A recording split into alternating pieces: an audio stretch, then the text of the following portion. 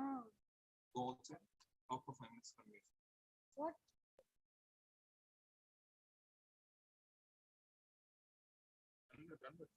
Mic check, mic check, mic check. Mic check, mic check. Mic check, mic check. Mic check, check, check, check. Check, check, check, check, check. Hello. Check, check. Mic check, mic check. Hello.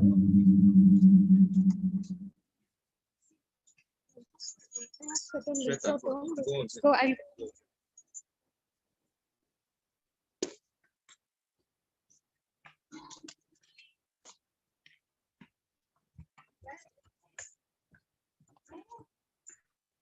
Mic check.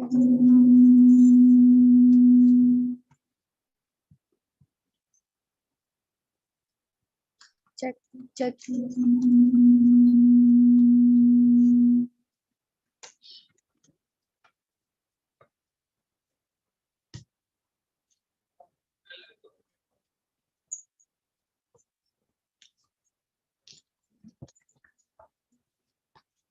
Talk something.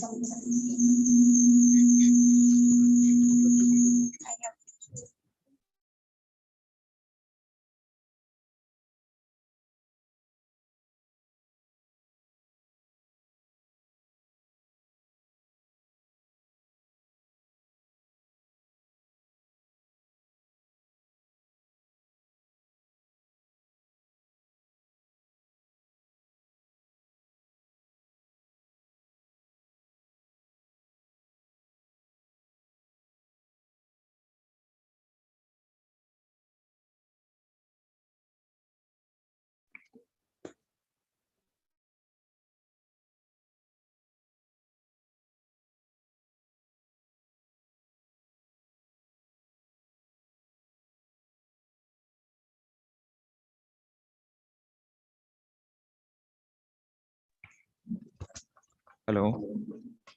Mic check. One. Hello.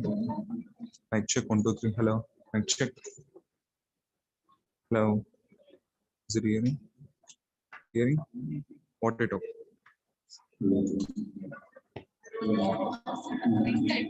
Right now, I want print. Please. Hello.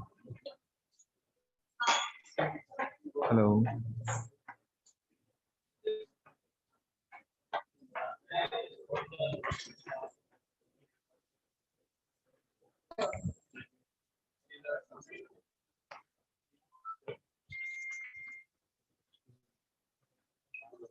Hello. Hello. Hello. Hello. Hello.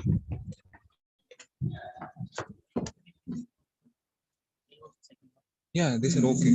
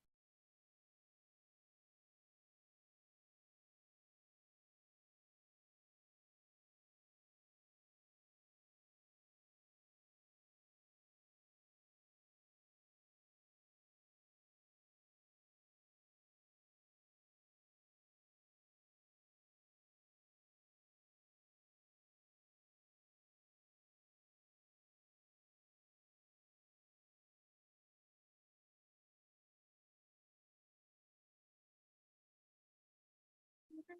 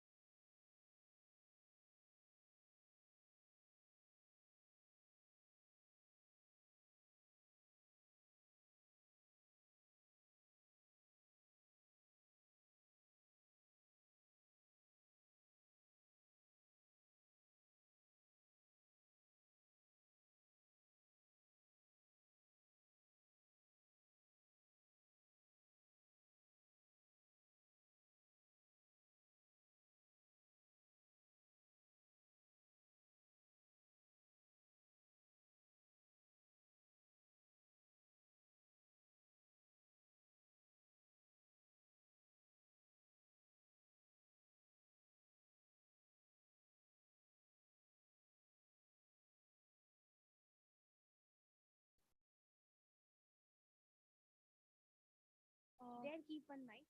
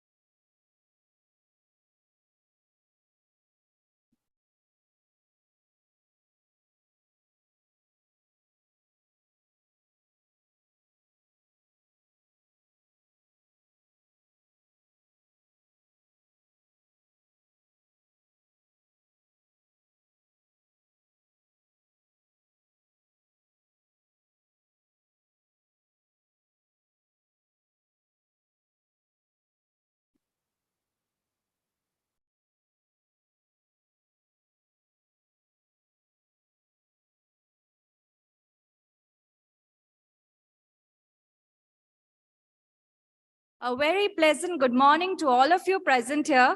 I am Hikmatun Nisa.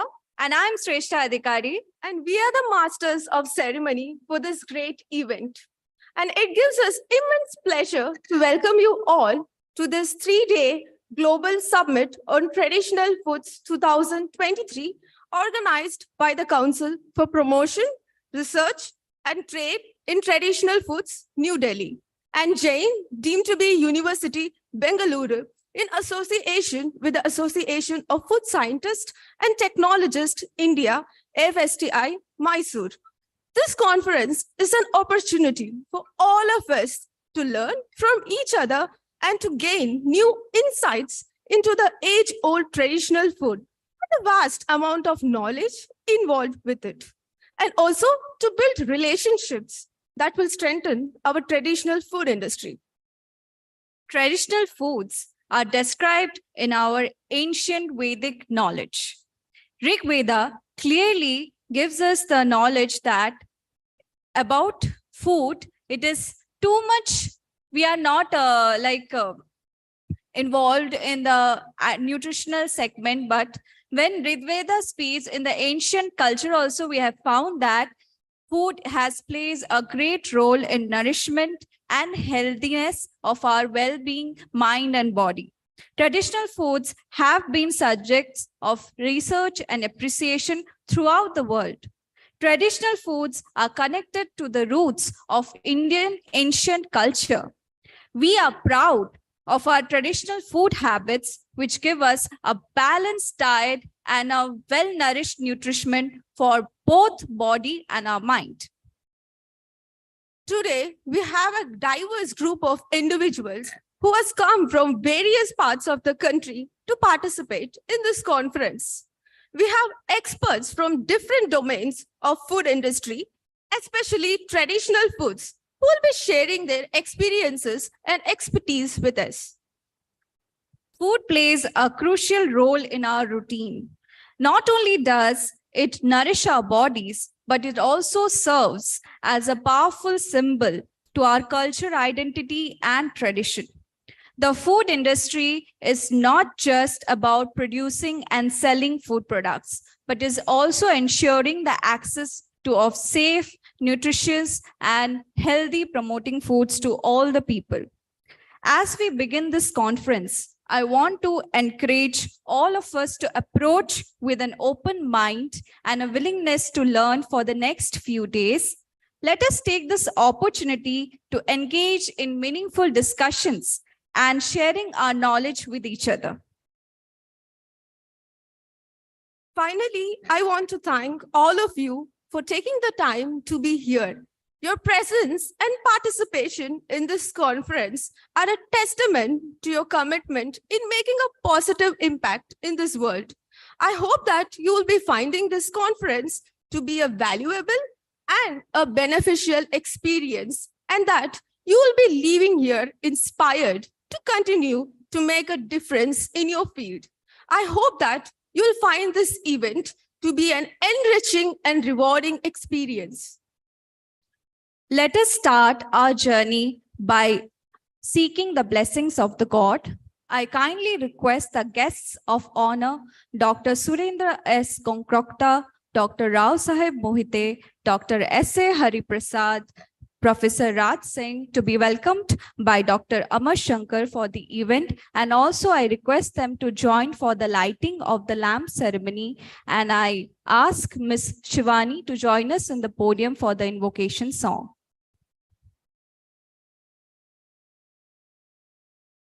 I kindly request all the participants to stand up for the prayer song.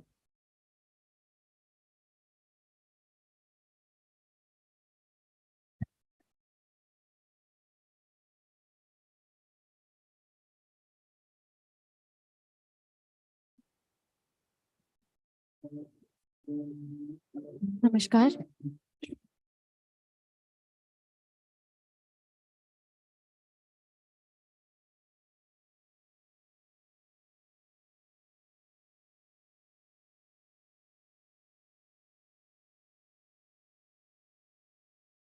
गणनायकाय गणदैवताय गणाध्यक्षाय धीमहि गुणशरीराय गुणमण्डिता गुणेशानाय धीमहि गुणातीताय गुणाधीशाय गुणनिष्ठाय धीमहि एकदन्ताय वक्रतुण्डाय गौरी तनयाय धीमहि गजेशाय भालचन्द्राय श्रीगणेशाय धीमहि एकदन्ताय वक्रतुण्डाय गौरी तनयाय धीमहि गजेशानाय भालचन्द्राय श्रीगणेशाय धीमहि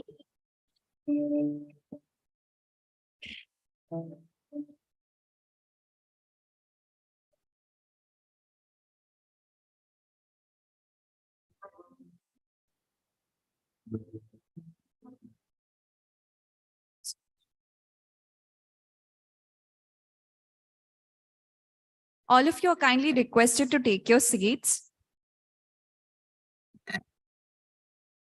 Now, I would kindly request Dr. Amar Shankar, Organizing Secretary, GTFS 2023, to welcome the guests of honor with a bouquet of flowers each. Please give a big round of applause for everyone.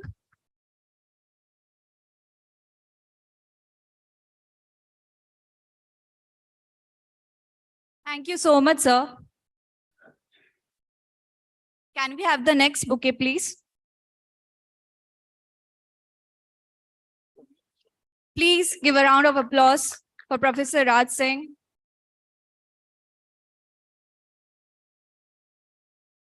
Please kindly give a round of applause for our Dr. Rao Sahib.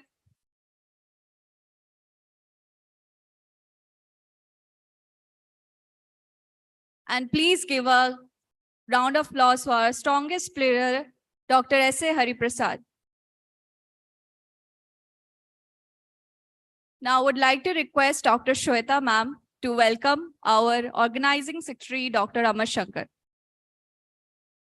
Please give a round of applause for him.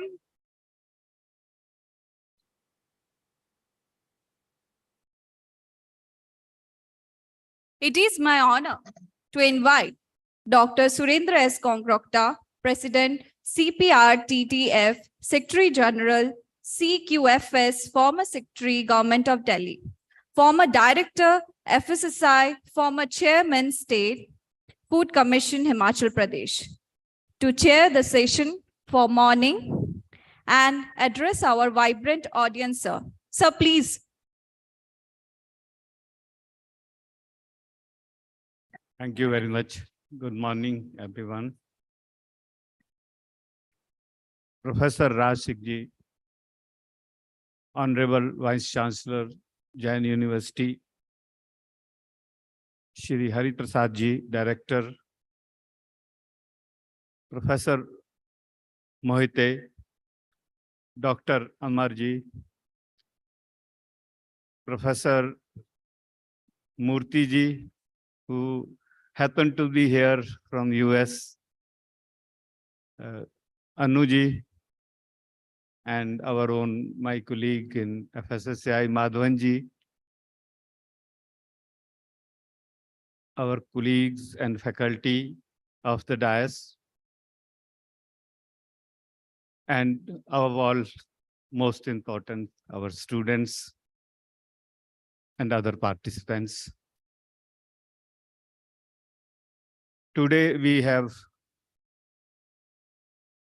this global summit at the best place.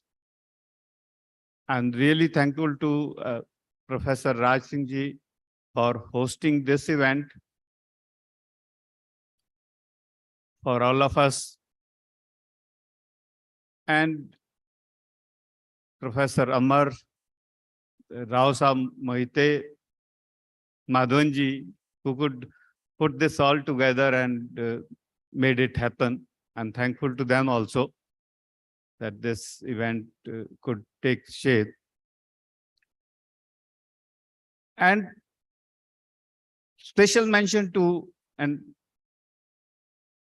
Jain University and their team for hosting this event, because there cannot be much more appropriate place to have this traditional food global summit 2020 other than the Jain University. Because when we see, we have in Karnataka the biggest statue of Mahavira, Lord Mahavira in Shravanbelagola. And secondly, Jain, if we see traditionally, we see them monks wearing masks. Today's theme is a food safety, actually. We have 3-day seminar, 3-day conference. So they had been observing that they knew that knowledge was present traditionally with us, that there are microbes, there are insects which can enter the mouth because of their principle of ahimsa. So they were using masks, which we used now during COVID. We learned that. Jain community also and other communities also have been following a ritual in kitchen that they will take bath, clean the kitchen every morning. So that was concept of food safety with us. We already knew these concepts about food or food safety. We are kind of revisiting in a different mode. We are trying to relearn. That is little unfortunate also. But like I mentioned, Jain University is the most appropriate place because of the teaching of Mahavira. And students here who are studying, they are lucky to be studying here. Campus is away, but that is the beauty of this campus also. And we are very lucky. I'm again thankful, Professor Raj Singh Ji, that you hosted this event at this place. Traditional food, sometimes there is a confusion, what is traditional food? Actually, maybe pizza may not be my traditional food, but is somebody else's traditional food. So we don't go into that definition of traditional food. And traditional food is not that which we ate after 2,000, 3,000 years back. There are innovation happening. Today also we see a lot of innovations are happening. The same taste or same thing may be changed also. But our knowledge of food really dates back to our civilization when we started this civilization, which is very, very old. Sometimes we put it 5,000 years. So we don't have to learn from the West because we already have enough knowledge on traditional food. If you see that Ayush Ahar, there are FSSAI has, we have participants from FSSAI also today. They have notified Ayush Ahar. Basis of those, if you see their website or their notification, basis of that is 9 books. And there are ancient 9 books. They are giving you methodology, how to prepare, what will be the ingredients. And those ingredients we are continuing to have to till today. So there is a thousands of years of research, experimentation gone into that. We have come out, sometimes we say, don't eat this because this doesn't go with that food. It is not that somebody got up in the morning and discovered this.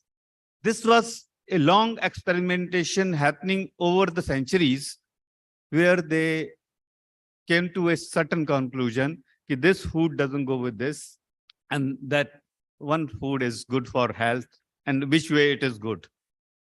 So unfortunately, like we all know that turmeric latte, a lot of research is happening now on benefits of curcumin. We know traditionally that what was the benefit of this, but somehow we were not able to accept that. Luckily, that acceptance is coming now. That we don't have to because when I've been leading few delegation to Codex also, I've seen the discussions there. Their food, health, these are the areas where business take over priority. In our tradition, that doesn't take the priority. Priority is with people, with the taste. We have, if you see, tastes also, we describe in different, our treatise or Shastra, they describe taste in different manners and large details. So that means this research was happening, this was available, and we were not able to bring it together and convince some people outside the country that our system, Ayurvedic system, which is basically a system, a medicinal system based on food only. It revolves around food. So Jain University has a major role to play. Everybody has, every food technologist and person associated with food has their role to play in this.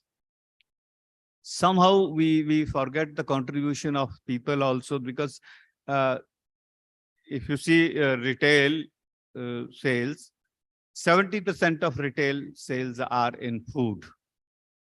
And approximately 5 crore people are associated. There is a term called food business operator, and FSSAI Act, food business operator is anybody who handles the food, whether it's a transporter or anybody else.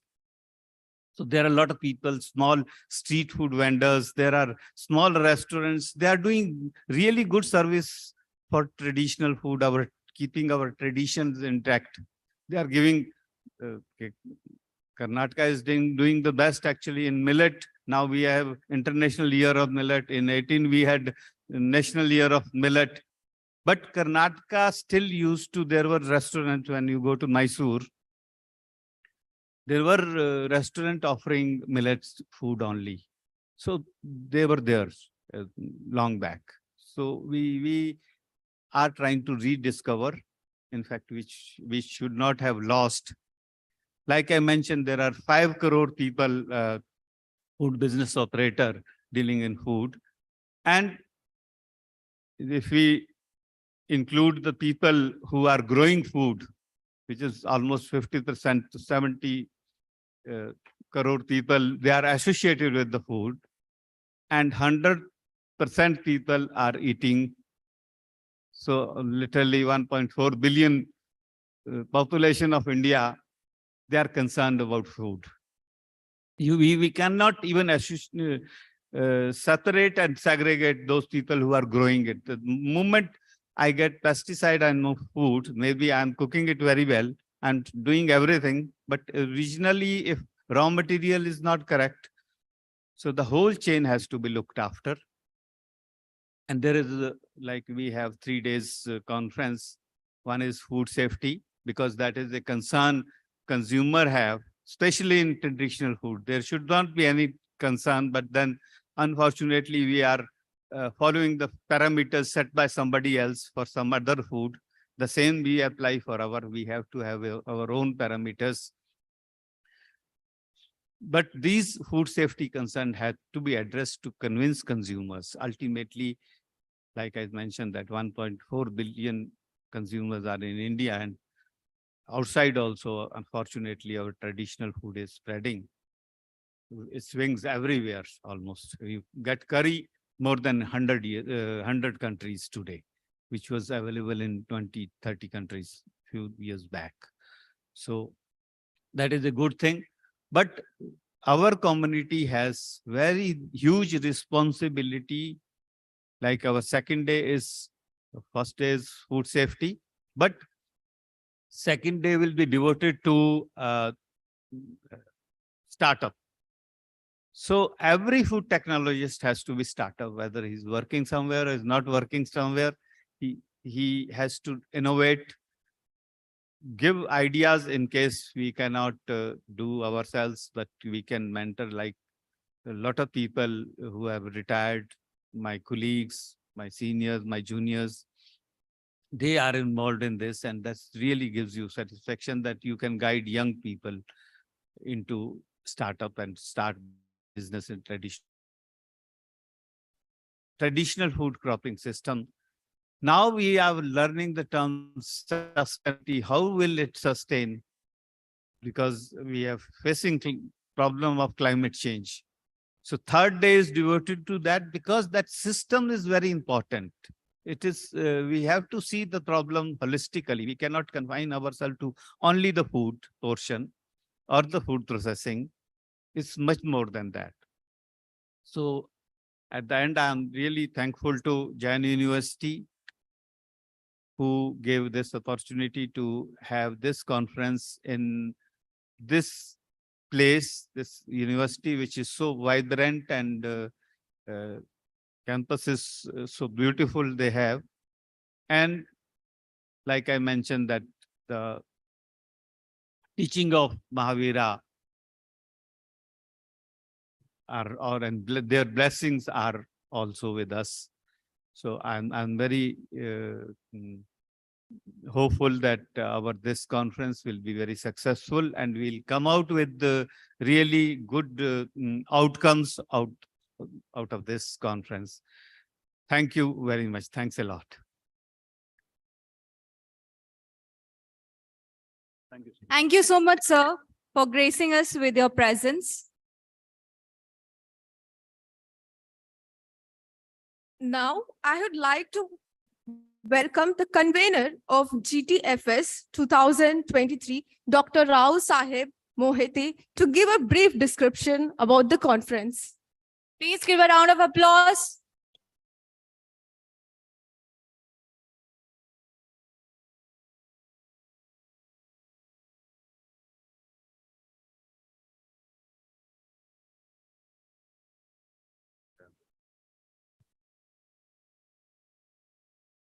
Good morning, everybody.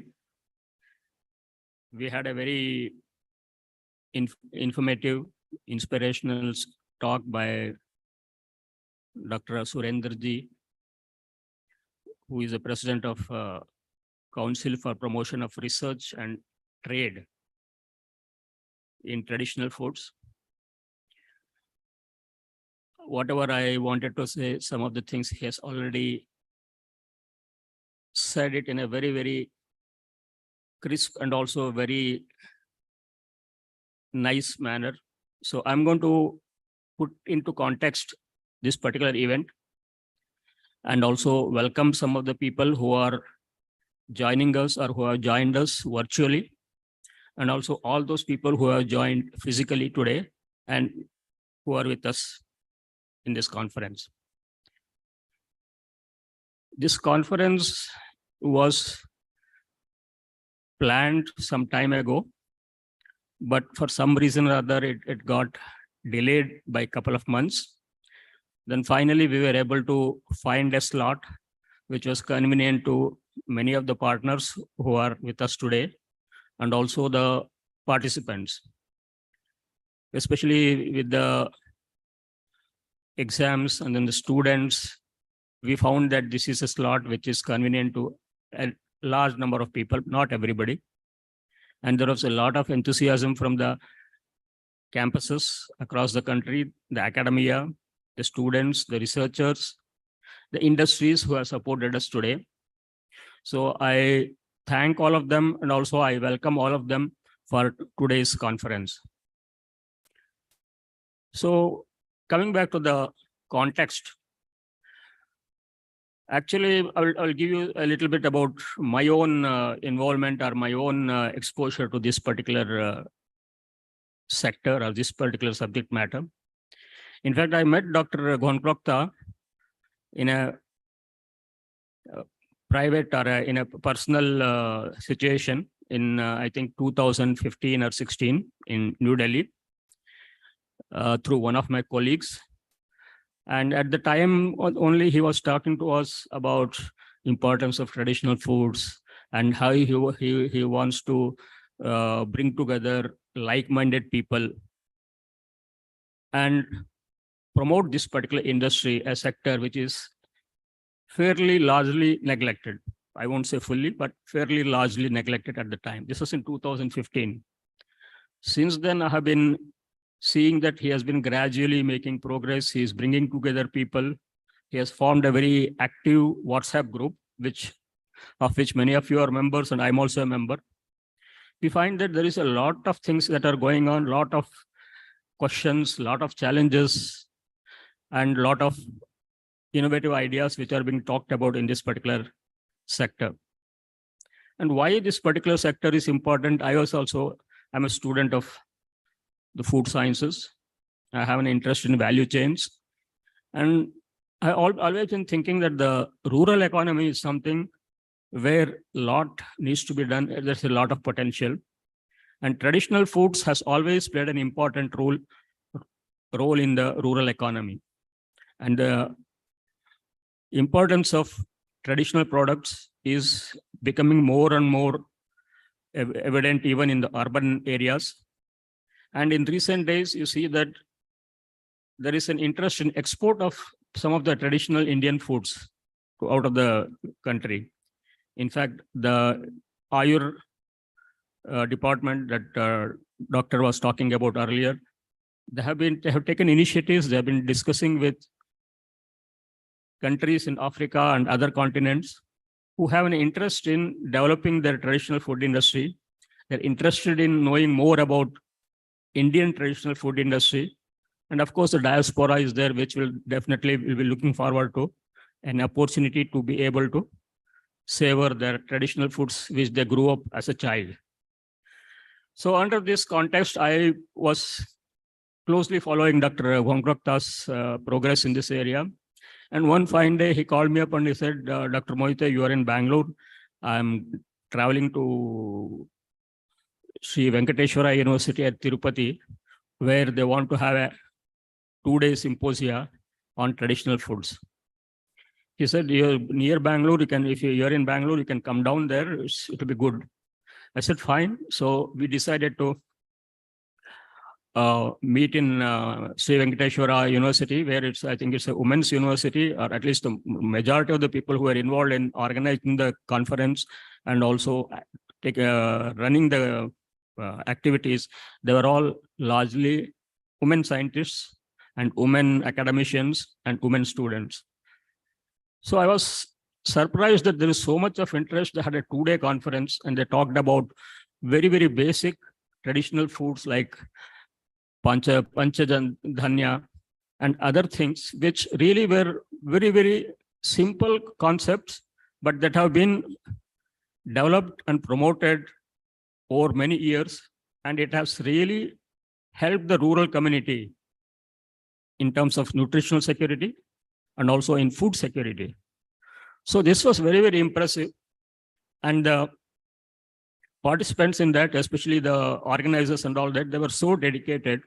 I really came back with a lot of respect for this particular industry, which is largely unorganized, small, and many times you can call as not sustainable. You can say it is sustainable, but not really profitable. So you don't attract a lot of investment, you don't attract a lot of technology or a lot of professionals coming into this. So it is changing slowly. And today we have some large or mid-sized companies which have made it big. They have made a name for themselves in the traditional food industry. We have a number of them. Some of them are participating here and some of them you already know. So under this context, Dr. Gongtrokta had an idea that maybe this is the time to take it to the next level and have some sort of a platform where we get researchers, academicians, industry, policymakers together on one stage. So we had some brainstorming and all that, and we were able to come up with 3 themes. One is the food safety, second one is the startups and exports, and the third one is about heritage foods and also tourism. So today we will be taking each one of them separately. One day is set aside for each of these topics. And we are very lucky that for food safety, we have the Apex Food Safety Organization in India, FSSAI, with us. We have a stall also here.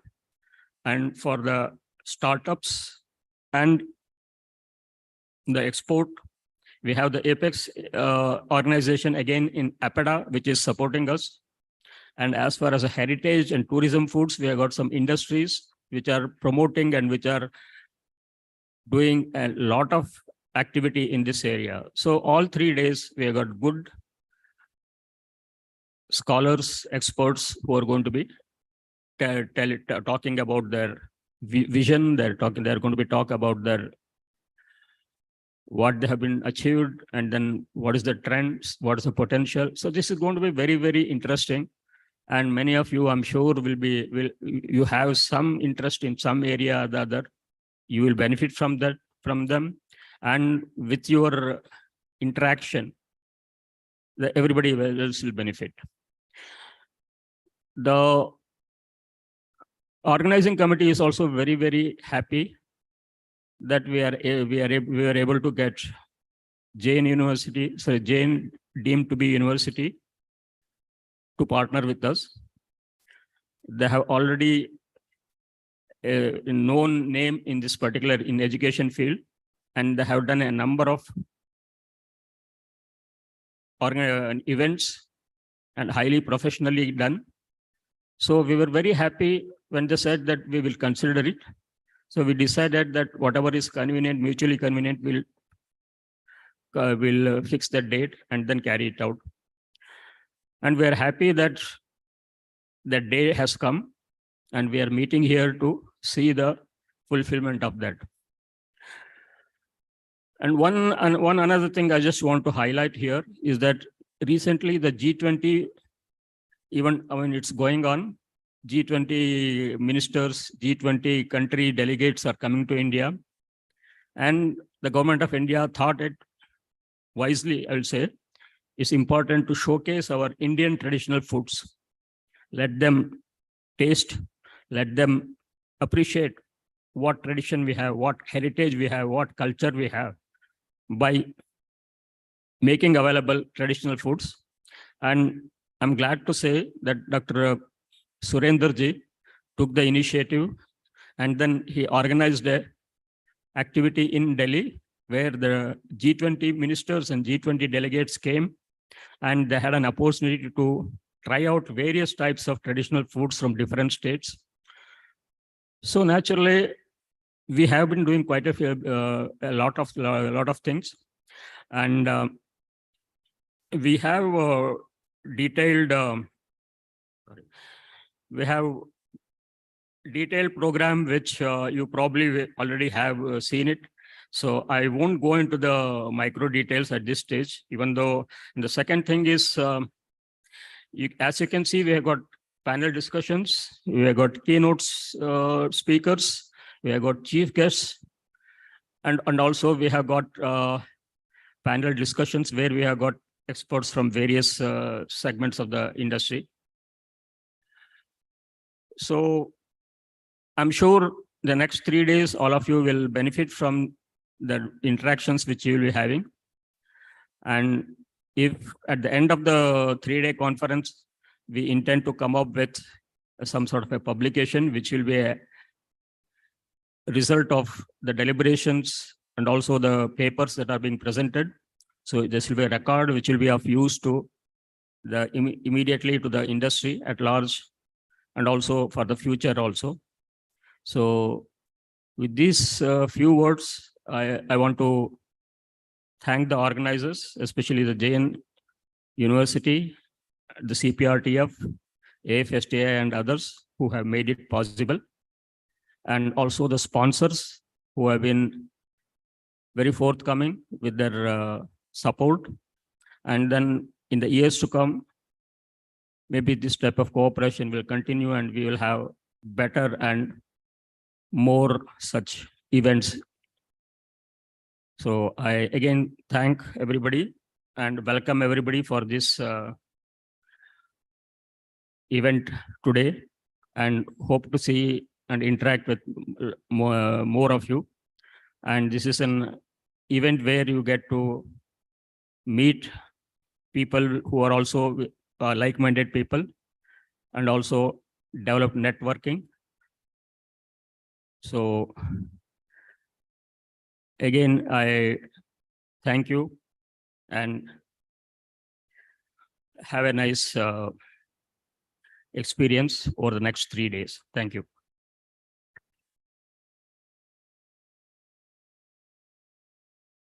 Thank you so much, sir, for enlightening us into the significance of this conference. It is my pleasure to introduce Dr. S.A. Hariprasad, the Director of Faculty of Engineering and Technology, Jain deemed to be University, Bengaluru. With an impressive background in teaching and research spanning over 27 years, Dr. Hariprasad has authored a textbook on advanced microprocessors and published 109 papers in both international and national journals and conferences. He has held several eminent positions in other academic institutions, including Director for Cognitive Science at RVCE, Vice Principal at BMSIT, and Pro Vice Chancellor at Dayananda Sagar University. Dr. Hariprasad has also established industry-supported labs and served as a visiting professor in several universities in Bengaluru. He has been a support for our Faculty of Engineering and Technology campus, Jain deemed to be University, for a long time. I would kindly request you, sir, to address the gathering. Please give a round of applause.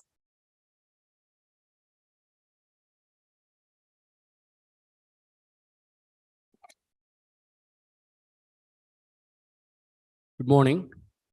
Thank you for the introduction. Respected dignitaries on the dais and off the dais, directors, deans of the different centers, my HODs, beloved faculty members, beloved students, and research scholars who has come for publishing and presenting their papers. So, sir has already covered all the vital points. So I just want to touch upon 2-3 points here. The very first point for the outside participants, just to inform a brief introduction of our Faculty of Engineering and Technology, what we are. So we've been rated by NAC 3.71 out of 4 CGPA. So from that, we get A++ grade, and we are one among the top 10 universities in India. And when it comes to engineering college, out of 2,000 odd engineering colleges participated in NIRF ranking, and we are constantly getting the rank around 115. We stand 115 this year. And our India Today ranking, we are at 59th position. Constantly, we are around that position.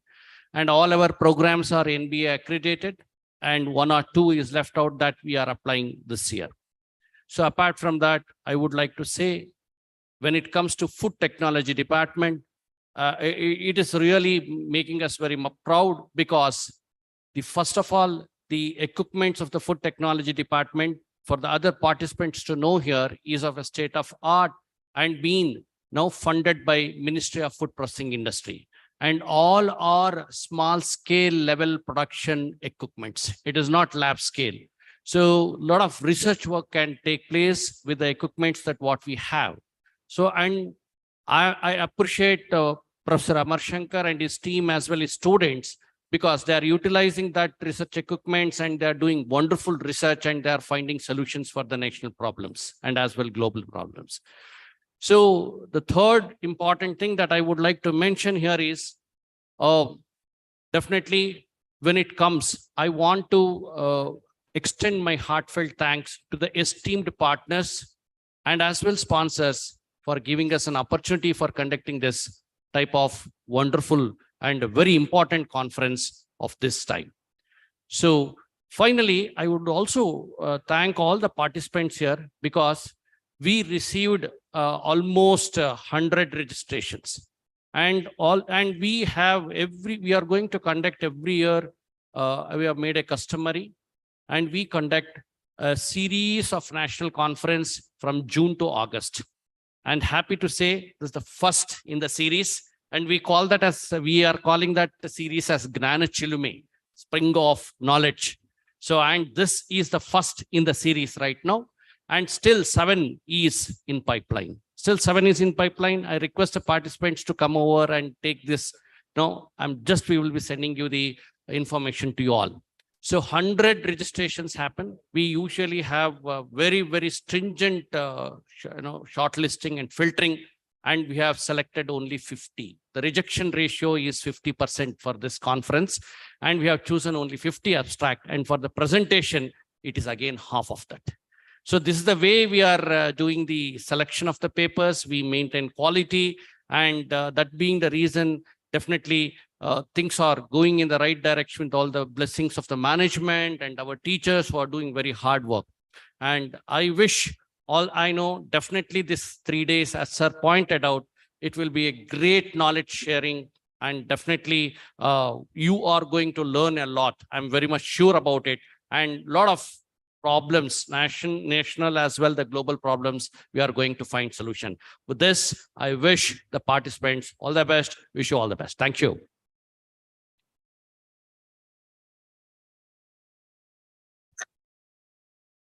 Thank you so much, sir. Today, I have been given a very difficult task. Today, it is my honor to introduce the chief guest of today's event. But it's difficult for me because he has achieved numerous accomplishments in his life so far. But I will try my best. Professor Raj Singh is an experienced academic leader and administrator, known for his designing industry-relevant programs in collaboration with academia and industry. He advocates for flexible education in an interdisciplinary setting. He has held leadership positions in renowned institutions and universities in India, and has published research in fields such as finance, accounting, strategy, and marketing. He is a chartered financial analyst and holds a PhD from Maharshi Dayanand University. Now I kindly request Professor Raj Singh to address the gathering. Please welcome with a grand applause.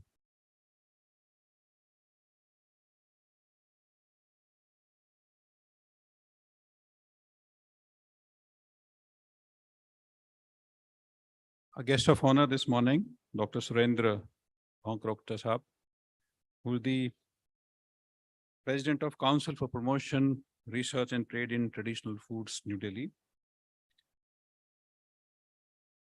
Dr. Rao Sahib Mohite, who is the convener of the summit, Dr. Hari Prasad, Dr. Amar Shankar, Dr. Sri Vidya ma'am, who is the director of School of Allied Healthcare Sciences, my colleagues, HODs, directors, faculty members, students, delegates, researchers, all the guests. Hearty welcome to Jain Deemed to be University. I congratulate Dr. Amar Shankar and his team for organizing this Global Traditional Food Summit 2023. And I thank all the collaborators, of course, CPR, TTF, as well as Association of Food Scientists and Technologists India, Bangalore chapter, all the sponsors. The master of ceremony introduced me as chief guest. I thought I'm the host. It's very, very embarrassing to be called as guest in your own university. But then let me try to perform that role also. And they also, it's an indication that after this program, I should leave and go to my office. I thought I will stay in the campus and the conference. Friends, for the first time, I'm in Jain for now almost 3 years. I've been working for now 42 years, to be more precise. First time I'm getting to speak on a topic which is something very close to my heart, being son of a farmer from the state of Haryana. And food is something, is the order of the day. We deal with food and types of food day in, day out. Also, by virtue of my profession, I've had the fortune of interacting some of the best chains of culinary arts and hotel management, apart from, of course, food technologists and nutritionists. I was thinking the days I spent with the founder of the best culinary institute in the world, Le Cordon Bleu, which is France-based chain of culinary art institutions. And we had one of the institutes in our university when I was working earlier. And his name was Andre Kantru. And I remember when he used to talk about food, I used to see the glow on his face. I used to see how he traveled mentally from one part of the world to other part of the world. And he told me that out of 30 days, 25 days, I'm on tour. He was almost 75 years plus, but talked so passionately about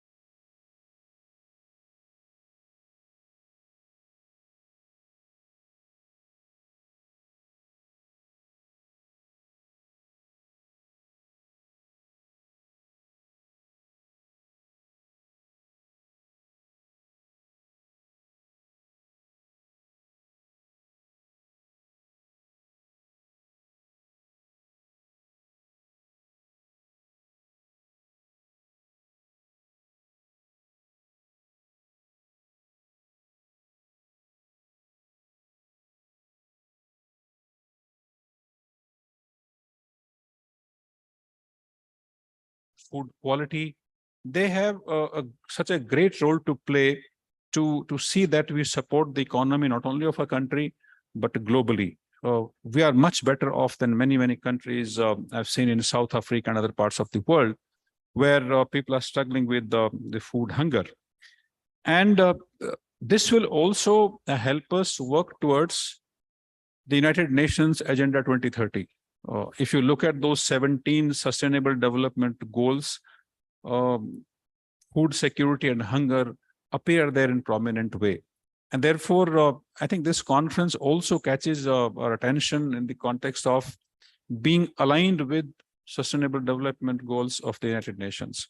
In fact, every activity, every effort, every resource, if directed towards national, international missions and goals, we achieve those goals faster, we achieve those goals more effectively, and we serve the purpose of being there as an academic institution.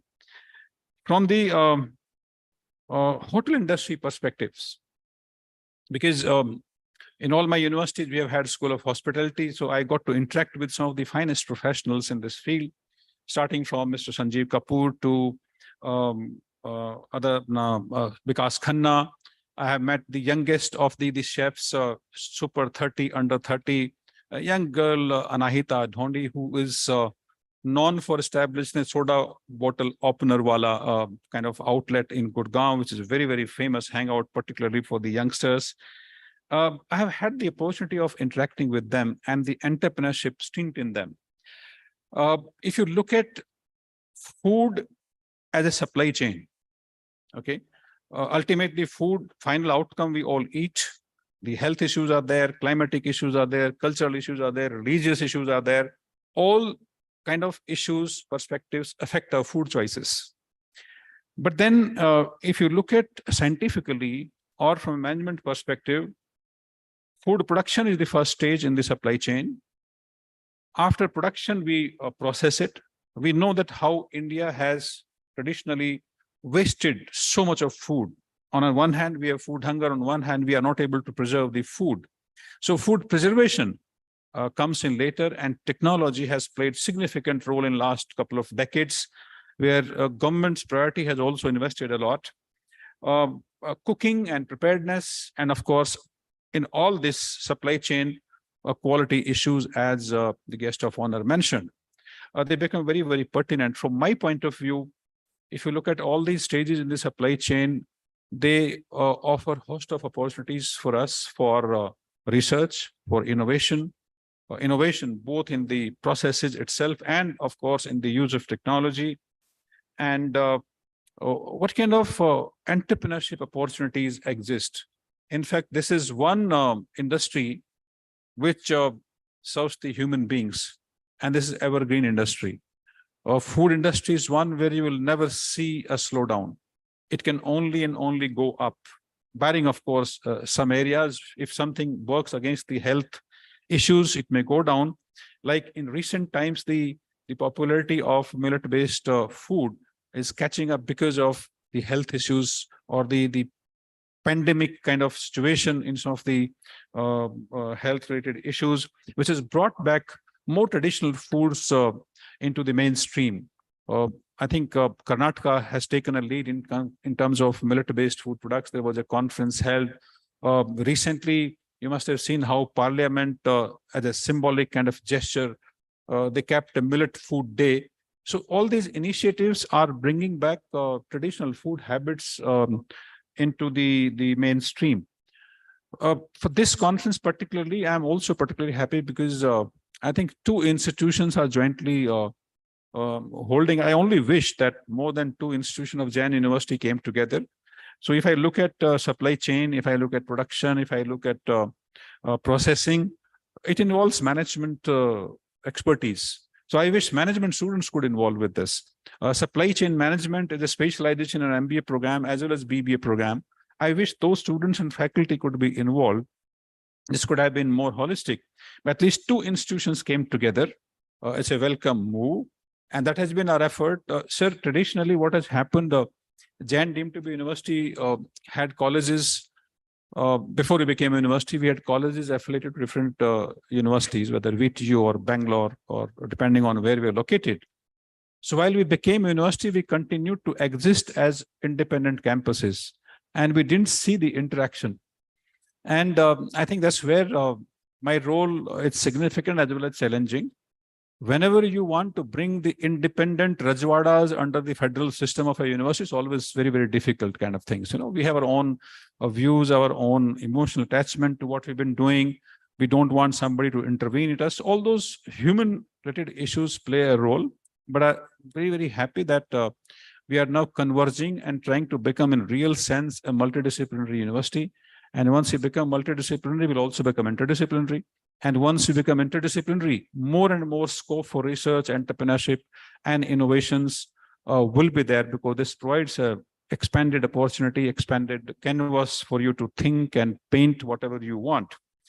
And therefore, this particular topic has vast, vast scope, more than any other discipline. I was talking to the nutritionist department. I somebody there from your department. I talked to the students, and they said, we want to interact with food technology department of School of Engineering. And I think this is how it started. This idea has to come to mind of other students as well. And I'm sure once we do that, it is going to make its presence felt in true sense, according to me. Though food technology is the smallest department we have in terms of number of students, but I think its impact and role is huge. It impacts almost every other discipline we have in our university. The food technologists also have to play a role, having worked with throughout the country, and of course the experts would know it more than me, who is more of a layman from technology point of view. India has different kind of regions. They're divided to arid tropics and semi-arid tropics. Somewhere water and irrigation is not a problem. So we have all kind of areas in our country. What kind of crops, what kind of food could be grown there is another issue to be explored, so that we become, we are already food surplus in some of the areas, but can we also serve the areas of the world which need this food more than anybody else? And that's where the economic surplus, as we call it, can help us serve those countries. And this can only happen when you look at all aspects of food chain, so to say, more scientifically, and develop technologies to see that deficient areas are taken care of, whether it is the procedures we follow, whether the climatic and cultural issues are there, so we can produce according to the culture prevalent there, or the climatic condition there, or religious preferences could be taken care of without affecting anybody. We can produce more and more. So there's a whole range of areas where students and faculty can work. And I'm sure this particular food summit will see discussions and presentation of papers and posters and technical kind of pieces to be presented, along with all the range. I'm looking at the agenda and the subsections of the conference. I think they have beautifully captured all aspects of food chain. I particularly thank the collaborators and the guest of honor and the convener, who are the experts in this area, for not only being present here today, but also guiding all through to structure this conference and bring, I think, best of the minds together.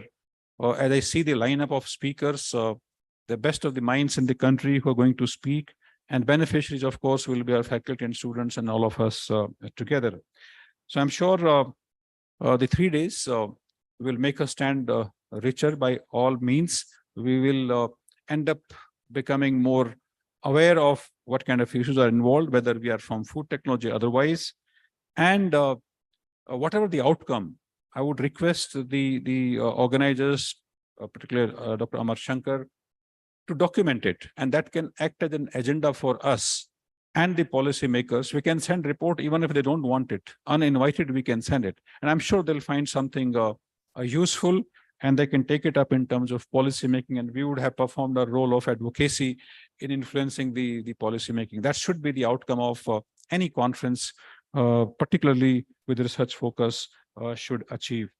I'll request all the delegates and guests while you must learn in the conference, but I also invite you to explore this beautiful campus. You have some beautiful temples and you can meditate there, explore the sports facility and just go around if nothing else. I'm sure you will not regret. This is one of the most beautiful campuses I've seen. I've headed 5 universities before and I've seen large campuses, but so aesthetically designed and laid out. I feel like coming here again and again, if not for the conferences, but at least having a look at the campus. So welcome once again and thank you all for supporting us in this endeavor. And I wish the conference a great success. Thank you and God bless. Thank you.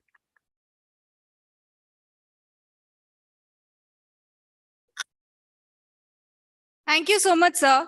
We are really very blessed to have you with us here. Now I would request our chief guest to release the souvenir for Global Traditional Food Summit 2023. And I would request Dr. Surendra, Dr. Rao Sahib, Dr. S.A. Hariprasad, and Dr. Amar to join along. Let's all make this event a grand success. Please put your hands together.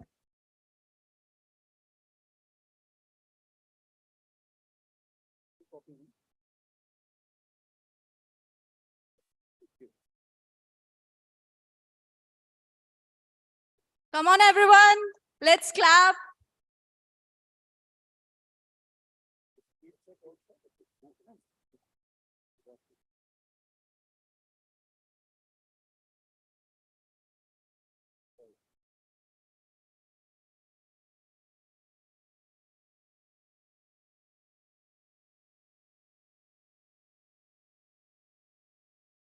Thank you so much, sir. Now I would like to invite Dr. Amar Shankar, Organizing Secretary, GTFS 2023, to deliver the vote of thanks.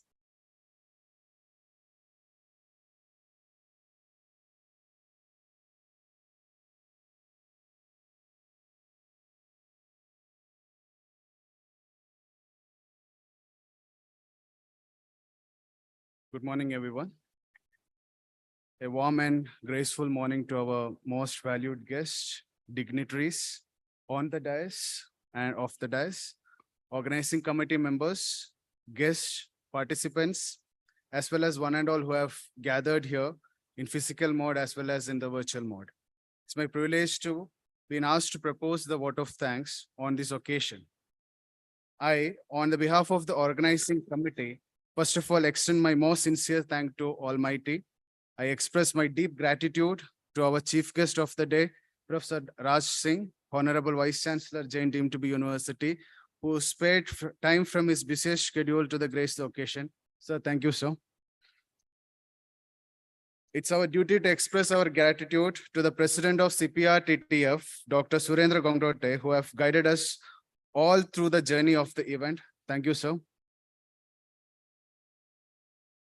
I extend a special thanks to our Honorable Chancellor, Dr. Chandra Roshan, sir, and our Vice President, Mr. Bandari, sir, Pro-Vice Chancellor, Pro-Chancellor, Dr. Sundarajan, sir, Registrar Krishnan, sir, Pro-Vice Chancellor, Dr. Ishwaran, sir, in their absentia here, for their motivation and enormous corporations. Thank you, all of them.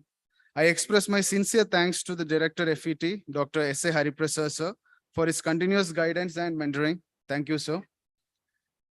I would like to thank Dr. Srividya ma'am, Director, School of Allied Health and Care Science, for the support from their departments. Thank you, ma'am. We have been very fortunate enough to be backed by our convener, Dr. Rao Sahib Mohite, sir. Thank you, Rao Sahib, sir. Senior Advisor, Madhavan, sir. Thank you for your continuous support. And Pashna, sir. I thank them all, three of them, for their moral support and guidance, without which we wouldn't have reached this day. I would like to thank the team from CPR TTF New Delhi, in absentia, especially Ragesh Banga sir and Priyanka ma'am, and the other team members from the Delhi CPR TTF.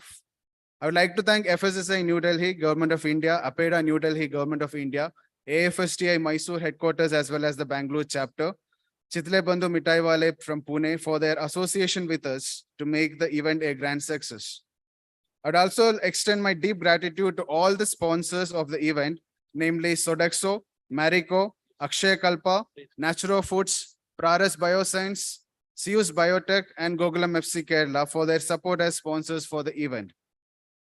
I would like to thank all the advisory members, eminent speakers who have accepted our invitations, delegates in offline mode as well as in the virtual mode, teaching and non-teaching staff members and facilities teams of Jain University, students coordinators from Jain University as well as from CPR TTF, and all the other people who supported us directly or indirectly to make this event come true.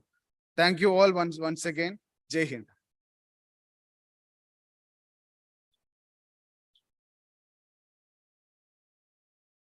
Thank you so much, sir.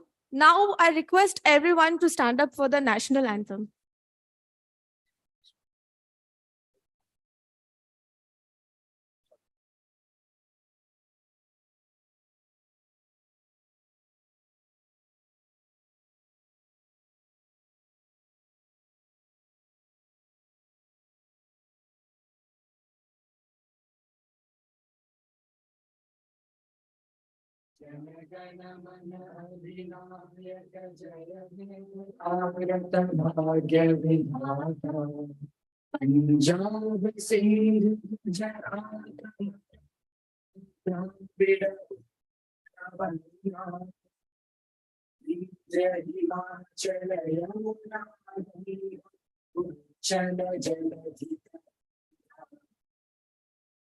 शुभ में जागे तब शुभ आशीष मांगे तब जय जय जय हे माता जय हे जय हे जय हे जय जय जय जय All of you are requested to please kindly take your seat. Now I would request one of our special member to hand over a special memento to our chief guest for gracing us with his occasion and presence.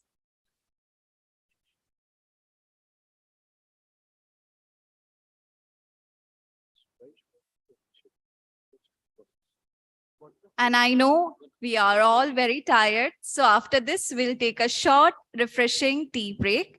And we'll be joining here again for more interesting sessions after 15 minutes.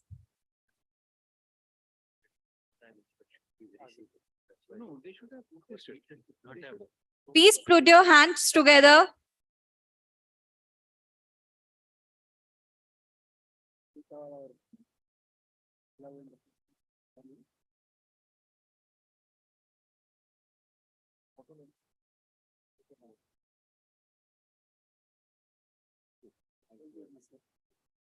Thank you so much, sir. Thank you all for gracing us with your presence, and we will make sure that we make this event a grand success. Now all of you can depart for your refreshing tea break. I kindly request all the registered participants to collect your ID cards and the kits from the front desk. Thank you so much.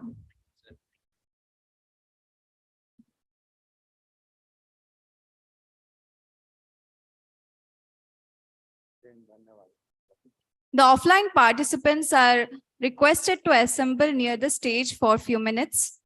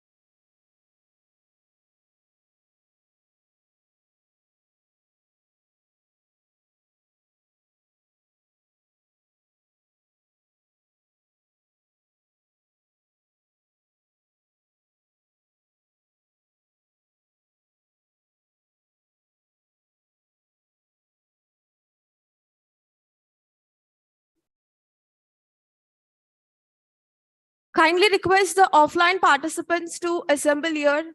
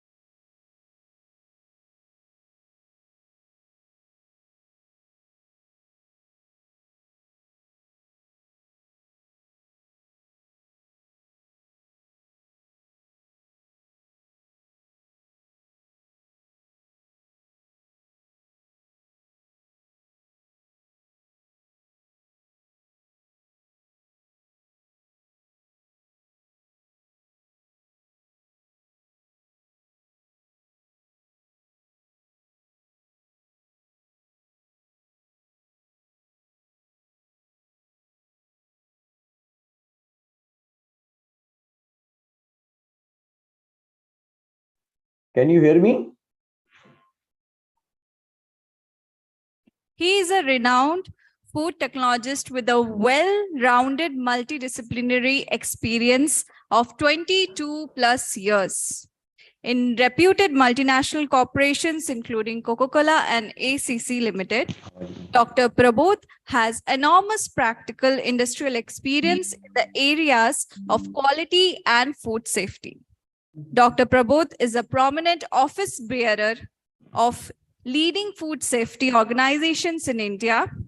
His responsibilities including serving as the president-elect of AFSTI, Association of Food Scientists and Technologists India, chairman of All Food Processing Association, AIPFI, Maharashtra State, convener regulatory member of CE India, and holds many more prestigious and distinguished honorable positions in his ambitious life till now.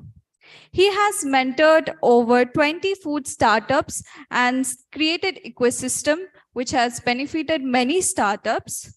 Now I would request him to grace the occasion by delivering a keynote address on startup scope of traditional foods to our wonderful audience. Thank you, all respected dignitaries on the dais. Thank you, Dr. Madhavan. Thank you, Jain sir, and all the professors. Am I audible? Am I audible? Yes, sir. Great. Thank you. Personally, I wanted to attend this in actually by attending in physical form, but I was traveling and it was very difficult for me to organize both the conferences, and that's why I have requested Madhavan sir that allow me to speak on the web. So with the permission of the chair, I am sharing my slide.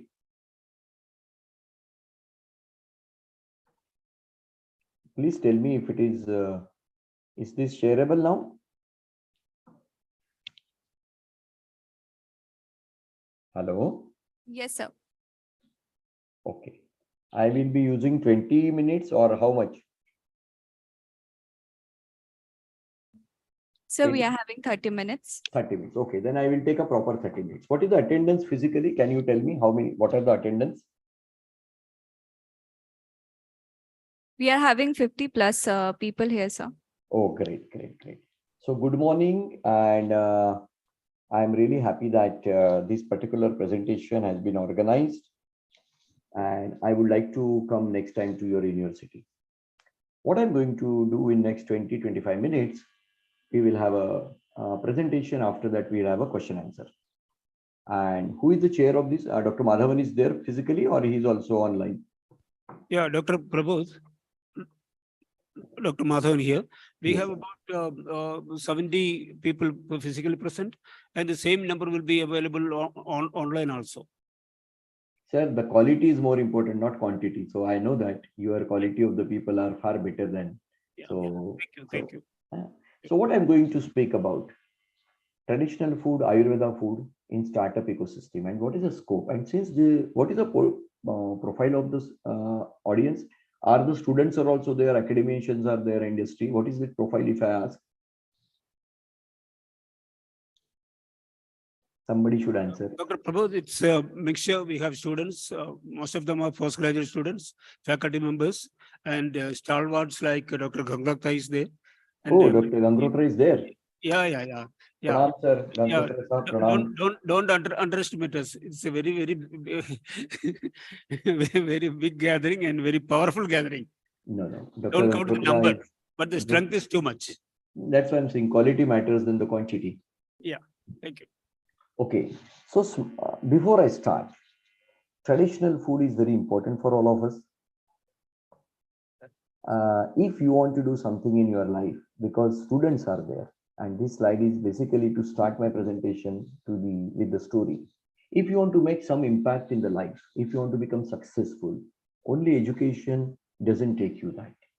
You have to do something different, and that's why you have to use your right brain. So we will do some small exercise, and you have to cooperate with me, And I want one coordinator, maybe a ma'am who introduced me. She can become a coordinator the entire session because I'm helpless. I cannot see you, but ma'am will able to see you. So ma'am, I request you, whenever I ask any question, you have to reply on behalf of audience. So there are two parts of the brain, right brain and left brain. Left is talking about everything which is systematic, which is science, which is mathematics, physics. Right is all about dreaming, art, and about thinking, innovation. We have to use the right brain. Now the exercise start for next 30 seconds. Look at the chart and say the color. Now, I want ma'am, anybody in the first row, the student, this is for the student. Please spell what is the word written there in the first. How many you can spell out that? Starts. Ma'am, can you answer? Can you take the mic towards them and please spell out the color? Anybody? Any student? This is only for student. Sir, red. No, first one. Yellow. Okay. How many are yellow? Raise the hand. Just raise the hand. How many you say yellow? Great. And how many you say green? Anybody for green? Okay. Sir, If- yes, sir, it's green, actually. Actually, it is a right brain activity. If you are right brainer, you will call is green. If you are a left brainer, you will call is yellow. Now I will tell you, if everything, if you just think about left brain, it is 2 plus 2, 4. But if you apply your right brain, you can make 2 plus 2, 22. All the innovations, all the inventions happen through the right brain. Sachin Tendulkar first dreamed about his century in his mind, then he executed. That is the right brain activity. That's why to become a successful entrepreneur, to become a successful scientist, you have to dream it. Dreaming activity is not a realistic activity, it's a dreaming activity. It happens in the head, right brain. So my appeal to all the university students, start thinking positive about yourself and start dreaming something big about yourself. And it is not 2 plus 2, 4, 2 plus 2, 22. So with this, I want to tell you that you are in a fantastic university. Your future is very bright. So now let's think how we can do differently for the traditional food. If you approach systematic differently, we will get the success. If you go monotonously in the same route, we will not able to get a success. There is a good scope of Make in India for traditional food because India is about a tradition and India is about a beautiful country with a lot of inputs, bioactives, biological material, and the grain and fruits and vegetables. Many of you might have attended my seminar, and I always say, if you are to do in the life something, you tell me your past, I will tell you your future. I'm not an astrologer, but I will tell you what you have done in the past will only take it to the future. I know Dr. Madhavan will raise the hand, but Madhavan sir, this is not for you, this is for the student. How many have watched the movie one day before the exam? Raise the hand. I want the number physically, and raise the hand those who are online. How many of you traveled in second class compartment? How many have plucked the mango without permission, the neighbor's mango tree? And how many you enjoy? How many you enjoy the solo travel without company? Start. If you have completed, if you have done all the 4 activities, you put 4 in your chat box. If you have done 3 activities, say 3. And those who are attending physically, how many you are done the 4? Raise the hand. I could see that. 3 participants, 4, 5 participants, raise the hand. Okay, great. Physically. So moderator ma'am, please tell me how many physical people have raised the hand for all the 4 activities. So I think only 2 to 3 people I can see. Oh, now it has become 5. Great. So can you make a mic close to anyone? What activity they have done in their life? There is a relevance in their future also. So I will decode like what is the relevance. Make it to. Yeah. I request the people to speak, please. I know Madhavan sir has done all the four. I'm confident for it. He's doing today also. So we are not asking Madhavan sir. And I know Dr. Gankrotra sir is also from the village. He has done all the activity in his CFTRI campus when he was in the student. So we are excluding the young generation of our camp today participants. We are going to the students. So Anyway, we have one person who would like to share her please, experience. please. Yes, sir. I've watched movies before, one day before my exams, and I love picking fruits and all without the permission. And I've traveled without reservation, without taking permission. I love traveling. Yeah. Thank you. Okay. Don't. Thank you so much. Please clap for her. जोर yeah. से एक बार clap करो. Anyone else would like to No, share the Yeah, experience? Dr. Prabhu, except watching movies, I've done everything. Because I didn't have any opportunity to watch movies because I my know. village was without a movie hall. So I will give the relevance of this slide to the future. So wait for that. But before that, I think somebody want to speak. So any participant want to speak? So we have one more student who would like to share her experience. I like this. I like this forum. They are so open and transparent and daring. I never had this kind of open atmosphere in any of the first slides. So thank you, friends. Thank you, students. Yeah, please go ahead. Hello, sir. Like watching movie during exam is a common thing. I guess I do that every time. And traveling without reservation, I have done. Traveling solo is one of in my bucket list. And eating fruits, I haven't done that. Great. That's all. Anything, Dr. Gankrotra, you want to add anything? Thank you so much. Thank you. Dr. Gankrotra, sir, anything you want to add? There are a lot of students eager to share with you. I think you should hear all of them. Thank you. No, then you have to give me 1 hour, Dr. Gankrotra. I will make sure that your students will learn everything of the life. It is not about only food science, it is about life science. Unless you become successful in the life science, you cannot become a good food technologist either. But coming back to why this slide. Friends, there is IQ and there is EQ. IQ will take you the top. You will become a topper of the college, topper of the school. But EQ is emotional quotient. Emotional quotient is very important to make your career. If you want to be successful in career, you have to balance your EQ. And there is one more Q called a SQ. SQ is basically about spiritual quotient. Naturally, when you have a stress, and those people like us above 50, you need to develop some SQ because now Madhavan has, Dr. Madhavan has built some 5 crore rupees house in his Kerala. He has invited, but he has not sent us the ticket, so we could not go there. But he has now spiritually inclined and he is developed towards nature. That is a SQ, but that is after the retirement. So friends, students, if you want to be successful, IQ doesn't only count.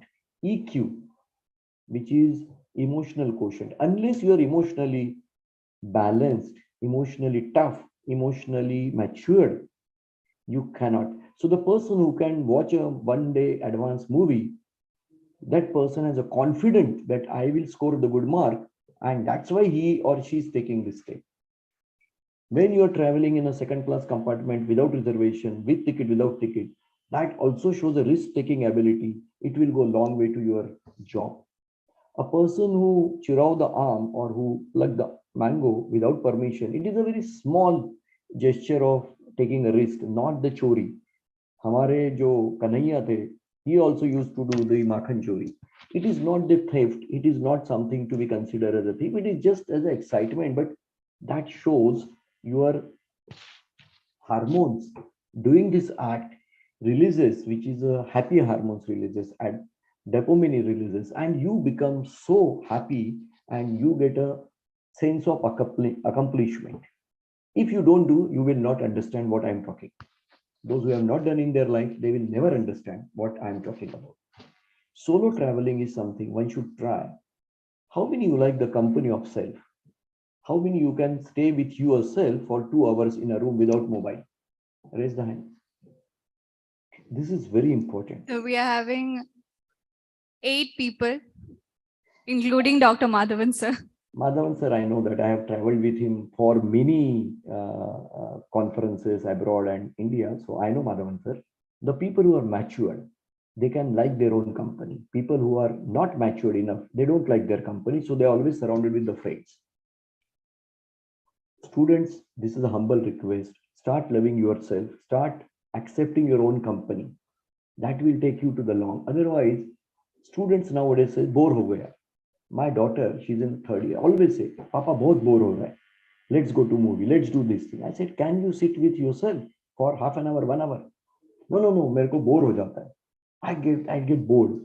I said, if you are so boring, you get bored with yourself. Just imagine how other people are jailing you, how other people are adjusting with you. So first, start loving yourself. Start accepting you as you, whatever you are. This is very important for your future. So these are, don't take it literal meaning of seeing the movie. If you cannot have that confidence, don't watch the movie. This is for the confidence building. This is for the risk-taking ability. This is for the excitement. This is for the self-company. So these are the depiction of the pictures for your future. Friends, there are two instances in the world history, Second World War, First World War. Most of the innovations have happened during this World War. 70 million people died in the two World Wars, 1914 to 1918, 1941 to 1945.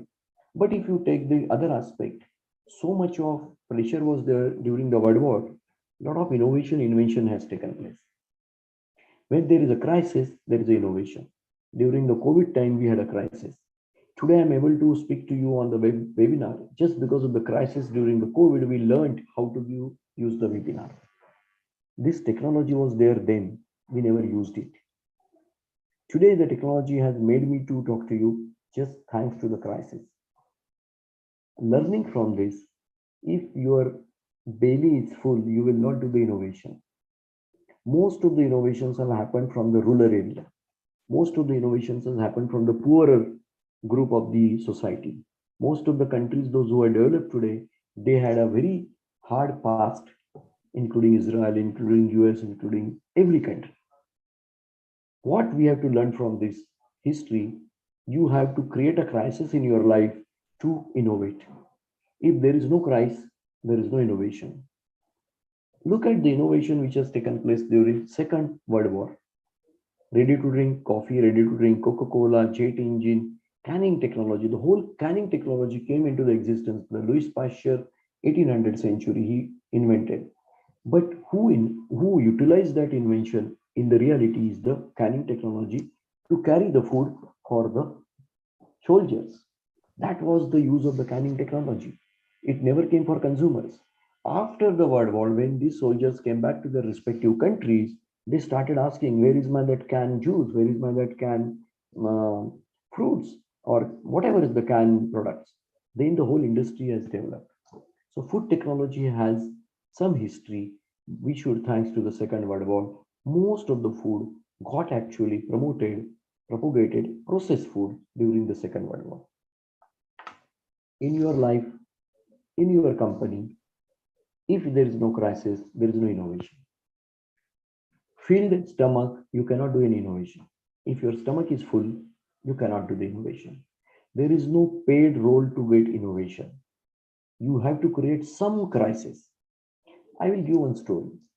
Japan people, they are surrounded with the sea, but they like the sweet fish. You must have heard this story. I don't know, but I'm just repeating it. So there is an exporter, there is one fisherman. He used to export from nearby country to Japan the sweet water fish. But by the time the fish used to come to Japan, it used to be stale. So they said, let's do some innovation. So instead of bringing a dead fish, they started bringing a soft and sweet water in the ship. And then they used to put the fish in the water, and then fish used to come to Japan. People didn't like the fish because it was stale. It was not active. By the time it is coming in the voyage or in the journey, 12 hours, 24 hours, or sometimes 2 days, fish were not tasty. Then in Japan, people have applied one logic. In the fish pond, what they used to bring, they put a small shark, a shark fish, which will keep every fish alert, so nobody could sleep. and the taste of the fish was good. In your life, you required one shark. Always remember, if somebody is disturbing you, is a good person, because of him or her, you are going to achieve something. If everybody clap for you, you will never be in a competition. You require some shark in your life. So if you have a shark in life, shark means somebody who will always judgmental, who will always cross you, who will always say something what you say, no, do like this. These people are the shark people. They will keep you alive. They will keep you attentive. They will keep you challenging. They will keep you competitive. So in life, if you are having a shark, some people get shark at home only. You need not to have a shark outside. Your mother, your father, your brother, your husband, your wife, they can play a role of shark. Sometimes you get in your office also. Thanks to them, these people, because these are the people, because of them, you are on the toes. You are what you are. Anything, Dr. Gankrota, you want to add on this? In the life, one should get a shark to get a crisis, to get an innovation. Otherwise, life is very cool and we clap and we sleep. We don't do any innovation. Anything? Otherwise, I will move to the next slide. Yeah, Dr. Gankrota is just, Okay. he's coming. Yeah. Yeah. Otherwise,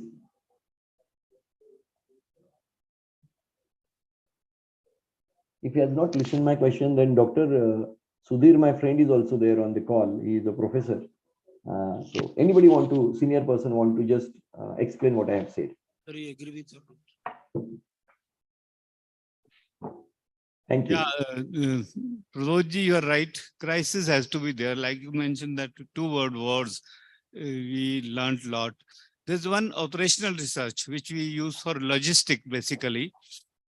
So the first word in that, when we do management, that OR is a bordedi, they say it. Yeah. Operational research is so when if you are not forced to think, you will not think differently. You will not innovate. So actually there has to be some crisis in life, or otherwise where you are forced to think, then you'll come out with different ideas. That's the idea. Thank you. Perfect. Perfect. Sir. Now let's go back to our ancient tradition. I am not a Bhagavad Gita, very fond of Bhagavad Gita, but when my father introduced me some aspect of Bhagavad Gita and my mother introduced me to Bhagavad Gita, my perspective got changed. Mother was a Sanskrit scholar and she actually told me about Bhagavad Gita, how it is relevant to the food technology. Chapter 17 and point 8 shloka of chapter 17. It reads as Ayu Sattva Balarogyam Sukham Priti Vardhana Rasya Srigdha Sthira Vruddha Ahara Satvika Priya. I will explain you in English what Lord Krishna is saying to Arjuna. Arjuna is asking the question, Lord, tell me which is a sattvic food for sattvic people. What you should eat. So this is a question which Arjuna has asked in chapter number 17. And Lord Krishna has answered this. Ayu Sattva Balarogyam Sukham Priti Vardhana Rasya Snigdha Sthira Vruddha Ahara Satvika Priya. I will just decode in our food technology language. Lord is saying food should be juicy, food should be nourishing, food should be good for heart, food should be stable, it should not have a low shelf life. Food, what it compromises, all these qualities together are sattvic food. To exhibit the quality, long life, strength. Which food will give the strength? Proteinous food. Long life means you have all the actives, antioxidant and omega-3, oryzanol, phytosterol, tocotrienol, tocopherol, whatever, long life. Happiness, a food which will induce the happiness. My mother used to give curd and sugar while going to the exam. And she used to say your mind will be happy while giving the exam. I never had any question in my mind whether it is true or not. But when I studied a food probiotic, then I understood the concept. If you eat a probiotic along with the carbohydrate, your dopamine level increases, your microflora becomes positive, and you get a cooling effect of your mind. And there is one research happened in the Japan which has actually proven the effect of probiotic on happiness. Look at our own culture. Our culture is all about this. Then good health, to make your health positive. And very interesting subject, Preeti, love, a food which will increase the love between the two people. Some chocolate claims that after eating that kuch meetha ho jaye, you increase the love. I really don't know which component of the chocolate, but it is very important in nutraceutical property of the food which increases the love. In short, what is a sattvic food? A food which gives you the long life, food which gives you the good health, food which gives you the strength, food which gives you the happiness, food which gives you the love. Let me tell you, I have many friends who are in a chef, and Dr. Gankrotra also has many friends because we are food technologists. Any diplomatic relations, any diplomatic country relations happen with the food. Whenever any diplomat comes to the India, they will be given a good food. Food is the journey for your basic understanding and consensus. That's why whenever you go to any marriage, they will take care of your food, because when the two family come joining together, food is the bridge between two families. What kind of food it should be? So it is a sattvic food which will make a love between the two people enhancement. And that is the decoding of the food technologies we should do. What are those actives which increase the love? I have not found any active. I could find strength, protein, happiness, dopamine for the probiotic, health, okay, omega-3, long life, okay, we have antioxidant. What about love? What is that particular ingredient which is increasing the love, and what could be the quantity of that? But there are traditional food which are known for this nutraceutical property. They are functional food, they are herbal food, they are Ayurveda food. This is very, very important. Again, I'm saying I'm not religious person who will impose the religion on others. I am saying Bhagavad Gita, this chapter is a scientific chapter, 17.8. In last COVID, post-COVID, lot of export is happening, traditional food and Ayurveda food. So those who are making a career, I congratulate to the organizer. You have organized this very important topic. Traditional food should be given a very important aspect in our food ecosystem, and there is a good scope for export also. I am also a history student. My father is a historian, and I am so fortunate to be trained under my Nanaji. He used to tell us the bedtime story of the Ramayana and Mahabharata. And believe me, bedtime story is a culture.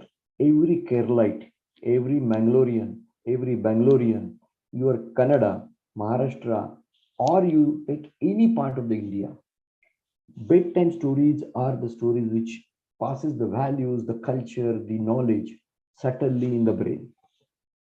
I always believe, why this westernized food technology to be taught? Why not our own achievement, what we have done?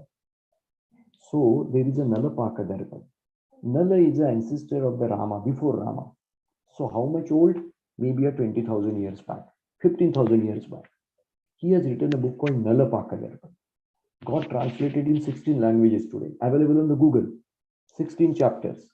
He talks about GMP, GHP, what should be the quality of the cook, what should be the surrounding, how the non-veg to be cooked, how the veg to be cooked. Amazing technology. I say, King Nala, Damayanti, King Nala. Nala, he was the first food technology of the era. Then Ma Sita was the best chef. She has a Sita ki rasoi. She used to cook without grains, only the tribal food. Amazing, we need to decode this. Ballo Bhim, when he was in Agyatwas, he has invented a dish called avial, and he has written in his, during the Agyatwas, he has written a chapter on the food, how food can contribute to the king and what food should be eaten by the soldiers. So this is also the very, very, and I have been to Dr. Gankrotra, I've been to Germany, and German people are doing a research on the Mahabharata, particularly chapter 12 of the Mahabharata for the food part. When I check with my other friends of AFST, have ever anybody has worked on the PhD topic or MTech topic of the Mahabharata? People will make a fool about it. Then what is this? Is this the study subject?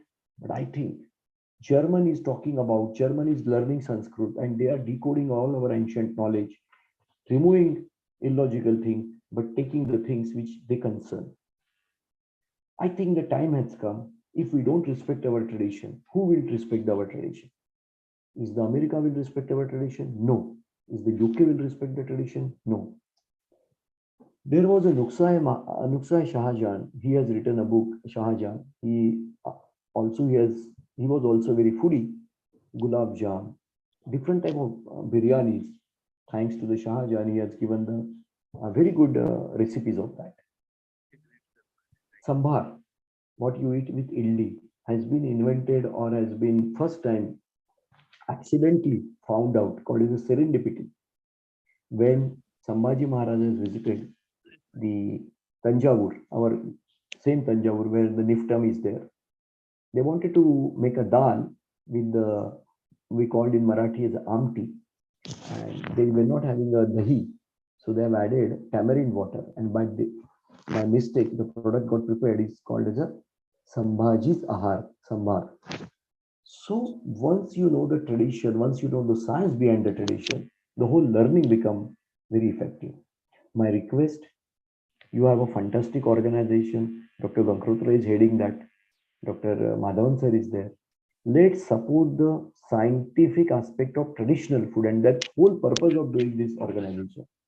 And let's not only do the seminar, but can we do something beyond the seminar, like MTech sponsorship or PhD sponsorship? And Dr. Gankrotra, I will come to you. We can get the funders for that. And let's do at least produce 5 PhD on the traditional knowledge of India in the food science. I will discuss with you, sir, what is the cost of the 1 PhD or 1 MTech, maybe 2 lakhs, 5 lakhs. We can get the funding from somewhere, but let's discuss on this. So we will able to create some kind of concrete evidence, which is a published evidence through the part of research. So any thought on this, Dr. Sudhir or any senior person? I will move to the next slide.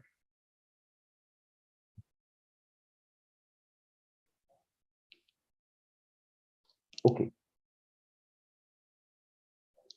Friends, without crisis, there is no innovation. I want in food technology, some kind of such innovation should happen. And that should happen from your college, your university, Ola, Make My Trip, Book My Show, Paytm, smartphone, internet. Can not this happen in the food area? It can very well happen. If we believe that, together we can do. If we don't innovate, we evaporate. Take my words, if we don't innovate, we evaporate. What happened to Ambassador car? What happened to Kodak film? What happened to pager, HMT watches, Dukes? Gone. FSSAI has launched a Ayurveda Ahara regulation. It's a very good regulation and that will help our export.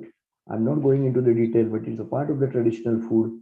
We should support such kind of initiatives and please study what are these regulations. These are few of the startup ideas of traditional food. So personalized Ayurvedic nutritional, personalized, there is a need to understand, to marry between Ayurveda and food technology. As a food technologist, I don't understand Ayurveda. As an Ayurveda, they don't understand the food principle. We have to have a marriage and we should actually start opening the discussion. Organic food, natural food, traditional food, vegan food, e-platform, Ayurvedic export, home cooked sattvic food, safe, new packaging, plant-based food. Nowadays, everybody is talking about plant-based, millet-based food, Ayurveda food, diabetic food, cloud kitchen, weight loss product, botanicals, post-COVID products, functional food, nutraceutical, convenience food, brain food, sleeping disorder food. Let me tell you, after COVID, there are 8 crores of Indians who are taking a sleeping pill. They are not able to sleep without taking a pill. That is, the number is 8 crore amongst 140 crore population. 8 crore is the total population of 4 countries in the Europe. That population is going for a sleeping pill. there is a traditional food which can actually consume, you can get a good sleep. Why to go for allopathic medicine? We have to think about such opportunities, immunity boosting food, mental health food, sleep disorder food, herbal food. These are the avenues. So if you're choosing your product, if you're choosing your project, go to the project which has a value tomorrow. Don't copypaste.com. It will waste your life. Don't go for copypaste.com. What your guide has told, go to the matrix which is having a value to the market. The definition of wealth has changed. W has been replaced with H. There is no wealth unless you have a health. There is no point of having money if you're not able to spend. Startup is a good product. For carrying out the startup, what you require a unique idea, market, finance, supply chain, including regulatory, and one person called entrepreneur, a person who can do the startup. Having idea, no use. Converting that idea into the kinetic energy is the need of an hour. I come across with a lot of people, they said, I had an idea. Having an idea is like having a love in the college time but never proposed. No use. If you want, propose. If you want, idea, convert into the reality. That is called as a startup. Many people do talk about, we can do this, we can do that, I should have done that. No use. Past is past. What you're doing today is important and how you converge. So convert your potential energy into the kinetic energy. Self-confidence is the most important aspect of your personality. I talked earlier also, today also, students, English is just a language. If you have a fear of English, no problem. English is just a language.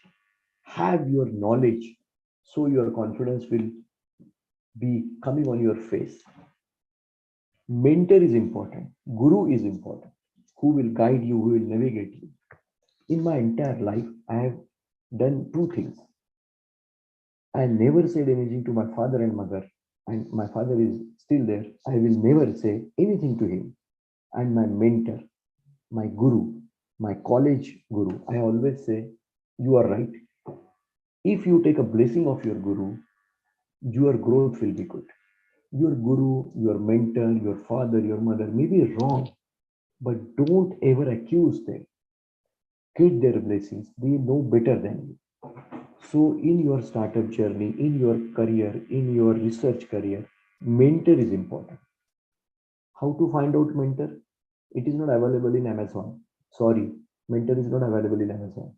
You need to search a person who will attach to you because of your conduct. Mentor is important. In startup, there are 4 life cycles: discovery, validation, maintenance, and sale or renewal.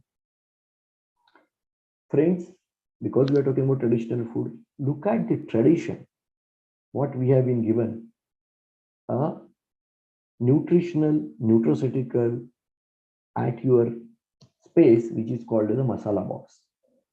All are nutraceutical, and their intervention also in the food.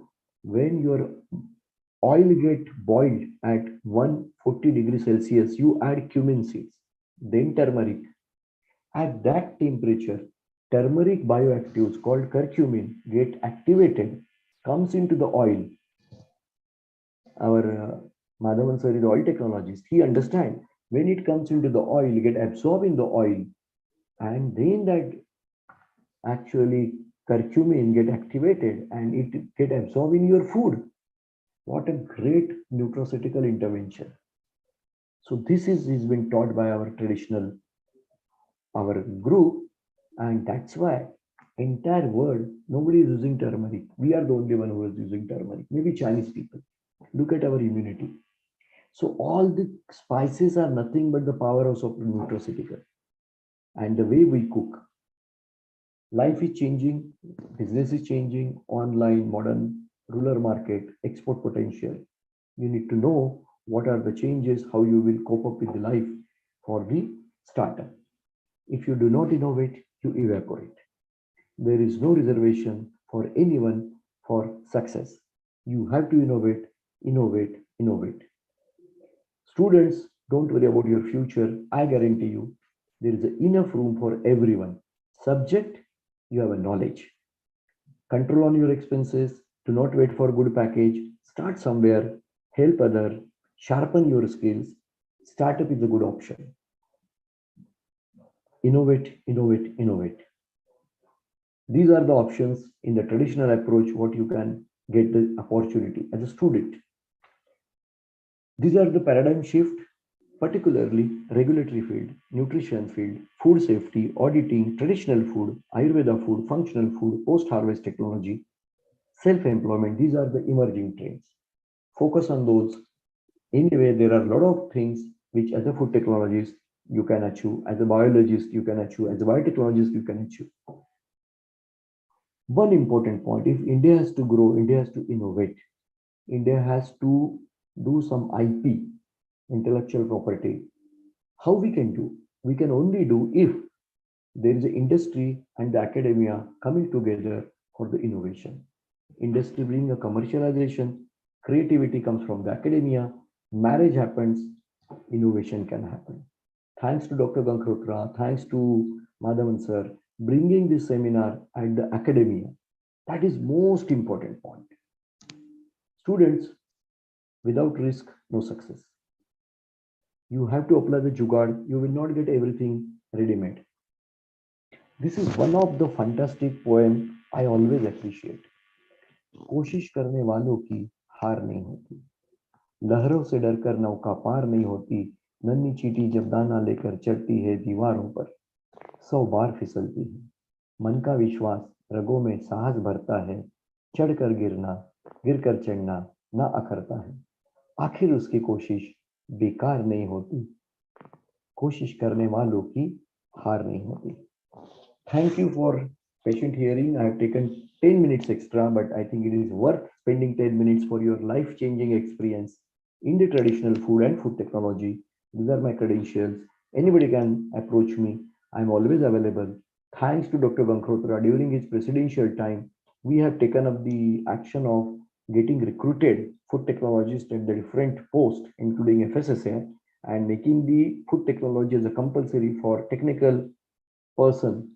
And if it can happen today, we can get recruited up to 60,000 food technology scope can happen. And Dr. Gankhotra, I would really love if you can guide us and we can take it. Dhanyavad. Thank you. Thank you so much, sir. I definitely agree with you. There is no success without risk, and there is no dreams without the dare to dream. And thank you for being with us here and encouraging our young dreamers. On the behalf of Dr. Amar Shankar and our entire food technology department, we are looking forward to meet you in our campus very soon. And ma'am, just to tell you what you have actually read my CV, I think I must not have sent you the CV. It is a 9-year-old CV.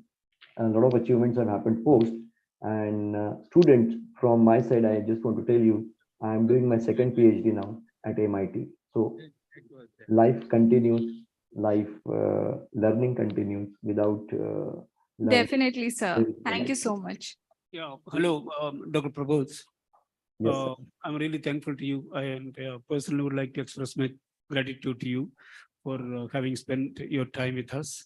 Really, as you rightly told, no, this is really a marriage between industry and educational or academia, which is happening here. And we had been dreaming such events from for a long time. As we know, we were together in many occasions when I was in FSSAI also. So I love hearing you even now. Probably you love hearing me also. I don't know. Yes, sir. Anyway, we had a very beautiful kavita coming from you for the last half an hour. It was really great. Thank you once again. Thank you. Sir, thank you, Madhavan sir. Let me tell you, since the name of this university, Jain University, I have actually spent 2 years on understanding the Jainism in food safety and food processing. Anybody is interested can get in touch with me. I have spent my 2 years of research on the Jain food and how is the impact of the Jain food. So traditional food is nothing but the Jain food, but Jain food has much more science which we otherwise don't know. I would like to take one or if allowed one question if from the audience I just want to get interacted, otherwise then it's okay, sir, because I know the second speaker must be waiting and he's a keynote speaker. I am, yeah. Anu Upaya sir is there, na? I think he's my friend. Anu Upaya sir is there. Yeah, definitely. Anu Upaya is the guru again, and today Yeah, is the he's very much, he's very much with us. No, I want to hear Anupaya sir also, because Anupaya sir is a great friend and again a philosopher, and he taught me how to taste the wine, red wine, and he is the traditional expert, but wine expert more. Yeah, this is what I told you in the beginning. Don't count the numbers. See the weight of people that we have here. Okay, thank you very much. Bye. Can I continue so I can able to hear everyone, or should I discontinue? What is the? Can I attend the meeting? Oh, yes, why not? Sure. Okay, so then I will. Yeah, you're welcome. Thank you.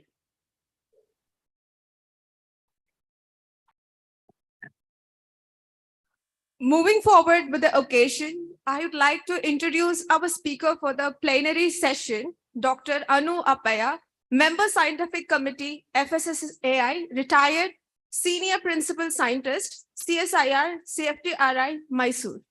Dr. Anu Appaya KA was born on 12th January 1961. He completed his BSc in Botany, Zoology, Chemistry, University of Mysore in 1981. MSc in Botany, Special Paper Microbiology, University of Mysore during the year 1968, and he received his PhD in Applied Botany Microbiology, CFTRI University, on the topic microbial emulsifiers and xenobiotic scavengers for insecticide residue abatement. From the year 2021 till date, he's working as the co-founder and technical director at Salutary Nutrifoods, Mysore. During the year duration of 2019 to 2021, he was the head of Food Protection and Infestation Control at CSIR, Central Food Technological Research Institute, Mysore. From 2016 till date, he is the Senior Principal Scientist in Enology, Microbiology, and Fermentation Technology at CFTRI, Mysore. His achievements are not limited to this. He does have an enormous list of achievements throughout his successful career. I would now request Dr. Anu Appaya, sir, to grace the platform by delivering the plenary speech.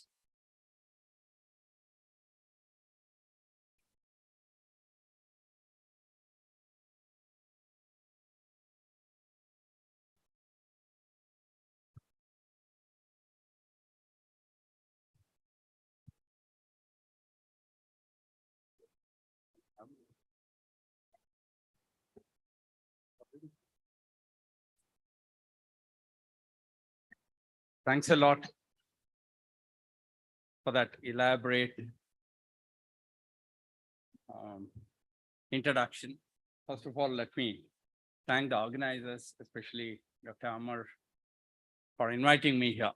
Yes, it's for us, quite a lot of friends we are meeting once again.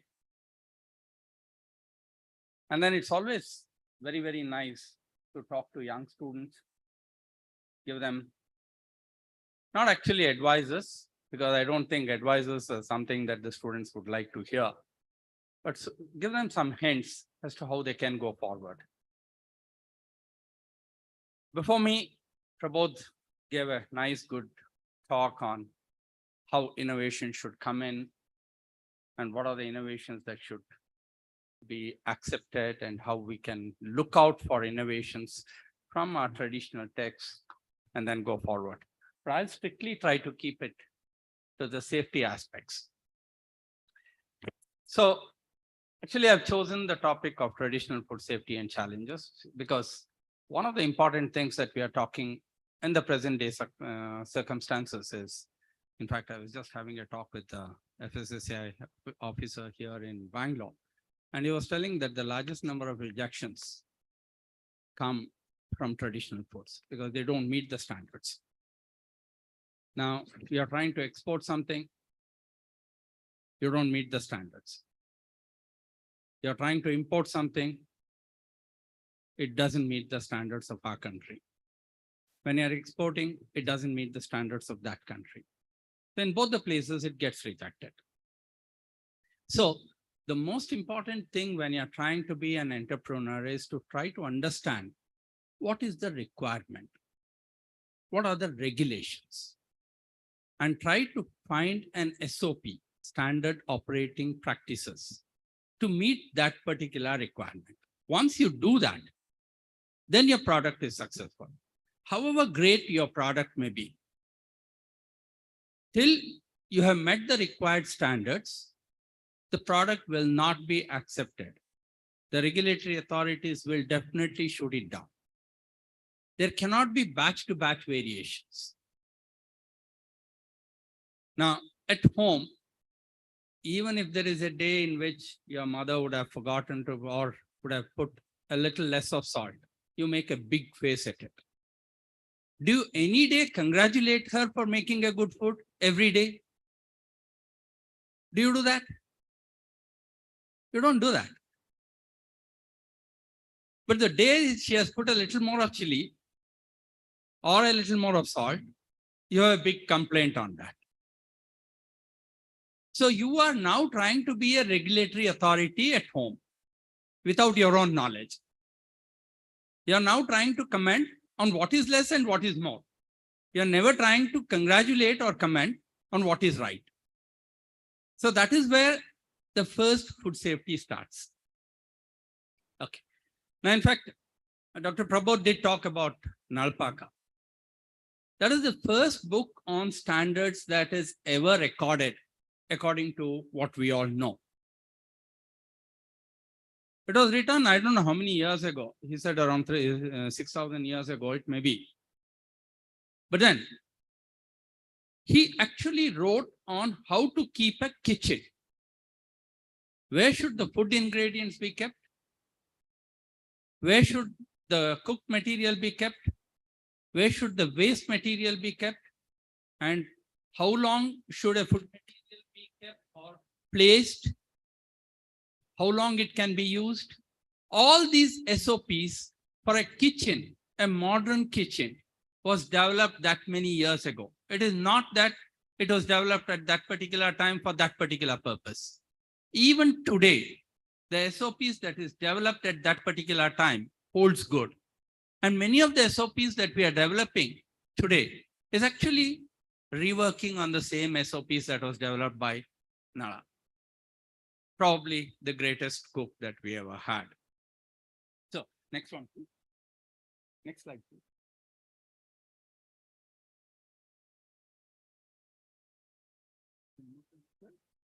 Next slide, please.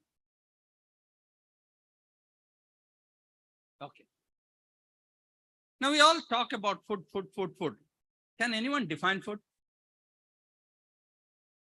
Can you define food? Yeah.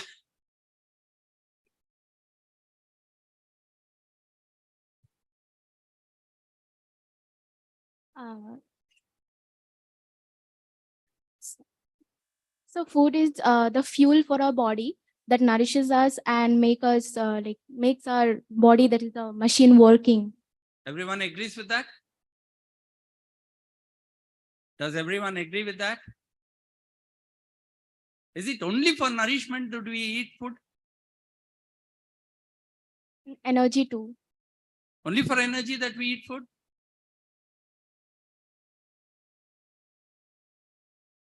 Okay. How many of you have gone to the pub last week? Or had a beer or had a drink last week?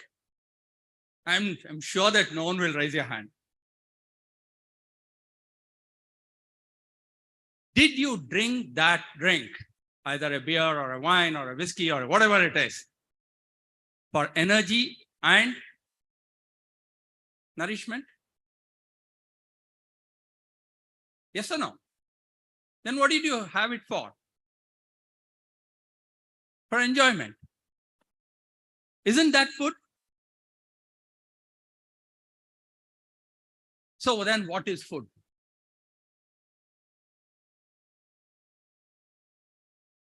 Yeah. Food is a basic need for our body. And once you eat it, you feel good, feel calm. Um Food actually plays a major role in emotion as well. Um, like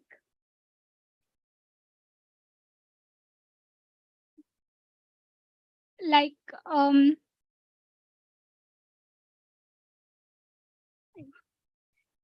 uh, it plays a major role in our emotions. Once we eat it, we feel good. Like Okay, okay. Let it me, is let me put it the other way around. We eat it. I'll come to that a little later. Exactly the point that you're telling. I'll come to that a little later.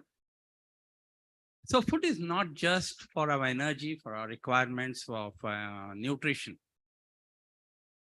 Because the amount of food that we eat is much more than our energy requirement and our nutrition requirement. You can take a few tablets and that's enough for your energy and your nutrition. But that we can't consider as food. Food is defined by FSSAI, and this is the definition that they have given. Food means any substance, whether processed, partially processed or unprocessed, which is intended for human consumption. That's the important thing. It has to be for human consumption. Okay, there's a list of things. The last word is, it doesn't include animal feed. Okay, then this is exactly what you're trying to say. Satiety. We all eat food, not for our energy requirement, not for our nutrition requirement. We all eat our food for our satietic requirement. Say that you have a very bad cold. Do you taste food? Cold is in your nose. Food goes to your mouth. Why you're not eating? Have you ever thought that? Just because your nose is blocked, you can't eat. You lost your taste buds. So quite often we eat our food for our satietic requirements. There may be a very lean person who eats so much of rice. Yes. Okay. There may be another fat person who hardly eats anything, but still goes on putting on weight. And this lean person eats a lot, doesn't put on any weight. So that is the satietic requirement of each person. So we all eat our food only for our satietic requirements. Along with the satietic requirements, the energy comes, the nutrition comes, everything comes. Given a youngster a lot of gulab jamun, they'll skip the meal, eat only gulab jamun. If you really want to see what is eating, you should be taken to National Defense Academy. After having their full lunch, they'll come to the canteen, order for 50 gulab jamuns for one person. Because they also work that way. So we all eat our food for our satietic requirement, and each of us have a different satietic requirements. In fact, there's a common saying in India, every 10 kilometers, the food habits change. The taste change, the type of food change. It may be a simple sambar. Think of all the sambars that you can think of. The sambar served in Mangalore is entirely different. And in Bangalore, you have so many hotels. Each of the places will serve a different type of a sambar. And each one is liked by some and disliked by another. So we all eat due to our satietic requirements. And so with this, and with an astronomical population that we have, there is a huge avenue for a lot of innovation to come. Now we say processed food and non-processed food. Is there anything which is non-processed? Can you eat paddy? Paddy has to be converted to rice. Yes, only in India we use the word paddy. In all other places, they use rice only. Rice is the only word. They don't even know what is paddy. Can you drink coffee without processing it? Can you drink tea without processing? Can you eat wheat without processing? So there is a primary processing that is required. Even to prepare a salad, there is a certain amount of primary processing required. You need to peel some of them. You need to blanch some of them. You need to cut them into small dices. You need to add a little of salt to it. You need to add a little of pepper powder to it. So these are also processing. So the clear definition of what is processed and what is unprocessed becomes a little vague when we are actually thinking it in the industrial terms. Then what is traditional food? Very, very difficult to define. In fact, in the morning we were having a discussion. Pizza is a traditional food in Italy. It may be alien food for us. It's a traditional food in Italy. And nowadays, of course, we have a heterogeneous population. Earlier days, when we used to go for a North Indian tour, getting a rice and sambar was the most difficult thing. Especially if you are from Karnataka, Tamil Nadu, and Kerala. Because in North India at those times, even for the sambar, they would put jaggery or sugar, which we would hate. The same thing for a North Indian when he comes here, getting a fulka was an impossibility. Now, of course, you get everywhere. So, defining a traditional food is also extremely difficult. Because traditional food is what is there existing in your kitchen. So that's how I have tried to define traditional food. Traditional food is any food that is made by a person with a reasonable skill. I'm not saying extraordinary skill, a reasonable skill in a home kitchen with a readily available whole food ingredient. So this is the definition that I've tried to give. It may be right or it may be wrong. There can be a debate on it. But then defining a traditional food is extremely difficult. Now, what is a processed food? Defining a processed food is easy. It has undergone a certain amount of process, mainly to see that the shelf life increases. If you define sattvic food, it has to be prepared and eaten immediately. Even basic basic fermentation is also not accepted in sattvic food. Curd is accepted. But ambli, a common traditional fermented food that is drank in all the places. In fact, this is one product that is available throughout the country. You go to Jammu and Kashmir also, they have ambli. You go to Northeast also, they have ambli. They would have slightly different names. The whole process is, a particular cereal is, it can be any cereal. I've seen ambli made from ray in Sikkim also. It is a process, a cereal boiled, kept in an earthen pot for a certain period of time so that the natural microbiological system works on it and ferments it. And that is drank the next day morning.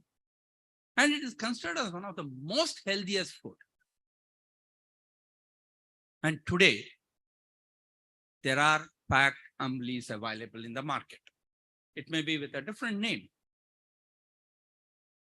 You go to Tamil Nadu, especially the Vellore belt, the hottest belt of Tamil Nadu, you find early in the morning, people selling various types of Amblis, I don't know what is the name that they call that, made out of various types of millets with a little of buttermilk. So, even that is a processed food. We do that to extend the shelf life. So every processed food is to extend the shelf life of any material, especially a cooked food material. You have various types of ready to eat, ready to cook, ready to drink material today in the market. Now, what is processing then? Processing can be actually be defined. It's technologically is defined as primary processing, secondary processing, and tertiary processing.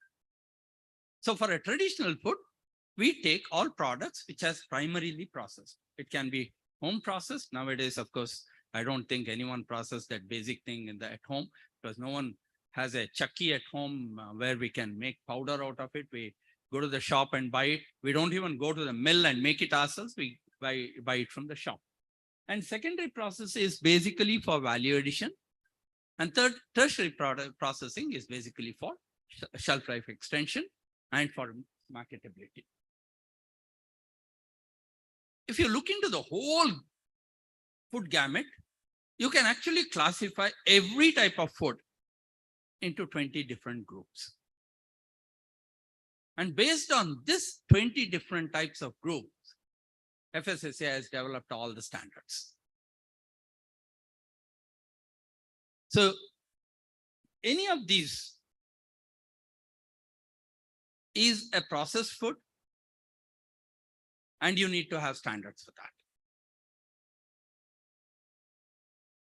And look at the 18th one there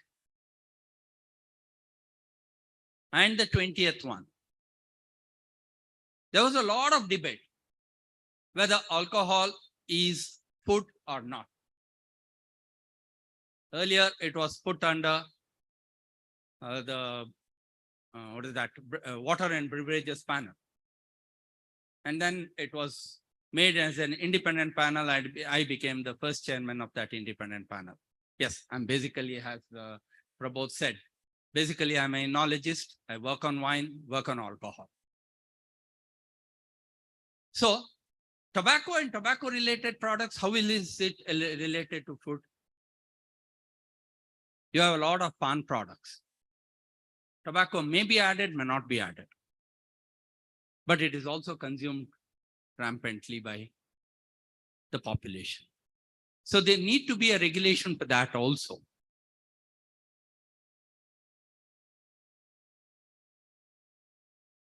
Now, for a major health program, nutritional safety and security is the primary concern. After the nutritional, and then comes the nutrition and morbidity. First is the safety. Next is nutrition and morbidity. Third is exposure to contaminants and pesticides. So this can be influenced by the quantity, the quality, and then the type of food consumed. It can be anything. But we can put all of them in these three groups. Now, what is a safety issue? Forget about traditional foods, any food. What is a safety issue? When it comes to safety issue, we have two different types of issues. One is a perceived issue. The other is hidden safety issues. Perceived issue is what we consider as an issue. It should not contain color. It should be nicely packed. It should not contain pesticide residues. It should not contain any harmful material. These are all the perceived issues. What are the health issues which are not actually perceived? How much of salt is present in that? How much of oil is present in that? How much of sugar is present in this? We call it as the 3 white evils. And please remember, why do you drink or eat another pack of snacks, or you feel like eating another pack of snack once you have finished the first pack of snack? Or why do you feel like drinking another bottle of aerated drink once you have finished the first bottle of aerated drink? Have you ever thought of it? Do you get that feeling that it's not enough, I should have had some more chips? Yes or no? Yes? Why do you feel that? It is a satiety requirement, yes. But what is the hidden part there? Remember, oil, sugar, salt, all these 3 are addictive. It makes you addict. All aerated beverage, I'm not taking any company's name here. All aerated drinks are addictive. It has 2 important components to make it addictive. 1, the sugar. It's almost around 30 to 40% sugar. Even the sugar-free has a sugar replacement there. And the second one is caffeine. Coffee contains caffeine, but it contains the maximum amount of caffeine that you can get from 100 ml of coffee is 3.6 grams. But what is the amount of caffeine, synthetic caffeine added to an aerated drink? It's 4.5 per 100 ml. So these are the 2 important addictive things that is added to most of these snack foods, which makes you to buy again and again. Why do we call aerated drink as a junk drink? Look at your own alimentary canal. What is the pH of your stomach? Anyone? What's the pH of your stomach? No, it's around 2.4 to 2.6. It's acidic because of the hydrochloric acid that we produce in our system. What is the pH of your aerated drink? Has anyone bothered looking into it? Yes, it's extremely acidic. And how does it quench your thirst if it is so acidic? It doesn't quench your thirst. It makes you drink more. And you get that big freeze of energy only because of the loose sugars that it has. And that's why you need to drink a large more quantity of aerated drink than water to quench your thirst.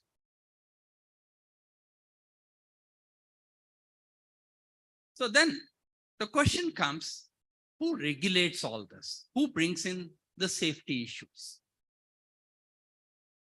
Earlier, we had around 21 different bodies under 7 different ministries, which was regulating various aspects of food. And it was extremely difficult. PFI Act was considered as the most draconian law that we had on our earth, Prevention of Food Adulteration Act. But then it was decided that we should be bringing all of them under one single umbrella. And it was given to the Ministry of Health to bring all of them under its umbrella. And that's how FSSAI was born. So now, anything connected with human food, as I in the beginning defined or showed the definition as given by FSSAI, other than animal food, anything that is edible by human beings is controlled by FSSAI. So they're bringing the safety and quality norms. Now, these were all the various different types of laws that was present at that particular point of time, then integrated into one. Now, how does FSSAI work? This is something that you people, at least the student part, should understand and know. How does that actually work? The working groups makes the preliminary standards. Yes, when there is a request from any of the ministry or when they feel that there is a requirement, there's a working group made. It contains around 3 to 4 experts who make the preliminary law. And then it is sent to the scientific panels. There are 21 different scientific panels. Each one of them look into various aspects.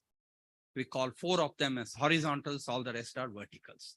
The whole 4 horizontals are antibiotic residue, pesticide residue, basic food ingredients, cereal standards. These are the 4 important ones. And the rest are all vertical because they are for each one of them. One for nutraceuticals, one for sugar and sugar products, one for alcoholic beverages, one for water and other beverages, non-alcoholic beverages. Like this, there are the rest.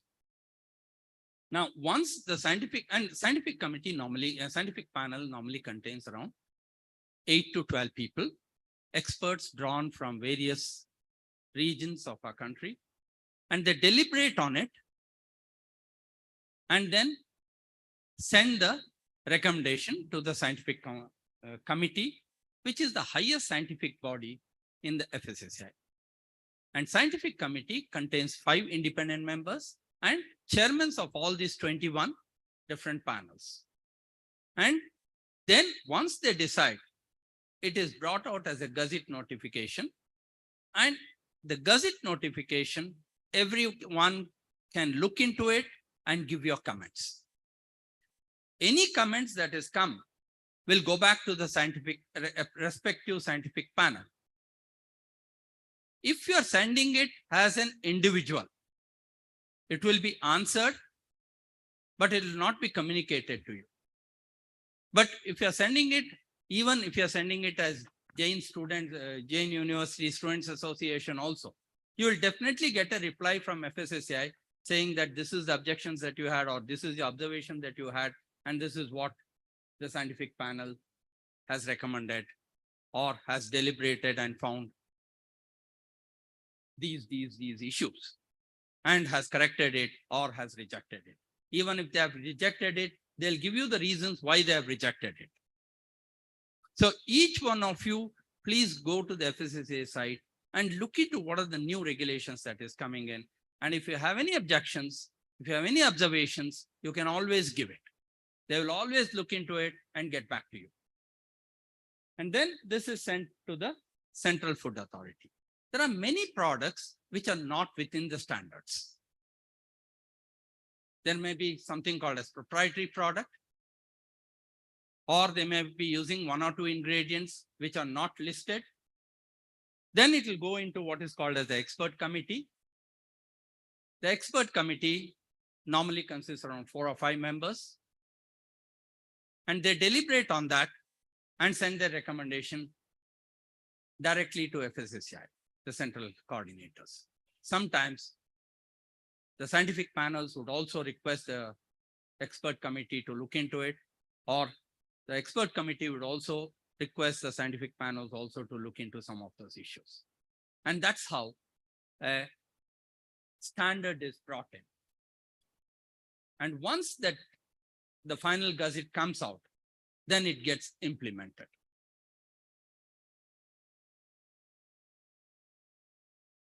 Now, when it comes to traditional food, what are the challenges that we have? How do we draw standards for a traditional food? How do we draw a standard for a traditional food?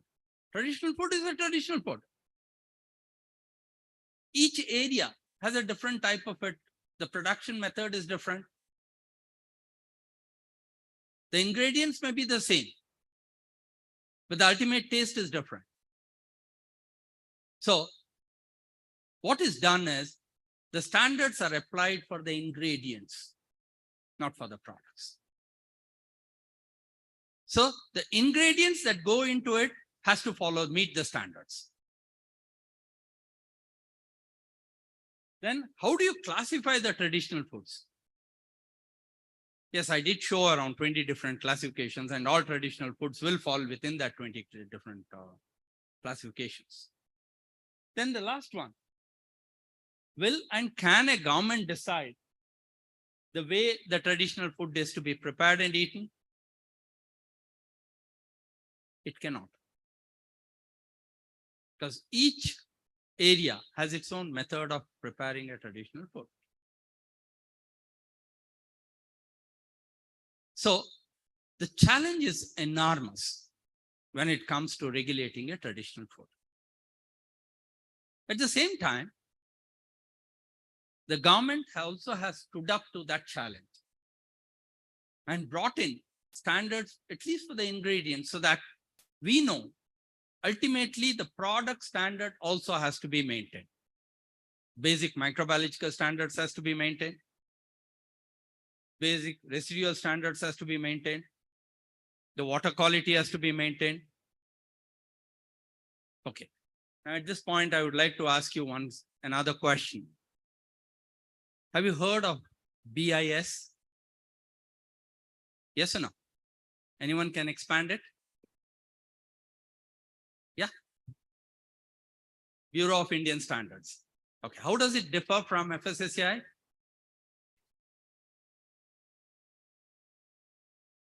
BIS gives voluntary standards, which are called as ISI standards for all engineering and food products. But then there are some mandatories. Within that also, there are some mandatories. When it comes to food, water is mandatory. It has to follow the ISI standards, and ISI certification has to be taken. For all the ladies, gold is a standard. For the men also, hallmark standards are there. For food, egg mark standards are there.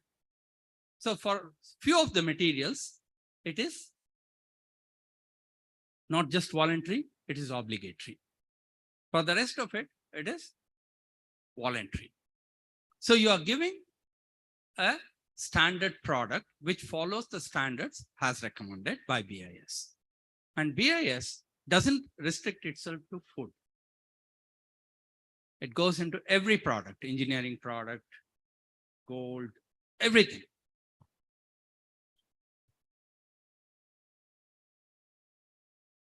So when this is the challenge, what is that has food, people who are associated with food, science, nutrition, or technology, what can we do? And what should we be doing to the society? What can we do and what we should be doing? The first one is BIS, the second one is FSSAI. What you should do, it is voluntary. You need or need not have to do. The second one is obligatory. It's your duty as a food technology student to see that the society gets the knowledge about it. Yes. I have 5 more minutes. First, learn to read a label. It's there. What do? We read the label, the date of manufacture, the cost. We don't read the rest of the things. Food label is a very important feature. It defines everything that is present in that food. So when it is defining every material, you exactly know what is put. Yes, they would give you some codes, E551 or something like that. Earlier days, we had difficulty in finding out what that material is. Today, you just have to Google it out. You'll find out what is it. Whether it's a preservative, food additive, color. If it is a color, what is it? What color it is? And you can go into that. You can see the whole property of that particular material. Why nutritional labeling is very important? It makes you understand what that material you are eating. We are not saying don't buy this, don't buy that. But at least you know what is written there, what is the material you are eating when you have paid for it. That's very important. You have paid for it. So it's your duty to know what is in it, for what you are paying that money for. It may be a hard-earned money of yours or a hard-earned money of your parent. What governs the labeling of food? Yes, FSSAI has given clear definitions as to how a label should be, what are all the material that is to be present in the label, how it has to be written, what is the font size, everything is given. Then the question comes, are we educated or are we just literate? If you're not reading it, you know how to read and write. So you're only literate. You're paying for it, but you do not know what is inside it. If you know what is that you're paying for, then you're educated. So please be educated when it comes to food. I've seen quite a lot of products as low sodium products. Look at the amount of sodium that is present there. 36. That's the amount of sodium that is present. And when a coffee is given to you, you say, no sugar. I don't want to put on weight. But you drink a whole bottle of aerated drink, which every 100 grams contains around 35 grams of sugar. So this is how you have to be checking your label. These are all the informations that the label gives.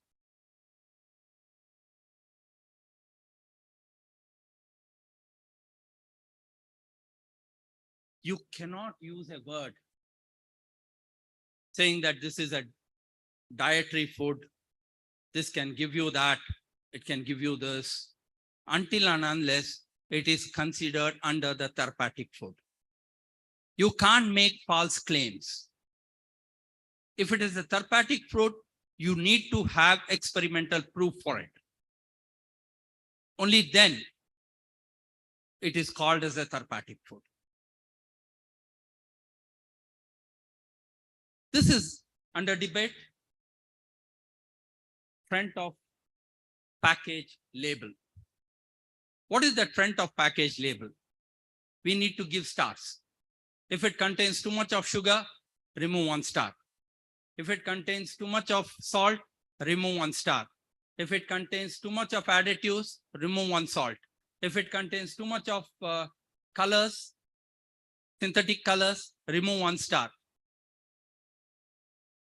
But this is really getting debated so that the consumer need not have to look into the whole label to understand it. He just have to look at the front label, look at the number of stars and decide whether that product is healthy or not. The first company to object to this was Nestle, who said that all our products will come under half star.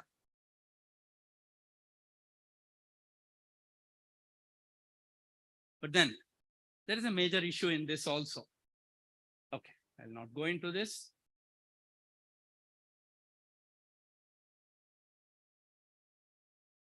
If it contains a certain number of stars, we consider it as good. What about alcoholic drinks? It doesn't contain any oil, doesn't contain any sugar, and doesn't contain any salt. So it gets a 5 star. The most healthiest food. Thank you. Any questions? Yeah. Can I take some questions? So in the definition, you mentioned that the traditional foods are made under home kitchen. So, sir, can you actually confirm that they are made in the home kitchen? Because there are tribal communities that make the traditional food and they are not made under the home kitchen conditions. Now, the definition has, that's what I said. This is the definition that I try to give. Traditional food actually starts from home.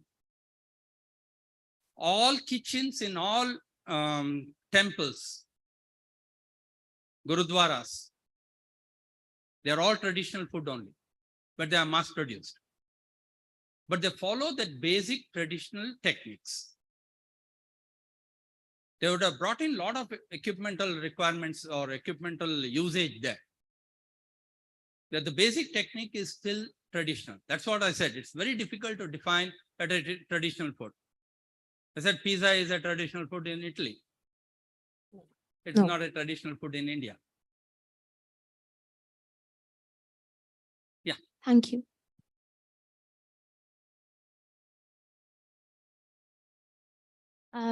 Sir, like as you mentioned, home cooked food, pizza can be made at home also. We can make it from whole food items and in home kitchen conditions. Yes.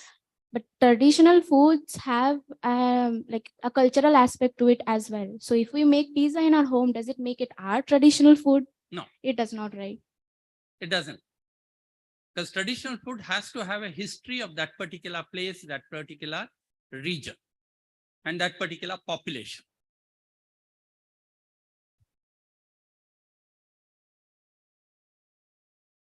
Yeah.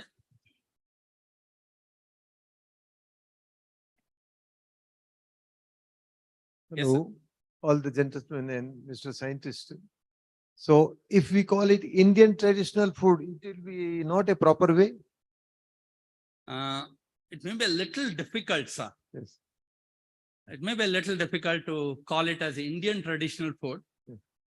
It's better that we keep it as traditional food because there are many foods which are not basically Indian, but has come into India few hundreds years ago. And that has become a part of our culture. I can give you many examples. Brinjal is not an Indian traditional vegetable. But today you say that brinjal is not a traditional food, everyone will object to it. Chili. Pepper is known in India, but not chili. Potato is not known in India. Now it is one of the most common staple food. So we have absorbed it. Yes. And So- sometimes it is a revolution. Like she said, a Indianized pizza may be a traditional food another 50 years later.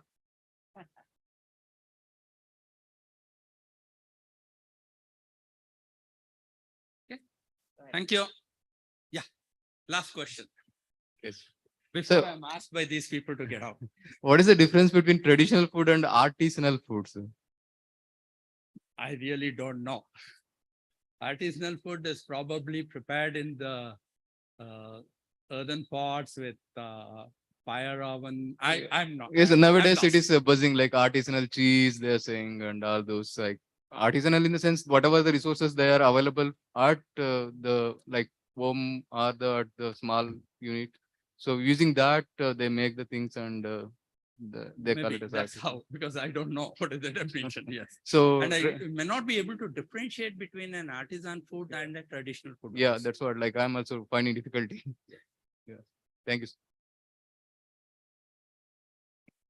I think these two stalwarts can answer that question better than me.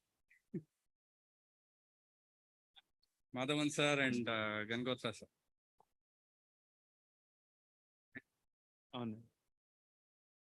No, actually, why we call it traditional food?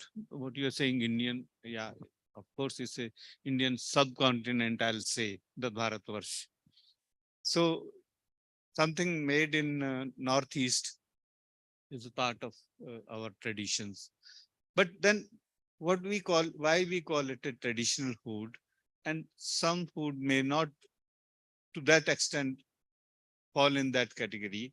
It's just very difficult to define. What we are saying traditional is over 1,000 years of experimentations. We have certain foods which were there 2,000 years back, 3,000 years back. Invasion did happen. It's not that 1,000 years history is full of invasion. Before that also, we had Hun, Kushan, other people coming to India. So integration keeps happening. Innovation keeps happening in food also. So it's not that whatever we were eating 2000, 3000 years back, it's the same form we are eating. Secondly, I little bit differ with Anuji that we should go for innovation, mechanization. If dosa can be made automatically in machine in some industry, that's what we are looking for. Because convenience has become a buzzword because people have to go out and work. So it's not possible. Thankfully, now barter is available, whether it's in dry form or wet barter. So we can eat. Otherwise, it was difficult process making this batter, and fermentation process takes time. So innovation should happen. Like Golgappa is a traditional food, you'll agree. And now there are machines. They make Golgappas. They make thousands of Golgappa in 10 minutes. So that should happen. That is what we are looking forward. And startup should be there. Traditionally, why the concept is that it has to be, why we were promoting seasonal foods like Satvik, and there are 3 categories of foods because they go with the place. North Indian food will not be suitable for South India because of climate, or maybe hilly food will not be suitable because it's full of fat elsewhere. But then South Indian food may not be, but still people are eating there. Our food habits have changed. That integration should take place also. So we are not averse to that. That innovation and these things has to happen, should happen.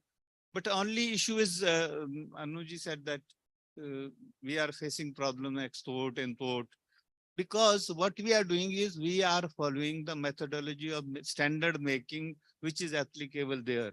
Like he said, that Nal and other, even Bhim was a great cook, if you read the history.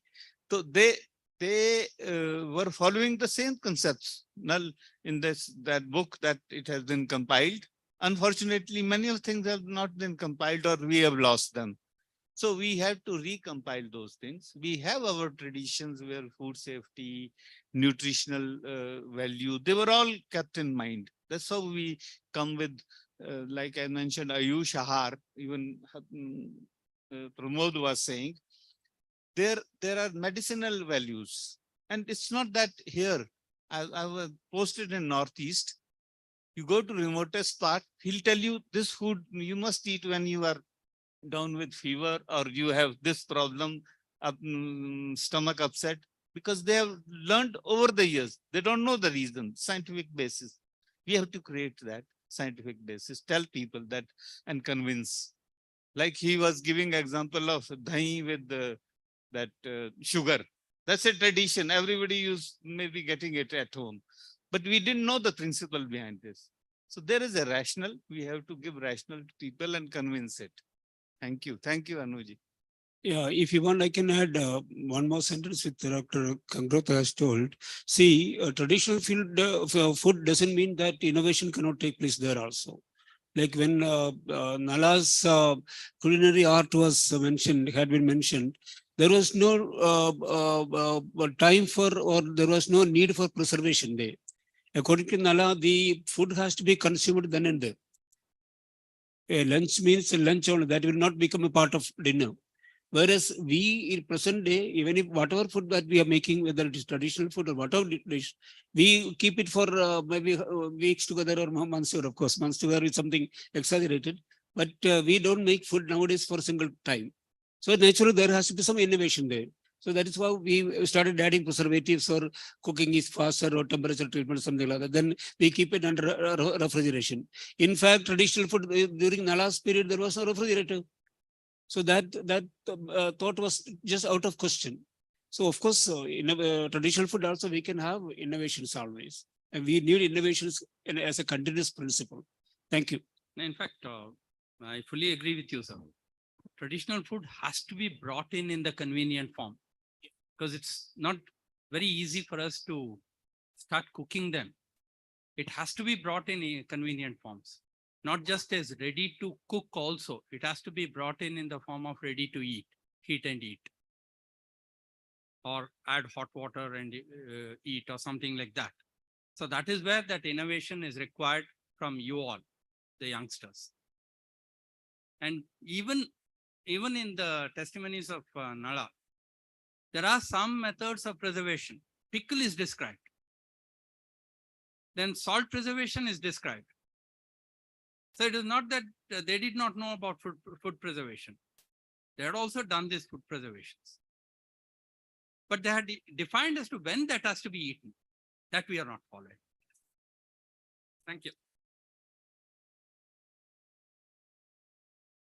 Thank you so much, sir. That was indeed a very interesting and informative session and a deep dive into foods, traditional foods, and safety and quality aspects which are being linked towards it. I hope that all of us have learned something new from today's presentation of sirs. I would kindly request Dr. Amar Shankar, sir, to hand over a small memento as a token of appreciation to Apaya, sir.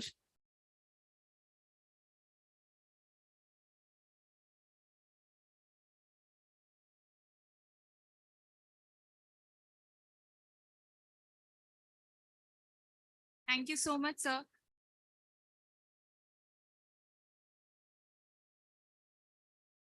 Now I know that we all need a recharge to our energy. So we'll part away for the lunch break and we'll meet after 1 hour. And one more announcement.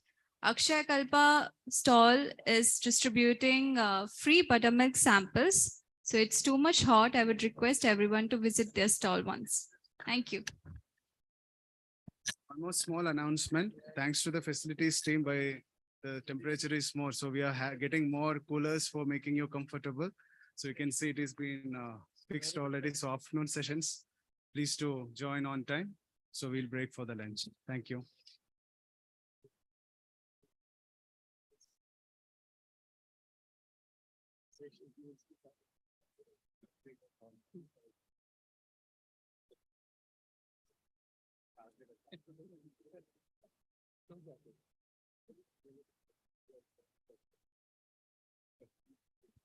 The offline presentations will be conducted after the lunch break. Thank you.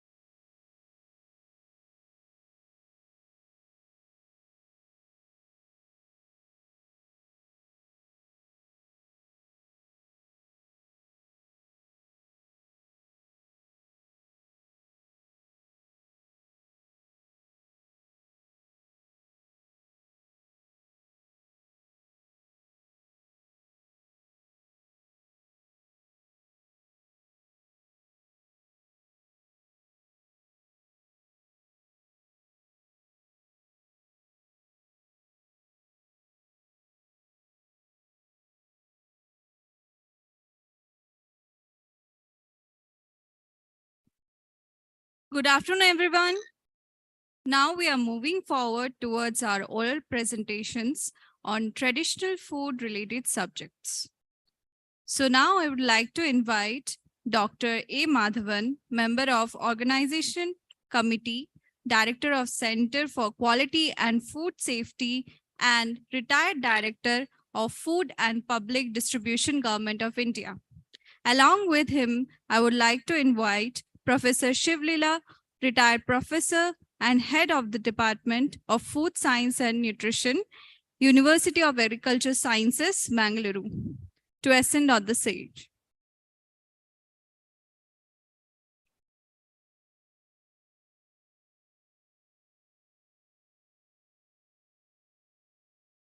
I request sir and ma'am to join us on the stage.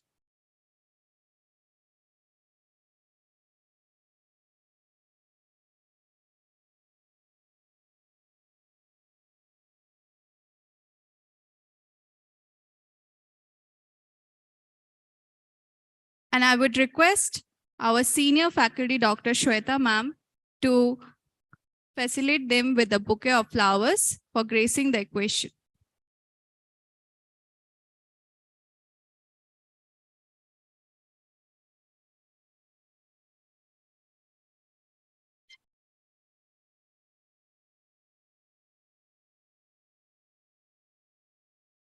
Please give a round of applause for them. Thank you, sir.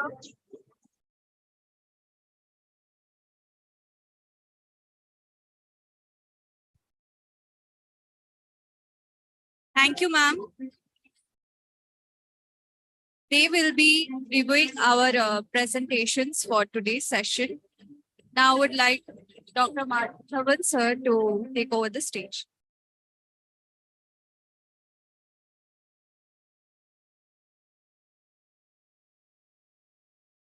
Since it appears that the stage is hot, very hot. So we'll prefer sitting with you. But sitting there doesn't mean that we don't have any control. We have full control over this stage. And the presentations will have 10 minutes each, including the time for question answers. So I suggest that the presentation may be restricted to something like 8 minutes.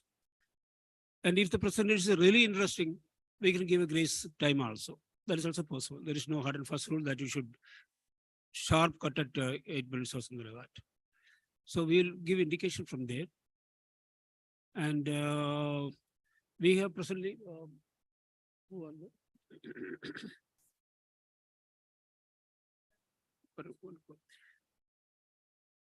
The first presentation is by Mr. H. Arun Kumar. Available? Yeah, yes. On application of vacuum packaging and microwave process to extend the shelf life of paneer product without preservatives. Wonderful project.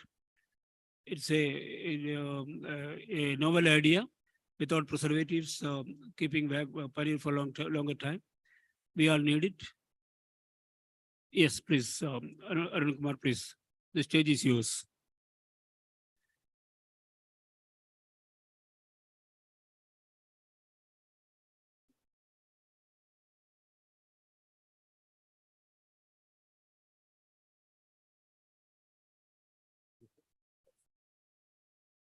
Good afternoon, everyone.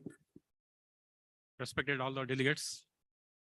And moreover, very important, respected my teacher, Dr. P. A. Shankar. He was my teacher as well as the Dean of Dairy Science College, Bangalore.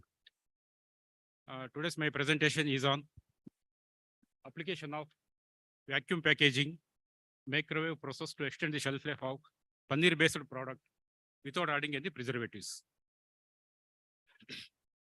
So India is the largest milk producing country in the world. In addition to milk, India is also producing so many food grains, fruits, vegetables. India placed either first or second, or if you see the statistics, see out of top 5 countries, India stands either of one position. And milk is one of the almost complete food. So everyone needs milk as a food for everyone. And it contributes to the GDP to our country. And the per capita availability is 427 grams, but ICMR recommendation is 290 grams per day. See, that itself indicates how much India has potentiality in the production of milk and dairy industry. See, for this main region is Operation Flood. We used to remember this is the right time for us. Dr. Varghese Kurian is man behind the development of dairy development, plus Dr. Swaminathan, father of White Revolution and Green Revolution, Dr. Swaminathan.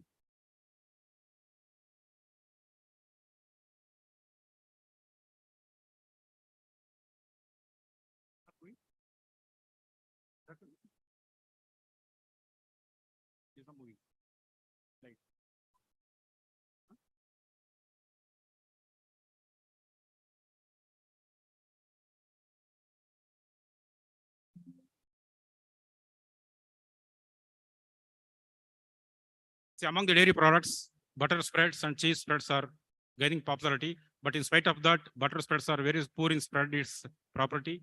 And the cheese spreads are, because of its taste and aroma, Indians, most of the Indians doesn't like much this product. But the best alternative is paneer spread. Paneer spread gives low fat and it's spreadable at room temperature. And paneer is also one of the popular traditional Indian dairy product.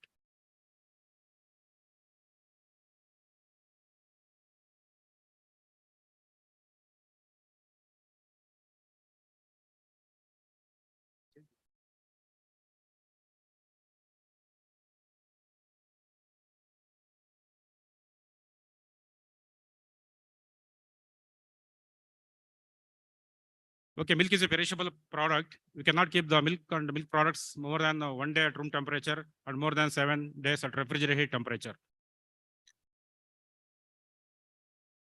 Next. See, best method of preservation of milk and milk products based on the R&D, see, micro treatment is one of the novel techniques so that we can give the heat treatment to the milk so that we can control most of the spoilage causing organisms as well as microorganisms which are responsible for spoilage of milk and milk product. And this microwave also plays a significant role when compared to the conventional method. It can able to withstand its natural flavor, color, taste, and other physical parameters returns the same. But when compared to the conventional method, it is significantly better method. And in this project, I retained all the scientific methods of approach to the manufacturing steps as well as the analysis steps related to the fat and other estimation of moisture and other constituents which are present in the milk. And microwave is generated through magnetrons. See, magnetrons converts electrical energy into magnetic field. That field creates oscillation of H plus and O minus ions. So this oscillation is almost millions and trillions in 1 minute, in 1 second. So that itself frictions leads to a generation of lot of heat. See, that heat surrounded by the product itself gets heats and gives the preservation effect. And it has various sections: conveyor, blowers, exhaust fan, and control pan. And we need to go for 1 kilowatt of each, producing at a rate of 2,450 megahertz. This is the model watch, the one which is having in our college, continuous microwave machine. Next. This is another view of continuous microwave machine. 1, 2, 3 is the magnetrons. So the side by is the vacuum packaging equipment, that is gas packaging, or else you can also call MAP. Next. This is the results and discussion. See, grinding duration. See, paneer is a product, of course. See, paneer based product is a spread, the one which I have prepared in that lab. See, for that we need to go make product with a somewhat high moisture content, because high moisture products are highly suitable for microwave treatment. So in that aspect, grinding duration, various aspects like salt, temperature, and concentration of coagulant were tried at various levels to standardize the product. This is the various steps involved in the production of paneer. Next. The effect of microwave power at a temperature to raise the paneer spread at sensory characteristics. So among the various 2 minutes to 2 meters per minute flow of that conveyor speed is enough to get 75 degrees centigrade temperature without altering the body and texture of that paneer spread. But whereas if you go beyond 75 degrees centigrade, there will be chances of melting of milk fat, then oozing of milk fat that leads to a separation of milk fat and whey. So that's why I restricted to 75 degrees centigrade with a conveyor speed of 2 meters per minute.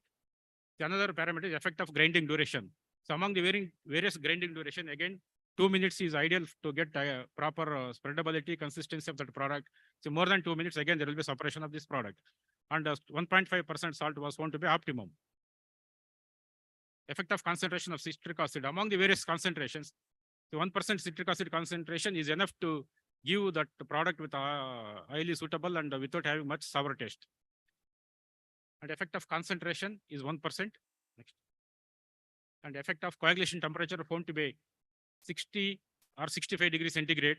But in case of paneer preparation, 70-75 degrees centigrade ideal. But in case of spread product, 60 or low temperature is enough, because at lower temperature, the retention of moisture is more, you will get more yield and is more economical.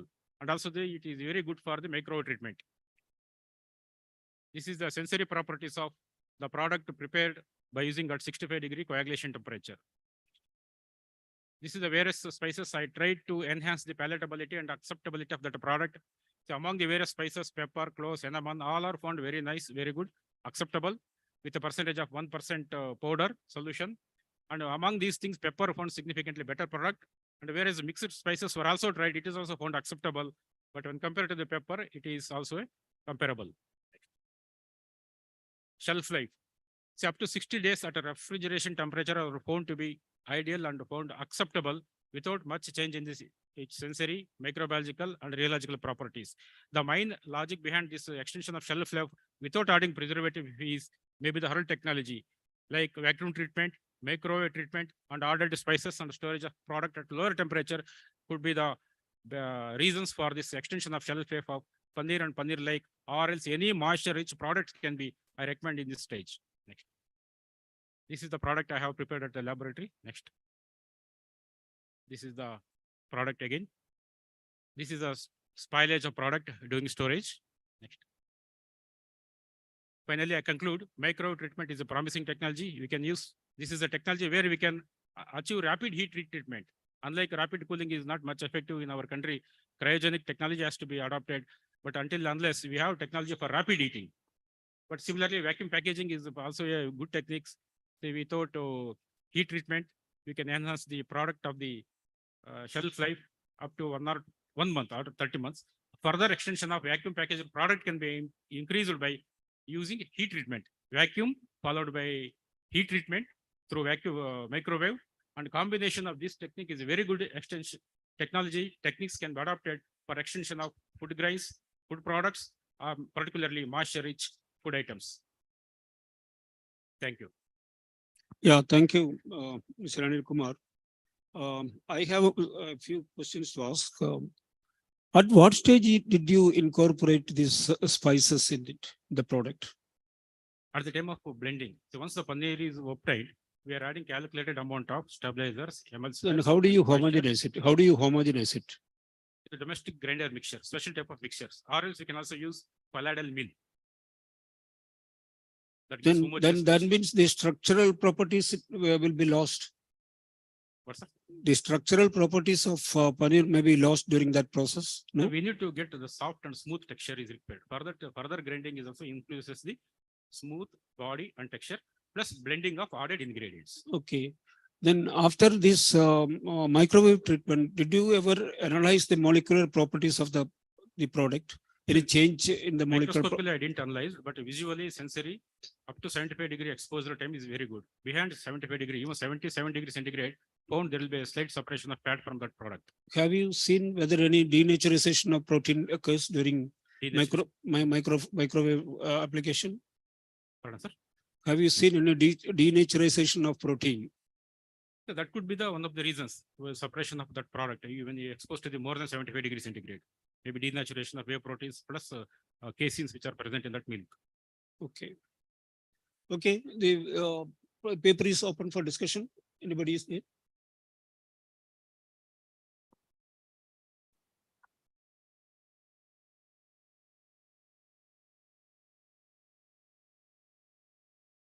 Hello. Hello, sir. Sir, I have one typical industry question. It may apprehend you, I don't know, but have you understood the cost benefit analysis while doing this experiment? For example, if cheese is being sold at rupees 10, for example, 100 gram, 10 rupees, by doing this technological innovation, what will be the cost of the products, in that sense? It is comparatively, conventionally, we cannot heat that product.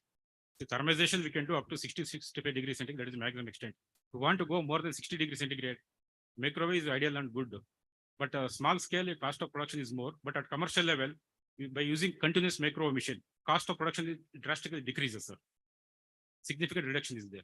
But one more advantage, uniquely I proud to say that this continuous microwave machine is the only one equipment is having in South India. In our college, one more is at Cochin during my studies, 2006. This was wonderful equipment, but we need to pay some special attention while operating this microwave, sir. Complete. So would it be possible to get that sheet, the cost benefit sheet, so that, if industry wants to take it forward, they can. 3 magnetron operated microwave machine. It was around 7 to 8 lakhs cost of that machine. Okay. Okay.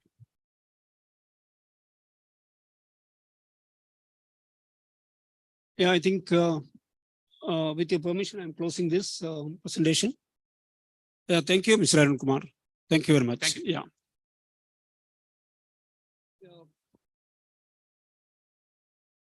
The next presentation, I'm calling Ms.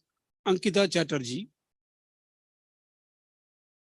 Her presentation is on a review on nutrient profile comparison of millet-based milk beverages and dairy milk.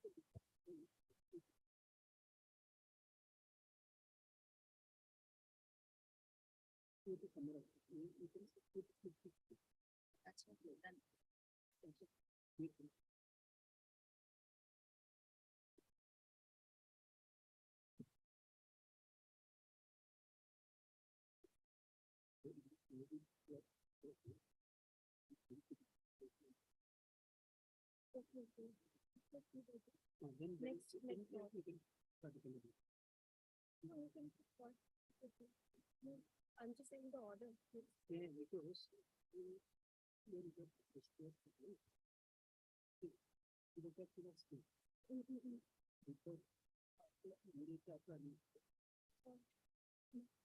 Order is changed.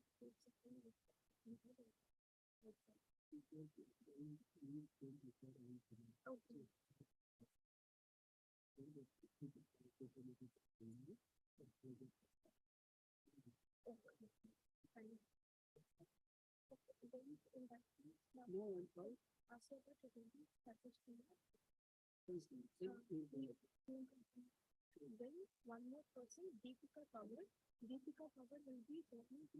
Good afternoon, one and all present here. I'm Ankita Chatterjee from School of Allied Healthcare and Sciences, JNTM University, Department of Nutrition and Dietetics. Today, I'll be speaking on a review of comparison between millet-based milk beverages and dairy milk. In India,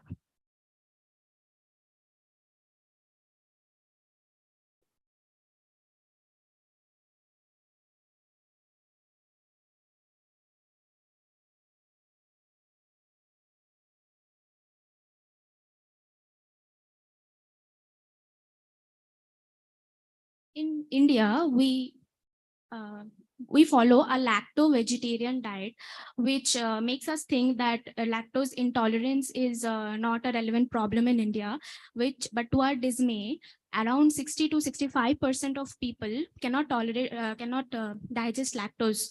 And the people who consume milk on a daily basis, around only 18% of them can thoroughly digest the lactose. Lactose intolerance happens because of a genetic defect in producing the enzyme lactase. So people cannot, those people who have lactose intolerance cannot digest the lactose sugar. So we have to think about coming up with a milk alternative that is rich in protein and low in calories and also nutritionally superior than milk, for which millet milk can be a good choice. So this this review paper is, I'm going to talk about in this review paper about the nutrient profile of the comparison of nutrient profile of dairy milk and millet-based milk beverages, and to explore the methods that can improve the nutrient quality of the millets. So according to the study, the millets were purchased in a local market, and they were dairy milk also were purchased, and they were subjected to different processing techniques like pasteurization, cooling, freezing, chilling, and hardening. And after each processing technique, each of the milk supplements were analyzed according to the AOAC method for their carbohydrate, fat, crude fiber, ash, mineral content. And pH was measured with a pH meter. Total suspended solids were measured using a refractometer, and viscosity was measured using a Brookfield viscometer.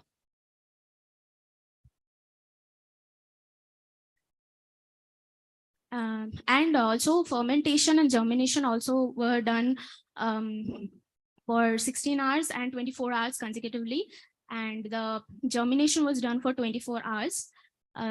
Those processes had these results. The unprocessed millet milk has way more protein content than the normal dairy milk, which is around 3%, 3 times more, which is 9.17%, and dairy milk contains 2.84%. The millet milk also showed 1.7% of lesser fat content than the dairy milk, which is around 0.68%, and dairy milk has 1.19%. The millet milk also has higher energy, which is 383 calories, and comparing level of carbohydrates. The millet milk also has more crude fiber than the dairy milk. The thermal processing of pasteurization was done at a temperature of 60 degrees centigrade for 30 minutes. The chilling and freezing were done at a temperature of 4 degrees centigrade for 4 hours, and -5 to -6 degrees centigrade for 4 hours respectively. Cooling and hardening were done. Cooling was done at -18 degrees centigrade for 4 hours, and hardening was done at -28 degrees centigrade for 8 hours. So these processing techniques resulted in slight decrease in the protein content in the millet milk, but then also it stood much higher than the than that of dairy milk. And there was also a decrease in fat content. This may be contributed to the fact of the protein and fat interaction of the millet milk. And the overall pH was unchanged, not really affected. The viscosity, there's a slight reduction in the viscosity, and the total suspended solid also, there was a slight change due to the crystal formation during hardening. So all these changes were a result of the thermal processing. And fermentation, germination when done, the sprouted millet milk, fermented and sprouted millet milk were preferred than that of unsprouted millet milk. It had more palatability when went under sensory evaluation. And it was preferred to make other milk-based products. Malting was also done, and malted millet milk showed increased protein and less viscosity, and which can be contributed to the like breaking of the kernel to for germination.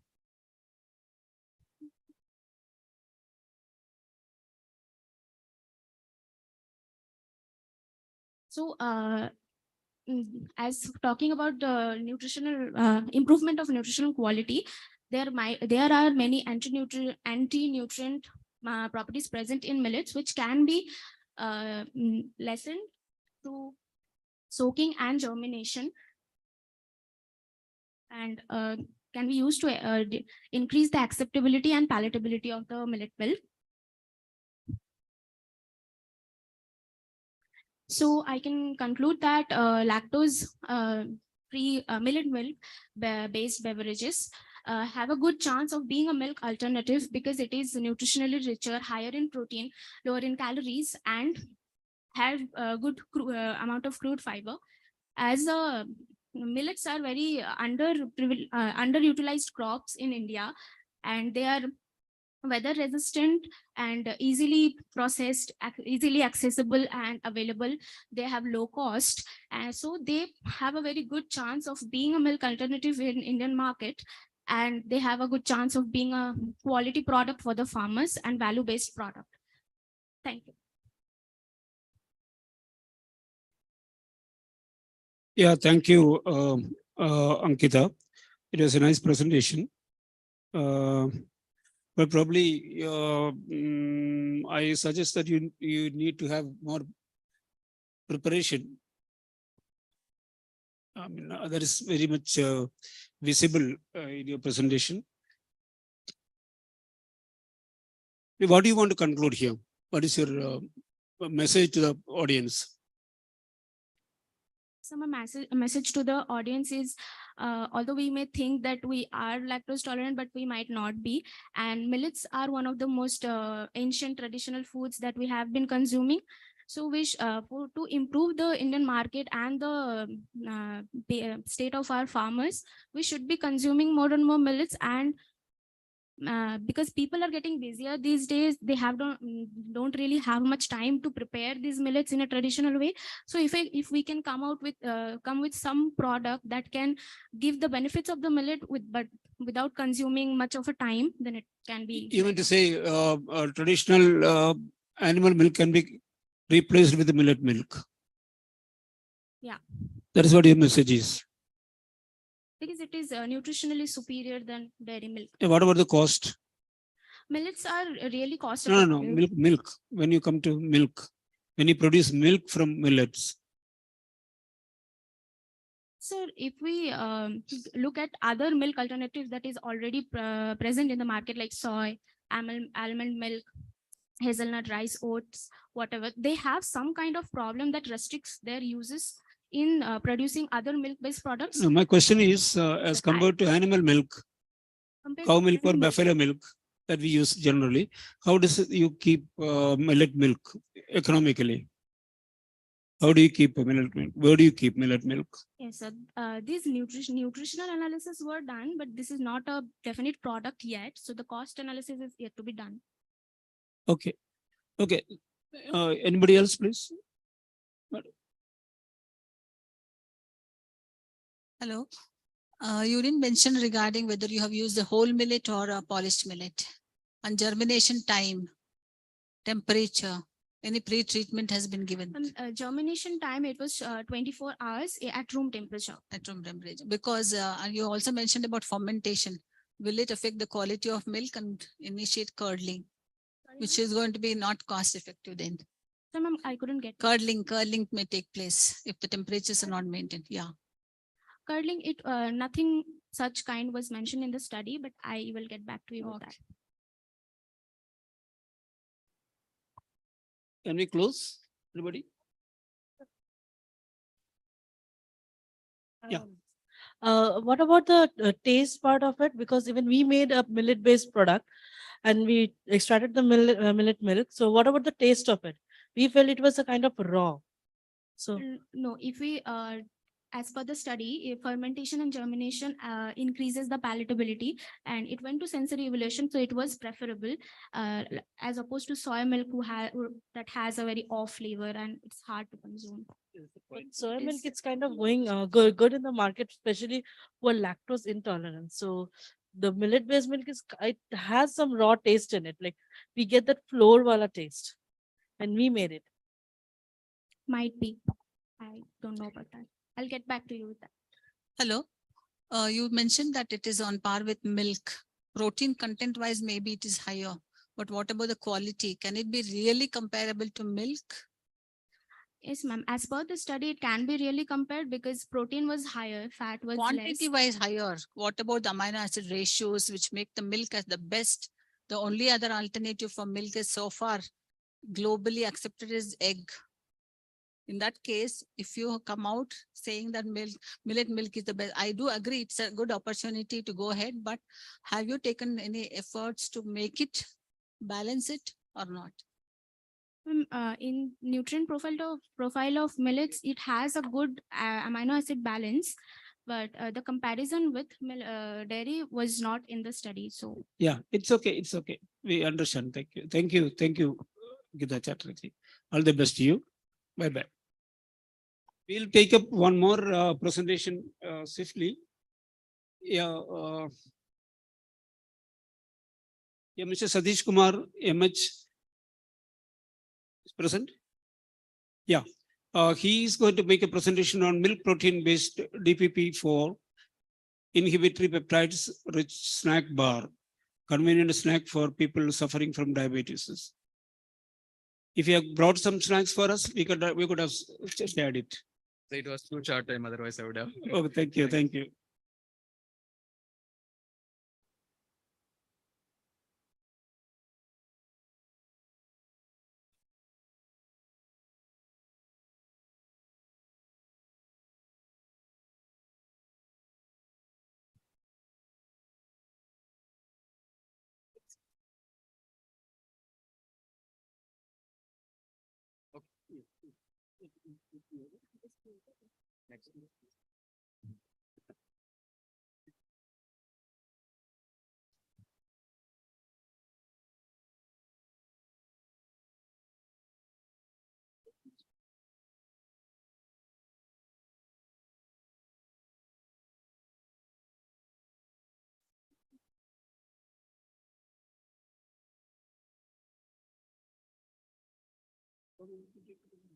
Very good afternoon, one and all present here, most respected judges, my seniors, my teachers.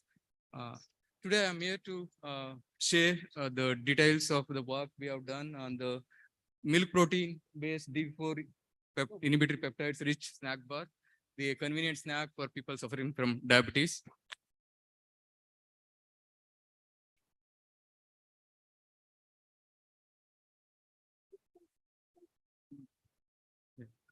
So one of the leading disease that is spreading in India, and India is well known as a capital of diabetes.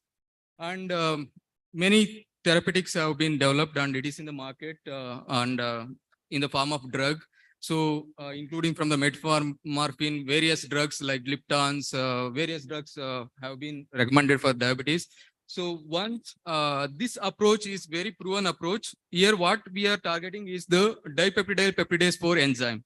So this enzyme is present in everyone's body. The role of the dipeptidyl peptidase 4 is to break the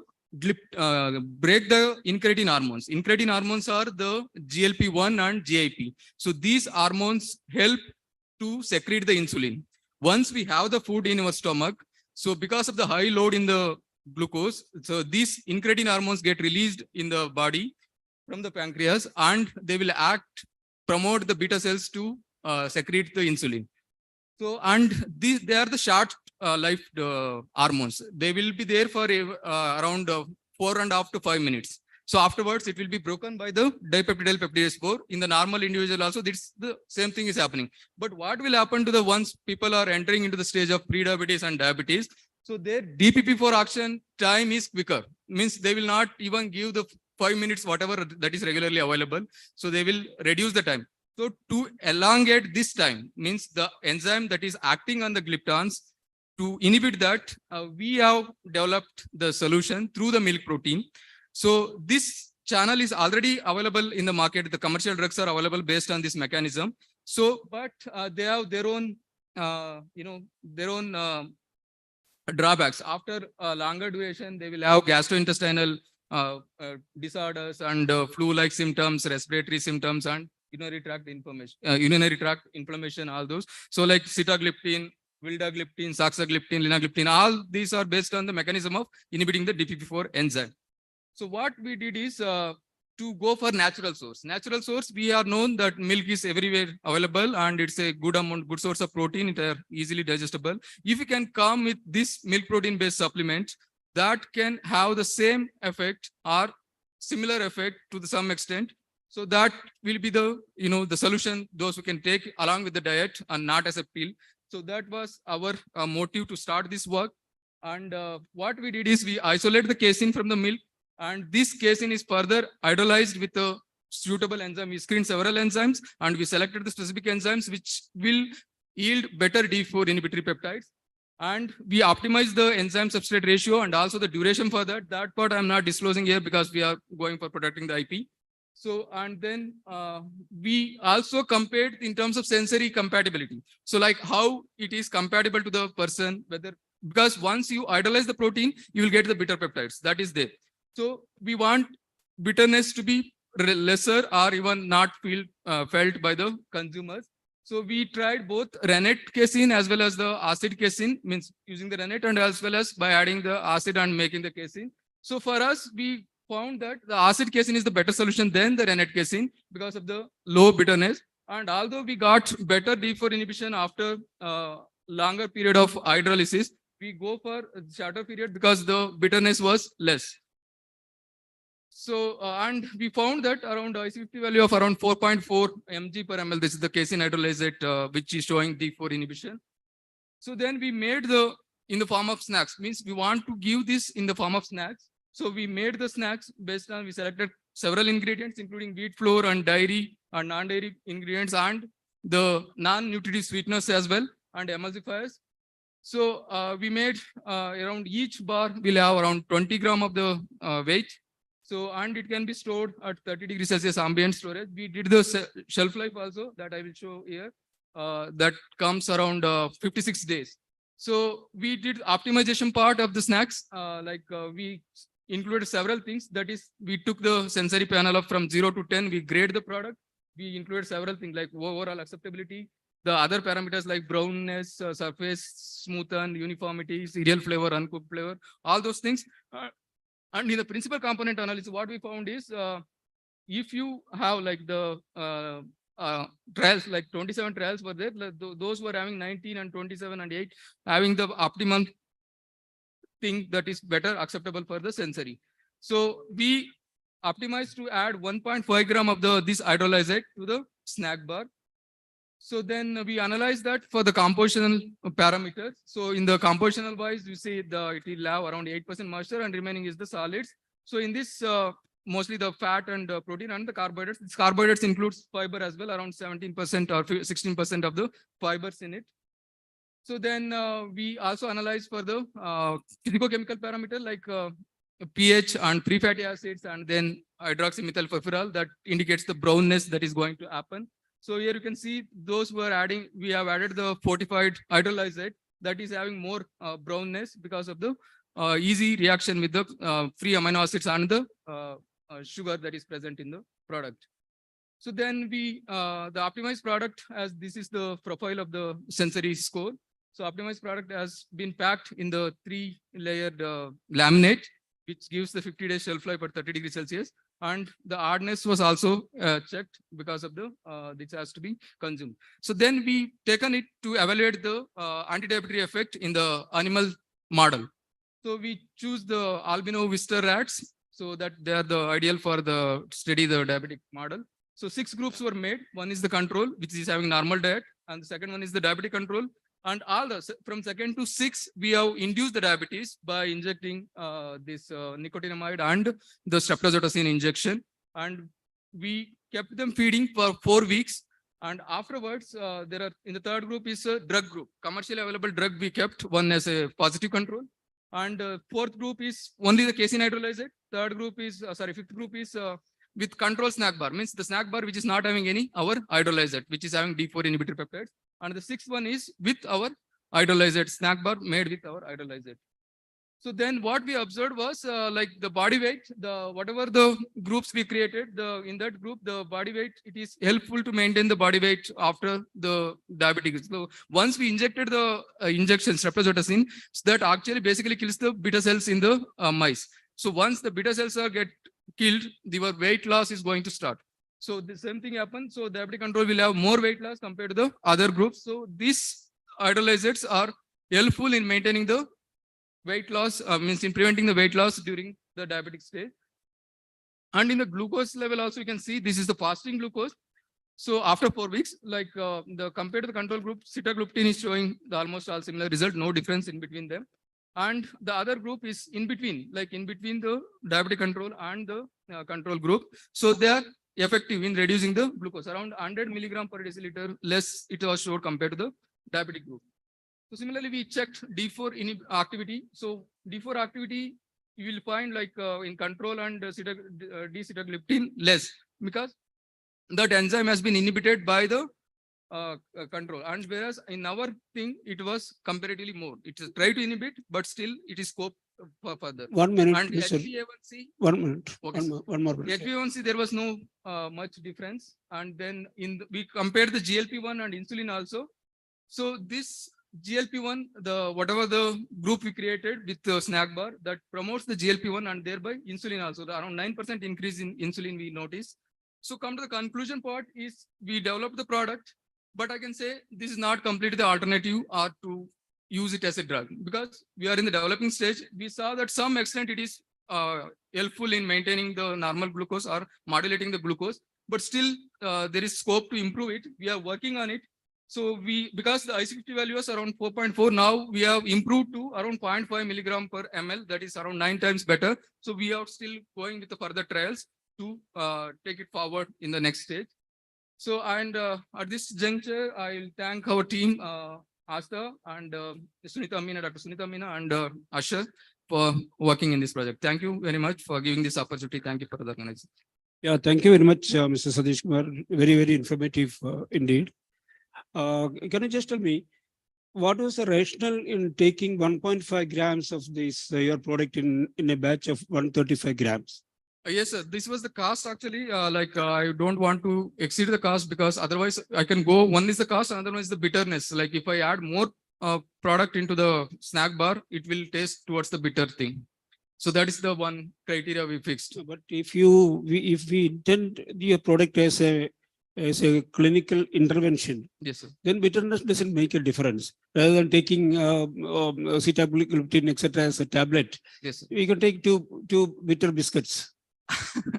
Yeah, it's of course, because we as a technologist, we don't want that to feel by the consumers. Like we thought, like now the challenge part is to mask the bitterness in the spray drying itself and give it as a supplement. Like we can have 1 spoon in the milk and dissolve it or in the water and have it. So without feeling the bitterness, that's the work we are doing currently to mask the bitterness using other ingredients. Okay, but your product efficacy has been proved. Yes, product efficacy is proved, and now further we are improving it further. Okay. Yeah. Okay. Okay. Thank you. Any more question? Yeah. Yeah. Have you tried on animals or human beings? Sorry, sir. Your experiment has been, this has been tried on human beings? No, sir. No, we are not yet gone for the human beings. For that, we have to register with the AIM. You have to follow the procedure. So ICMR, you have to register it and then take the permission. For that, before that, they ask for the safety studies. So that we have got the new project to do that, to conduct the safety studies and all. So afterwards, we'll go for the clinical trials. Okay. Anybody? Good afternoon, sir. Yeah. So I just have a basic question. So one of the main challenges in like manufacturing or producing a snack bar is the bar hardening over the course of time Yeah. during the shelf life. So like it can be due to various mechanisms, like either by physical reaction, phase separation, or water migration. So what is the step which you have taken to eradicate the or to minimize the bar hardening, even though casein hydrolysates are more has less hardening properties than comparatively to other milk proteins, but still it contributes to some of the hardness to the snack bar. So how can we eradicate, or how do you plan on working on that? Yeah, good question. Like if you have take the native protein itself, there is a tendency towards the hardness. So what we took is the hydrolysate. Hydrolysates will not have that putting into hard property. And moreover, we use the laminate that is completely moisture barrier. So once it is moisture barrier, there is no question of it absorbs the moisture and make it sticky or hard. Also vice versa, like the moisture from the product will not go outside. So that's where we prevent that. Yeah. Thank you, sir. Thank you.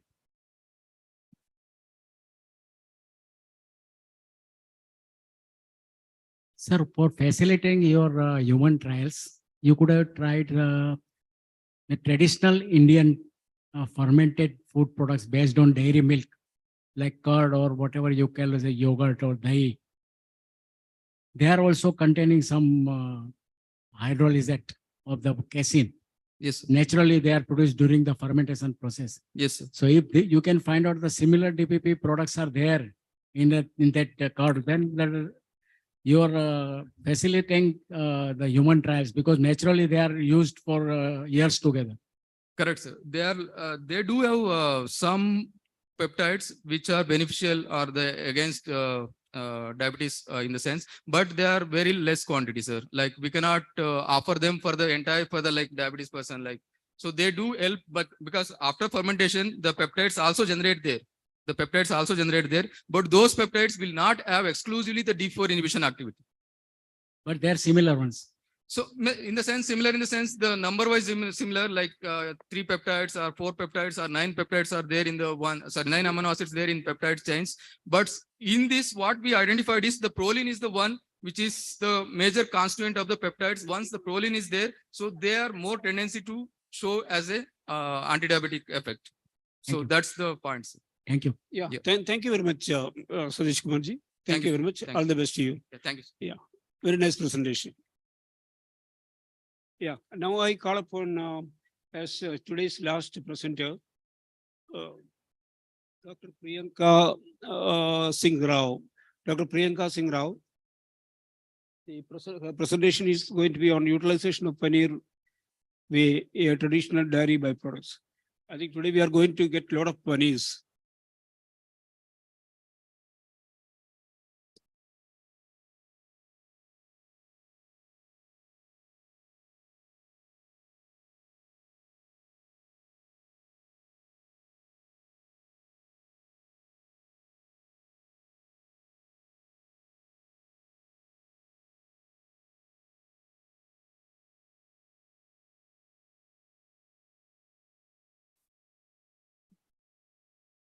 Sir.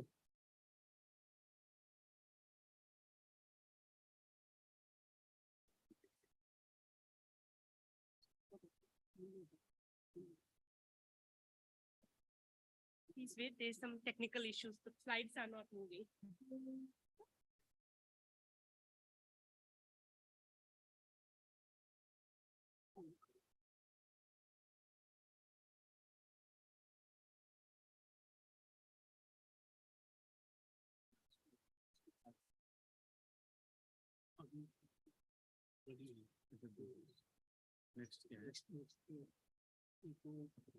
Cooking का कुछ है तो ready cooking करके ready रखो. Good afternoon, one and all present here. So, as we have already heard about 2 presentations related to paneer and second related to lactose intolerance. So, when we manufacture the paneer, there is the yield of paneer is only 15 to 20%, and remaining is the whey. So, where this whey goes, because in India we are faced with the production of paneer is day by day it is increasing, and leftover whey is usually discarded after the treatment, or it is fed to the animal. You will not find any product into the market where they have utilized the paneer whey for manufacturing of any product. So here we are trying to utilize this paneer whey This is the composition of the paneer whey.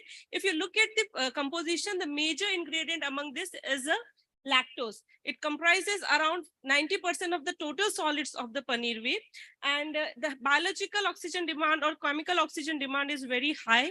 So it is like very difficult to process it also before discarding into the dairy waste also.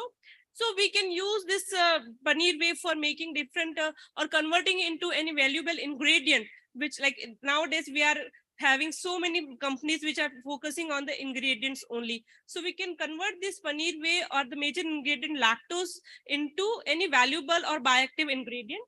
And one such ingredient which we have choose is galacto-oligosaccharide. We all know that it is a prebiotic and it has so many health beneficial properties. Like it is as I said, it is a prebiotic, it helps in the mineral absorption, and it is used in several infant formula also. So looking at its beneficial property, we have targeted the transgalactosylation mechanism by which the lactose present in the paneer whey can be converted into GOS. GOS means galacto-oligosaccharides. So there are two mechanisms and two conditions. Like if the lactose is less, concentration of lactose is less, is converts into the glucose and galactose, that is lactose free system.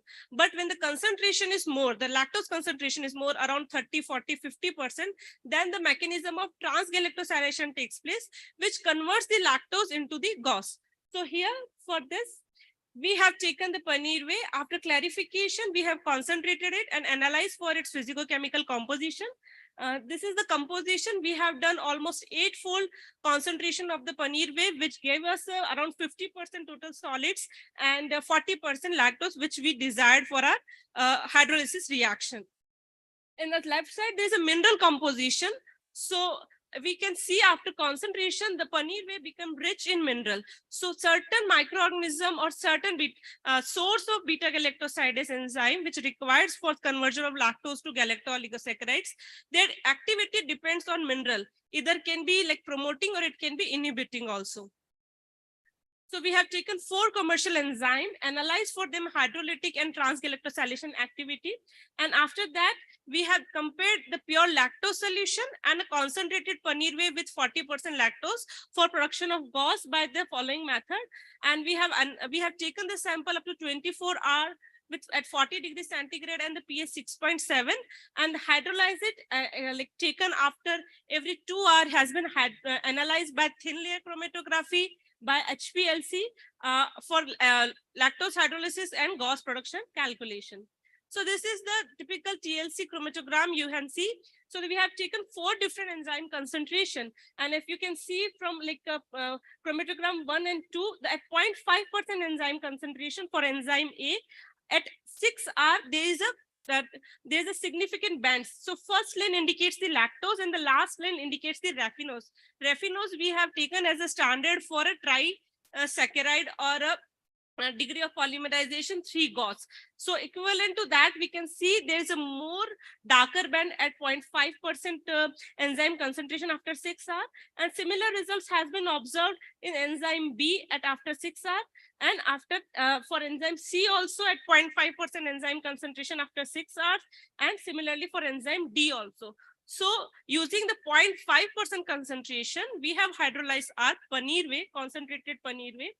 And with this 4 enzyme A, B, C, D, here we have observed not only after 6 hours, but at 4 hours only, we have observed strong bands after the hydrolysis, which may be due to the promoting effect of the minerals present into the concentrated paneer whey, which enhance the activity of the beta-galactosidase. Further, to validate the results, we have done the HPLC analysis. This is the typical chromatogram of first one is paneer whey, concentrated paneer whey, next second one is for lactose. So the peak after 7.5 minutes, around 7 minutes, the whole peak denotes the GOS galacto-oligosaccharide peaks. We have calculated the results and observed that lactose conversion. So around after 4 hours, if you can see, the paneer whey got maximum hydrolysis after around in the range of 80 to 90%, irrespective of the enzyme, while the same has been observed with the 6-hour hydrolysis in case of lactose. So we see that when we are using concentrated paneer whey, the hydrolysis time also reduced and gave the similar result. When we calculated the GOS percentage, we have observed around same trend, like after 4 hours in paneer whey and after 6 hours in the lactose, but we have observed around 25% yield of the paneer GOS content by enzyme A, followed by enzyme B, D, and C, and same trend was there in the lactose also. So here I would like to conclude that concentrated paneer whey after concentration, it is a rich source of nutrient which you can use to convert into various bioactive ingredients. One is GOS, you can convert into lactulose, single cell protein, so many other things are there. And what we have done, we have taken this lactose solution of 40% concentration as well as concentrated paneer whey with 40% lactose, and we have observed maximum lactose conversion after 4 hours in concentrated paneer whey and after 6 hours in lactose solution. When we talk about the GOS production, so that was more with the enzyme A, followed by enzyme B, and then D and C. There are different sources, like one is from the bacterial sources, and then other 3 are from the yeast and mold sources. So depending upon the source also, the source of enzyme is also get affected for its hydrolytic or transgalactosylation mechanism in the presence of different minerals in the solution, which were not in the lactose solution, but they were present in concentrated paneer whey. And the order for GOS production was, as I said here, the maximum was enzyme A, and overall 23% yield of the GOS was observed, while concentrated paneer whey was used at the pH 6.7 and at 40 degrees centigrade with the 25 units of the enzyme. Thank you so much. Questions, please. Yeah, thank you very much. It was again a very present and informative presentation. Anybody has any question?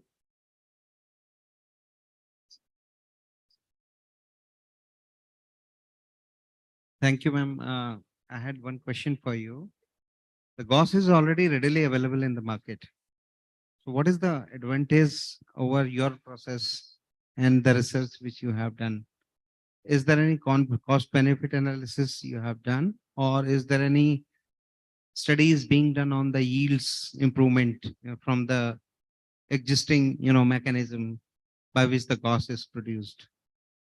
This is the second question. Third question is why people will go into that complex process of converting whey into GOS when the whey is also being used in various kind of food products as of now as it is.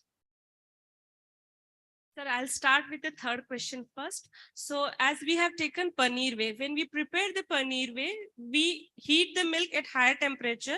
So most of the whey protein get denatured at that time only. So the paneer whey, specifically paneer whey, I'm not talking about cheese whey or acid whey. It has less protein as compared to, because all other whey is used for whey powder preparation for whey extraction. But here the whey are denatured during preparation also, because paneer is a heat acid coagulated product. Now the remaining component which is valuable here is lactose.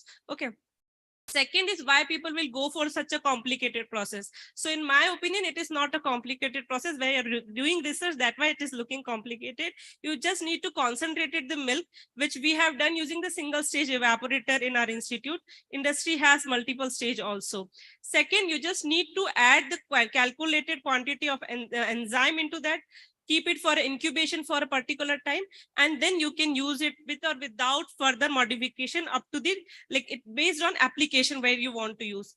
Along with prebiotic or a dietary fiber, which we call, which has several health benefits, it will have free glucose and galactose also. So it can replace in any food as a sweetening agent also, along with having the benefit of the dietary fiber, that is GOS. And first question, sir, I forgot, sorry. First question was cost benefit and cost benefits. So sir, paneer whey,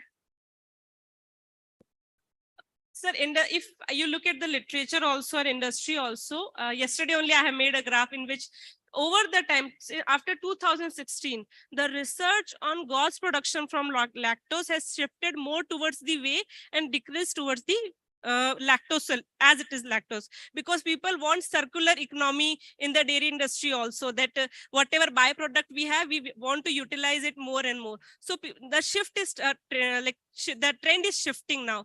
There is a company in Netherlands, Friesland. They manufactured now they manufacture gauze using whey only. So they have shifted the trend. Instead of using lactose, they are utilizing whey. In India, paneer is instead of cheese, I will say paneer is more consumed in our daily diet. So we have lots of paneer whey into the market, which an unorganized sector also. If a small startup wants to do this business, it will be beneficial. They can collect the whey from any small vendors also, and they can convert it into a valuable ingredient. So as compared to cheese whey or acid whey, we are focused on paneer whey, which is more problematic byproduct for dairy industry now. Yeah, it's okay, it seems. I have a small pure chemistry question to ask, maybe one of my doubts. You mentioned that mineral contents may possibly accelerate the rate of hydrolysis. I find in one of your slides, potassium is the maximum content in your mineral amongst the mineral, but potassium is not known to enhance any rate of hydrolysis of any milk component, lactic acid or whatever be it. Is it just a postulation or any based upon any theory? No, sir. If you see, there are several old literature also, like 1985, 90 also, and recent one also, which says that when they have done lactose hydrolysis in lactose solution and skim milk, they found more gauze production in skim milk. So what could be the difference here? So because they have made the skim milk and then did the hydrolysis, the hypothesis they have given that minerals are contributing. I agree, certain minerals like calcium, they decrease the activity of the beta-galactosidase enzyme, and it is not well studied for all the effect of all the minerals on the trans-galactosylation mechanism. Here, the source of enzyme is different. One is from bacteria bacillus, second is from Calvaromyces lactis yeast, and third one like Aspergillus mold also. So this effect of mineral also depend on the source of enzyme also, and it also they work in synergistic way also, because whey has complex mineral composition, calcium, magnesium, zinc, potassium, sodium, everything is there. So when that was, we wanted to see whether it my dilemma was that it may decrease the gauze production into the product, and I wanted to see that which particular enzyme will give more production. So in all the enzyme, as compared to pure lactose solution, the minerals work in synergistic way and enhance the production. So I cannot say from based on this initial result, like I need to study then now by adding individual mineral that Yes. That's it. Yeah, because calcium is known to reduce the rate. It is a known factor. And you have high content of calcium also here. Doesn't matter. I just raise a question. Maybe it needs more pure research. Thank you very much. Thank you. It was a nice presentation from you. I think it becomes my duty, along with my co-chair, to mention that here we are stopping the presentation as such. We have a lot of presentations to appear. We have about 12 presentations in line, but due to dearth of time, we'll probably postpone these presentations to tomorrow, with your permission. So we'll switch over to the next program, right? Yeah. Now we will be moving forward towards the panel discussion, which is the last session of today's event. Probably this session is going to be the most useful session for us, because experts of eminence from different levels of food safety related fields are going to debate challenges involved in safety of traditional foods. So accordingly, we have selected the topic for discussion as the steps to go native in India, food safety challenges and solutions. With this background, I have the pleasure of inviting Dr. Mamata Mishra, co-founder, Green Tech Private Limited, Bengaluru, FSSAI National Resource Person, as the moderator of today's panel discussion. Ma'am, please join us on the stage. I kindly request Professor P.A. Shankar sir to hand over the bouquet to Mamata ma'am.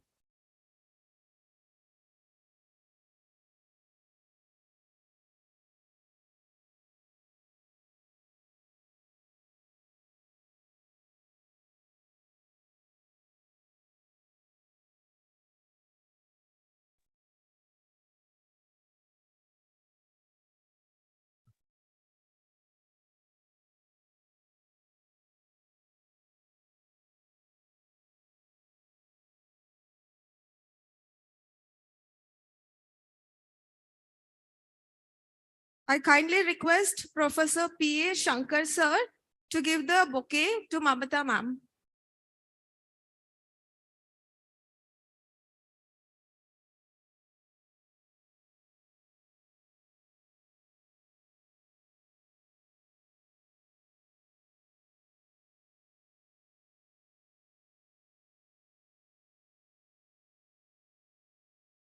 In his absence, I would request Dr. A. Madhavan sir to felicitate Mamta ma'am with the bouquet.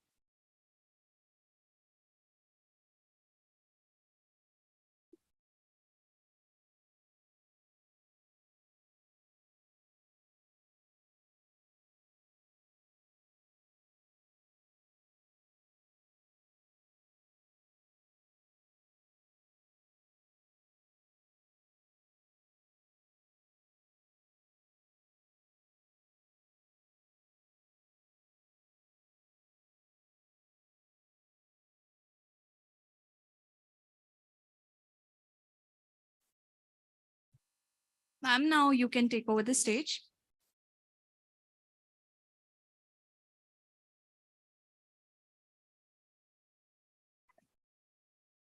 A very warm good afternoon to all of you. So the topic of today's panel discussion is the steps to go native in India, the challenges and solutions. Today we are joined by 4 panelists. I'll start with Mr. Krishna Kumar Joshi ji, who's here with us. He's a postgraduate with multi-skilled. He's multi-skilled and he's got more than 25 years of experience. He's got an excellent track record of designing, development, implementation of regulatory and food safety and quality systems across the supply chain.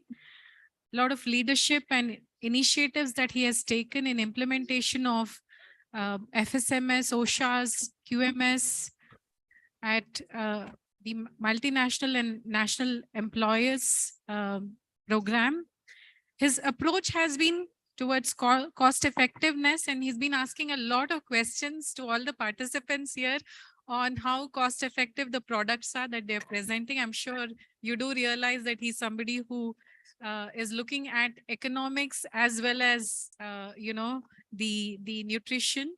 So he has even won an award for this particular quality, the most cost conscious employee year of the year 2008. He's been actively engaged at the national level with FICCI, CII, AIFPA, ICMA, FBMI, the Indian Chambers, and he's been actively involved with the regulators. He's currently the Vice President of the ICMA, and he also has served as a co-chairman for ASHCOM Karnataka Council and was also recently appointed as a chairman for AIFPA. He was also chosen by FAO and Bangladesh for the Bangladesh Codex Food Regulation Harmonization Initiative. And he has in the past also co-chaired AIFPA. A lot of work that he's done. He's also won awards.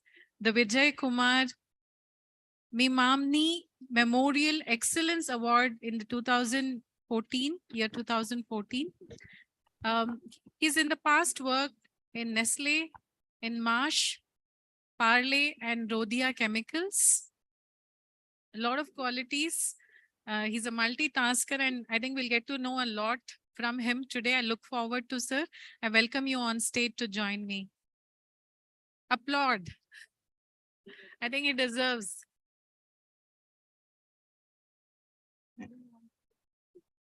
I'd request Madhavan sir to please hand over a bouquet.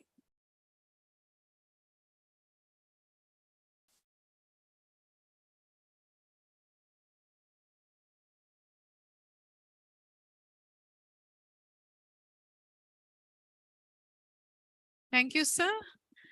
Our next panelist is Dr. Pankaj Jaimini. He is working as the Managing Director of Eurofins Analytical Services India. He is responsible for the Eurofins legal entity for food and environment business line. He's completed graduate degree in science, MBA degree in international business, MPhil in management, and doctorate degree in total quality management. Dr. Pankaj, over the career span of 22 years, has value added the industry in complete knowledge domain by establishing a network for testing labs. So we have here, I would say, a father of the labs. He's worked with almost all the top-notch labs in India. Innovative mobile residue labs. I think this is an in thing, lab on wheels. Development, hygiene, auditing, inspection protocols, and technical quality assurance services for different industry segments. He has served as a management board member in various international TIC industry companies. His earlier ventures, where he's been the managing director at Meriex NutriScience Group of India, leadership position in TUV Suds, South Asia, and Vimta Labs. So I welcome you on stage, sir. Please join us. You understand Kannada, all of you? No? It's called Chappale. Welcome, sir. I'd request Dr. Madhavan to please hand over.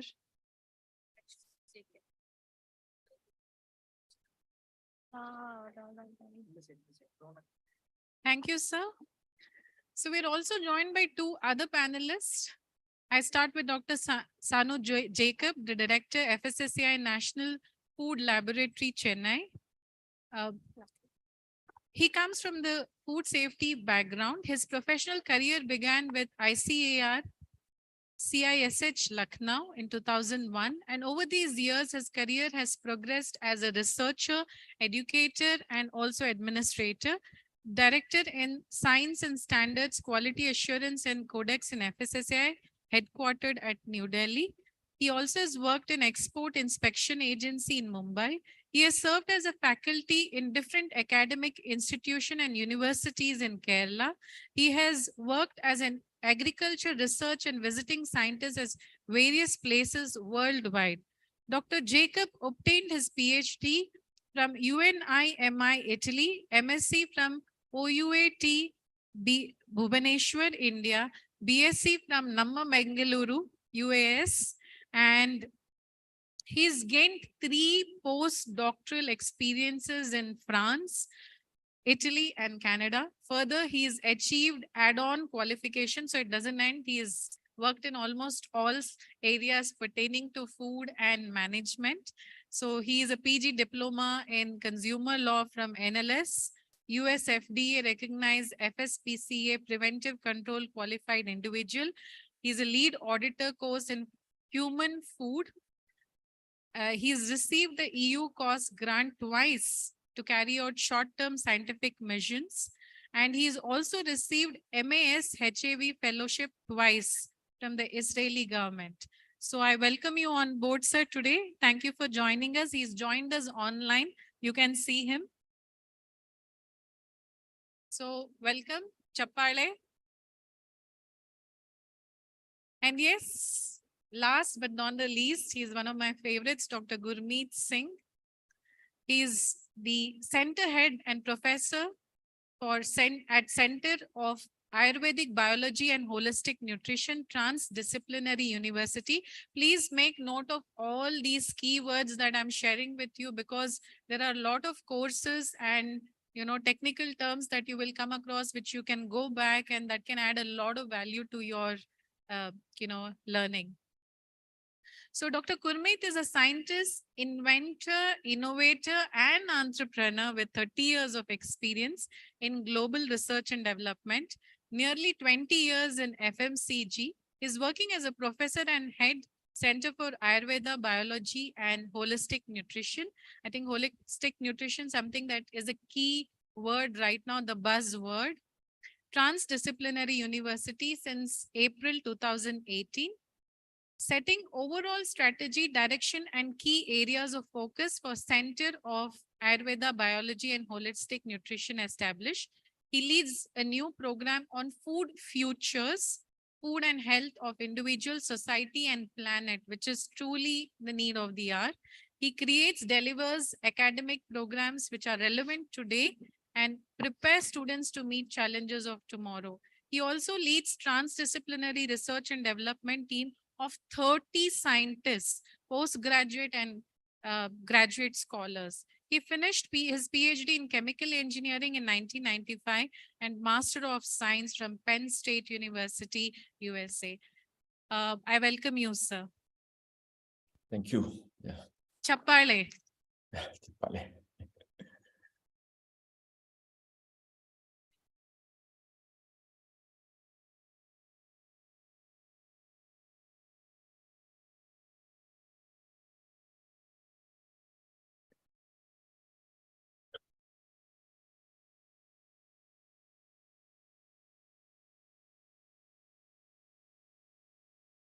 Can you hear me?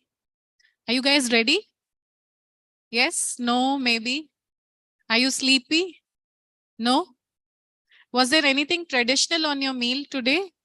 Your plate? No? Curd rice, masala vada, right? So starting with what is traditional food? We already had Dr. Anu giving us one definition of what is traditional food. And according to him, I just made a note of it. He said traditional food is any food that is made by a person with reasonable skill with ingredients readily available. So let's understand from Dr. Gurmeet, what is traditional food? So over to you. Thank you, Mamtaji. Thanks for the kind introduction, and hello to my fellow panel members and the audience, and for the opportunity to be here on the panel. Thanks to Jain University. So Mamtaji, you was asked a very simple question, right? But I think it's almost an unanswerable question. What is traditional food? We can discuss it, but answering it in precision expected of a scientist is impossible, right? For this question. So what I'll ask is 1 extra minute on this question, and I'll be very brief on the other questions you have, so we'll make up for that. Yeah. So I think we have to start this on the context of when we're asking this question, right? In what context are traditional foods important? And if you look at today's world, there are 3 big challenges, right, that we face. Those of human health, societal health or livelihoods, and environmental health, right, or planetary health. And if you look at food, right, a journey from consumption to waste disposal, 90% of fresh water withdrawals, 50% of habitable land, 10 to 30% of greenhouse gases, nearly 100% of non-communicable diseases that we talk of, cardiovascular, diabetes, metabolic health, nearly half the jobs in India, at least, in the agri sector, and 60% of the population supported directly from food-related business, growing or selling, right? So we have to root any conversation on traditional foods in these contexts of health, equity, and sustainability. So now what do we mean by traditional food? And I explore traditional food rather than define through the lens of 4 waves, right? It's an oversimplification, maybe, this analysis, but helpful to me at least. Yeah, and hope the audience also finds it helpful. I call these the 4 waves. The first wave, wave 1, is around origins and domestication of any ingredient, right, per se.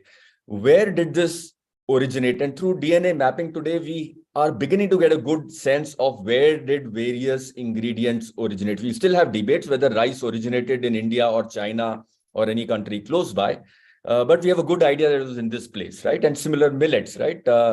And wheat, right? We have good idea where most of our ingredients originated. We also have a good idea, even a better idea, when they got domesticated, right? Which is when they came to our kitchens, and especially over the last 10,000 years, right? Which is when we settled down. So that's one perspective to look at from a tradition perspective, right? How far do we want to go back and say this is traditional food? The second wave two, is that the health philosophy focus, right? Much of India's documentation of food, and it's one of the oldest documentations of food, if you look back historically, is around what it does to the human body, right? Which is the perspective of food in a lot of the documentation, be it Sangam literature, Ayurveda, Siddha, Unani, all these tests. So that has been in the context of what food does to the human biology, right? In terms of the properties of rasa, guna, virya, vipak, dosha karma, roga haritva, etc., are all in context of human biology. I think one of the very interesting things in these texts when we talk about traditional foods are not just what to eat, but how to eat is also equally expressed. How to eat, how to cook, what to pair the food with, and in particularly fine-tuning our food with respect to the three rhythms of life, right? The daily rhythm, the dinacharya, the seasonal rhythm, the ritucharya, and the life stage, right? So that's the second way to look at tradition of food. Wave 3 is where we have layered on top of health, right? We have layered it with the aesthetics and artistry of food. And if I look back in our tradition, I see that this is the era of the Mughal period, right? The Mughal kitchens, the Rajput kitchens, the Sikh kitchens, and many other of the royal kitchens around that time, right? So about 500 years or so on, where the descriptions in the text that survive talk about not just the recipes, but the aesthetics, and they really bring out the visualization. So that's the tradition that we look at. And finally, wave 4 is industrialization. If you want to look at microscopically, probably green revolution and the urbanization, right? The mega urbanization which it has led to, which is creating new food traditions. And they got created that time and continue to get created. So I think tradition is not something which is logged, right? But continues to evolve. So some features which emerge when we talk of food traditions and India in particular, one is, as I've mentioned, the temporal range, the time range from domestication to today. The second I've spoken about is the diversity, right? The geographic and cultural diversity. There's a very beautiful saying that I like, proverb that I like, and it's in Hindi. I don't know how many will understand, but it's kos par badale pani, char kos par vani, which is that every 4 kos, every 3 kilometers, the water changes in India, and every 12 kilometers, the dialect changes or the language changes, right? And in that is summarized the change in our food and food habits as well. So that's the diversity that encompasses our food tradition. There are 2 other things which are very unique in India's food traditions. And that is, as I've already mentioned, the change with rhythms of life. All of our foods are, this has to be eaten in the morning, this is in the afternoon, this is in the night, this is in the summer season, this is in the autumn season, this is in the winter season, this is for the transition season. And lastly, the other thing is the 6 rasas in every meal on every plate, right? It is not that I had strawberries in the morning and therefore I'm okay. I need astringent foods on every plate, right? And the whole culinary practice is trying to get this almost impossible task of all the 6 rasas or taste, the sweet, the sour, the salt, the bitter, the astringent, the pungent, onto every plate. And we have the most diverse set of ingredients, food ingredients, when it comes to the bitter principles, the astringent principles, and the pungent principles in any food library in anywhere in the world. So I think with that, I'll kind of close my discussion on traditional foods. Thank you, sir. That was really a vast definition, and I think a lot. It's quite complex in that sense. And I think when you look at such a complex, science, breaking it down and getting it into the market to a common man can be really complex. So as an industry, Joshi ji, how do you see this coming into the industry?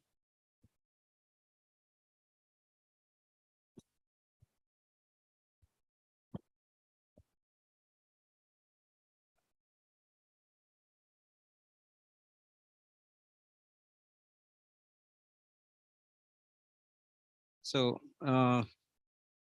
thank you, Mamta. I'll just compliment Jasmeet ji on what he has said about the traditional foods, Gurmeet Singh ji, and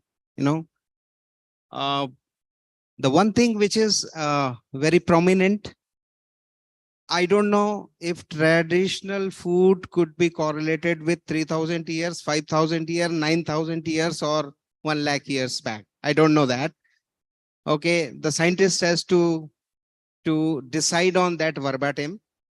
However, what best I could understand from Gurmeet Singh ji's talk is that if a food is linked to your societal values, and also it is linked to your beliefs or societal beliefs, then it becomes the traditional food. Whether it is 4,000-year-old or 9,000-year-old or 200-year-olds, the people can decide on that. In addition to your reason, cuisines, changing your food habits after, 3 kilometers, so and so forth.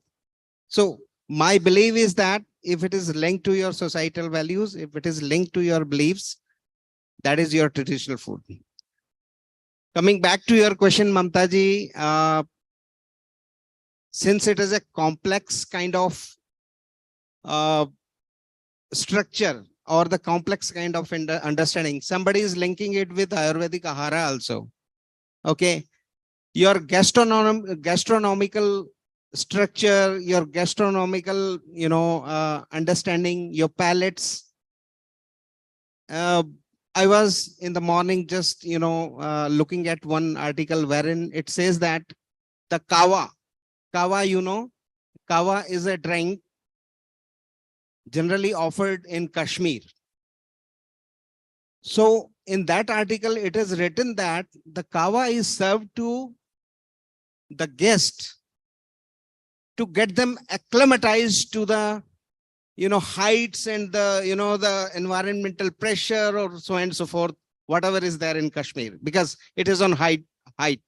So to get acclimatized to that environment, the people first offer the kawa. That's something is written in that article. So it has a value, very different kind of complex understanding and structure as far as the traditional food is concerned. Coming back to industry, your question is saying that how can we take it forward? My belief is, and we are doing a lot of work as an ITC to inculcate those traditional ingredient in the Western food. And also we have a straightforward traditional foods in our portfolios. If you look at our Master Chef product range, you will find a lot of things, different kind of dals, Kashmiri dal, or something related to South Indian food and so forth. We had also again created one omni-channel, which is your flavors of kitchens. There is another channel created for millet khichdi, millet churma, dal churma, bati churma. All traditional foods are forayed into that particular channel, and it is readily available on Swiggy, Zomato, Swiggy.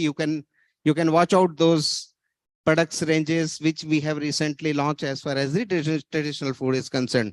There is a great shift is going from or enriching the Western food by these traditional ingredients. That is also into our plan, and we had a commitment from Niti Aayog or the other government agencies wherein we are part of PLI scheme. So probably in next 1 year, you will see a lot of ITC's products are fortified with those, traditional ingredients as advised by the government. So you say that there is a market in India and internationally for traditional food, Indian traditional food. Yes, Yes? it's a market. Recently, you might have seen the Prime Minister sharing samosa with Australian Prime Minister. You know that analogy. There are a lot of Twitters so million fans, they have tweeted on that. And I may give you a little bit data.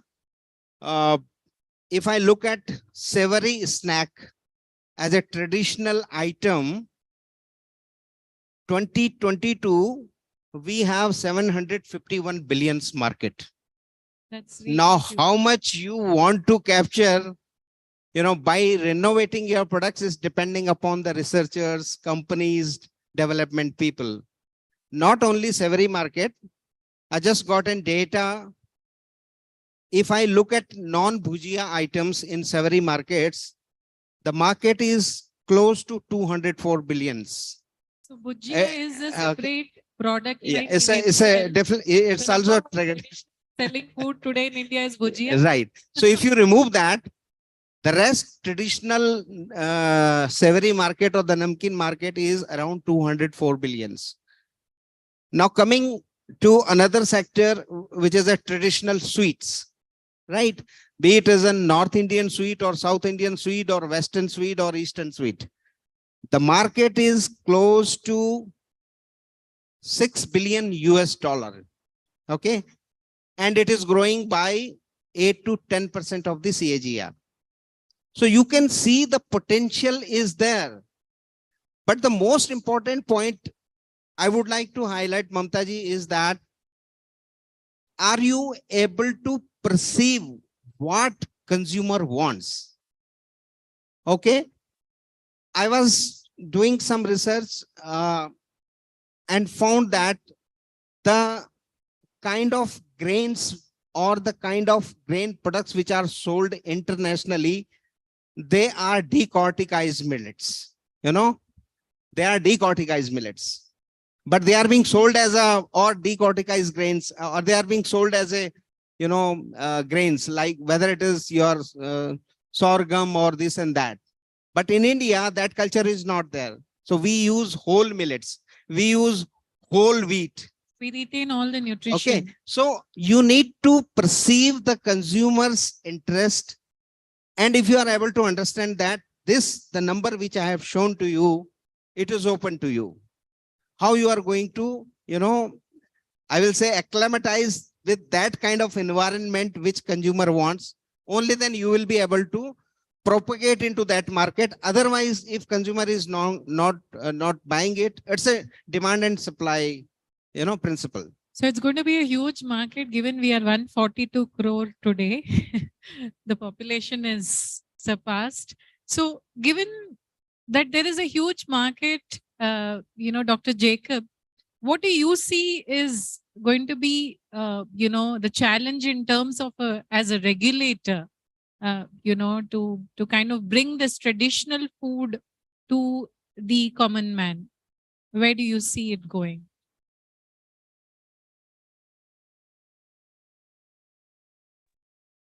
Thank you, Mamta ji, and thank you, organizer, for inviting. In fact, a wonderful subject that is happening, and I'm glad to also see my co-host Gurmeet ji and Joshi ji sitting at the podium.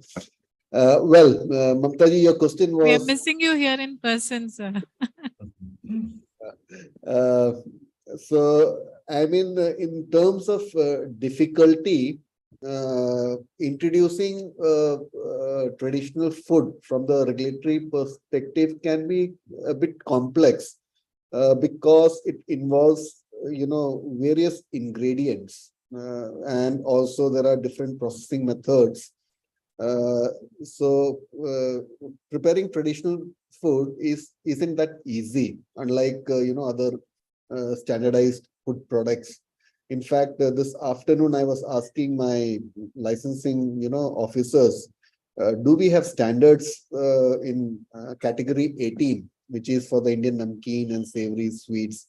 So they were saying that it is not there, but we take the closest. If it is a cereal based traditional food, so we look upon the cereal, or if it is a pulse based, we look upon the pulses and see whether it is matching to the horizontal standards. We don't have yet any vertical standards. Of course, there are some thoughts going in the codex for the Indian-based sweet dairy-based desserts. In fact, the system, in terms of giving them the license is easy. All we, from the regulatory perspective, is that the food should comply the prescribed, standards, particularly the horizontal standard in terms of safety issues like pesticides or colors, then the labeling requirements, and also on the hygiene aspect. The licensing part is a bit easy through the process of FOSCOS.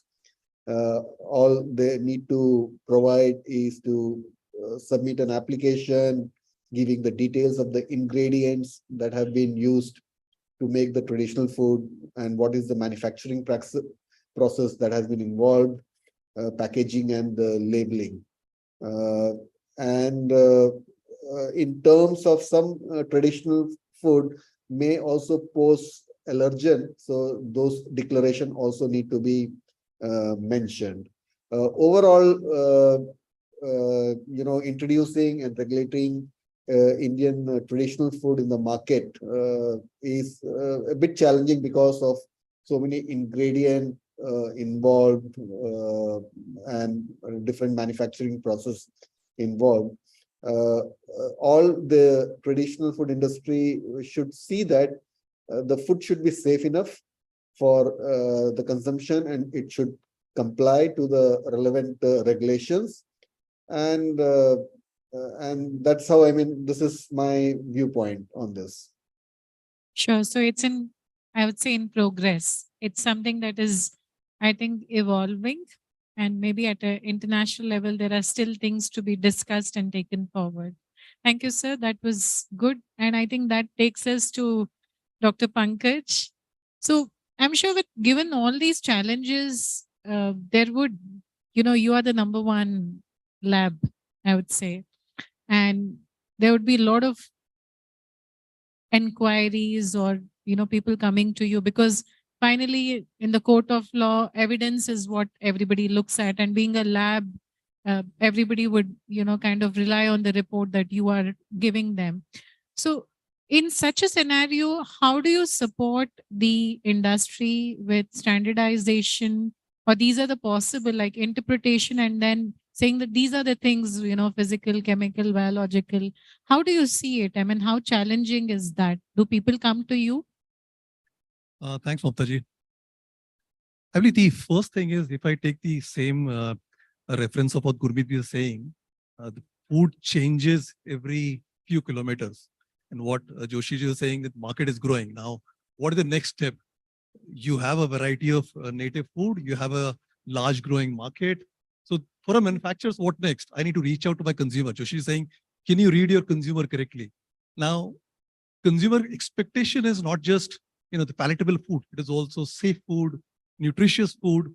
And if I'm a manufacturer, I declare it saying, I have met all the criteria, regulators' criteria, the minimum requirement of the product, palatability and all those things. Still they say, I don't know you. You are from South India, you are from North India, you have been a native, regional brand, but go expand your horizon, people see where's the third-party certification or a test report. This is where the facilitator like us comes in, the industry of labs comes in. And we say, okay, we can help you in ensuring that confidence gap can be bridged. We go in and we help you to identify standard methods. As Sonu Jacob was saying, many of these methods are not really, it's written somewhere, but not really scientific today.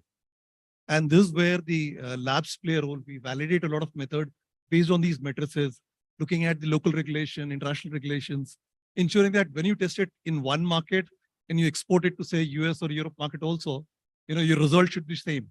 Your quantity should be same. And this is where I believe our industry plays a very important role. We ensure a lot of times, the product goes out there and there is a website where all these rejections are uploaded, and it's such a national waste or a global waste where it's discarded. I think that becomes so critical to understand But a bhujia being dissected to an international standard, I think can be very challenging. So you have been helping people with this. Have there been scenarios, any story or anything you can think of? Yes, one thing is, for example, the destination market. We see what you're saying, bhujia being the largest category. Also, a lot of Indians are now overseas. So they want to see the Bikaneri bhujia exactly the same way it has been sold in India. It should be available in the US supermarket also. Yes. When the Indian traditional exporter export those Bikaneri bhujia to a US market, the regulator says, have you tested for filth? Now, filth for us is absolutely nothing. It's an extraneous matter which most of our process, we don't really see what all goes in. And sometimes our process are not, if it is a native food, not manufactured in a bigger factories. Yes. You may have these lacunas, shortcomings in the product manufacturing. And this is where the lab like European, for example, we are the first lab in India, which is USFDA approved now. So last week, we got a USFDA approval for food.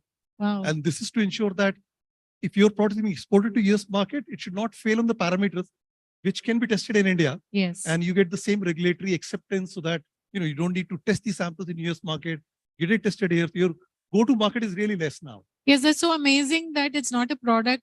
It's the same product, whether it's nationally sold or internationally. The quality and safety parameters are going to be the same. That's so amazing. Congratulations on the certification, accreditation. So, Joshiti, now, yes, there is a solution. It's being worked on, but again, business is important, and food being among the top businesses, 22% GDP coming from food. How do you further commercialize the traditional food? I mean, food like which probably is great, but how do you bring it to the market? Because today I think you came across so many new products which people are working on. How do you balance the traditional and commercialization? Hello. So there are 3-4 fundamental principles. One, whether you have a kind of supply chain available with you to expose your innovation or a product which you have manufactured to the globe or to India per se. So if you have a supply chain, yes, the potential is there and you can do it.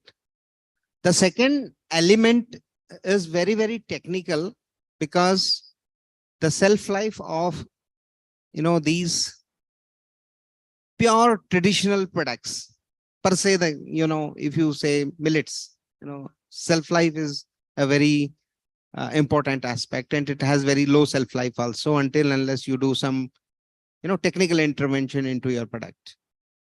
So sending or reaching your people, if you have a manufacturing facility in South and you want to reach out to a consumer who is in North or Jammu and Kashmir, probably you need some kind of, you need to address that challenge of shelf life.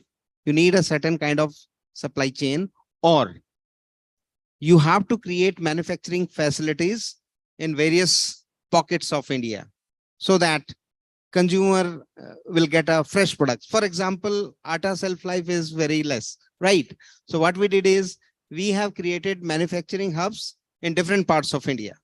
So it's not, these are localized ones so that people get a fresher product to their plate. So similar kind of exercise has to be done. But again, the challenge is that, the millets doesn't grow everywhere. They grow in a particular pocket of India. So you have to bring it down to that particular place and then make your product and then sell it across India. This is the second aspect. Third one is, as I told you in the previous part of discussions, the taste, the consumer preference. Now the problem is that we have westernized ourselves too much. Now that taste is, taste is here now. Now, if you want to make a benefit out of your traditional foods, so like millets or some other things, you have to match that taste at par with your Western food. Okay. So if you are able to do that, probably consumer will shift from that to this, or it will balance it 50-50. So that kind of understanding has to be brought into our innovation and supply chain. This is the third part. The fourth part is about communication and marketing. Is organization ready to popularize these kind of traditional foods? Like, Haldiram has done, Bikaner Wala has done. Everybody knows Haldiram and Bikaner Wala has today. So if we look into those food products, the ingredient, ki jawar ki khichdi, jawar upma, aam pana, there are many products which are there on your plate. Like in the morning session, somebody was talking about millet shakes or millet beverages. So can somebody, be it as an organization or an institution or a consortium, who takes it on and start communicating to the the consumer, saying that this is what is available with you, because we have forgotten our traditions. We have forgotten our traditional foods. So can we bring in that? So these are the four basic elements. If those are addressed, consumer is ready to buy, provided that you are bringing in a taste which is preferred by him. Absolutely, rightly said. I think a lot of it also goes on, like you said, even if there is R&D and the product comes out, unless it's marketed on par with how the others are, it's very difficult to sustain. Do you think, Dr. Gurmeet, in this whole process, we will lose the essence or what is traditional or native to it? Is there a chance that, do you see any product right now in the market which probably is not true to what it is? I mean, it's more from a standpoint that, do you think can this be balanced? Yeah. No, so, I mean, firstly, I think we lose some traditions and we create new ones, right? So it's a continuum. So at least I don't worry too much about that. Also, if I look at human evolution, right, I go back because as a scientist, I have to look at how things have changed, right? The rate of change and change and rate of change. So through human evolution, over 3 million years, the characteristics of our food have changed, right? Continuously. Food used to be slow, right? Today it is fast. When I say mean slow, is that most of it used to be digested in the colon. Now a lot of what we eat gets digested in the small intestine and absorbed in the small intestine. We used to have 150 grams of fiber. We have now about 20-25 grams of fiber in our diet. You look at a pandas, 12 hours of chewing bamboo. I did a survey amongst my classes over 3 years.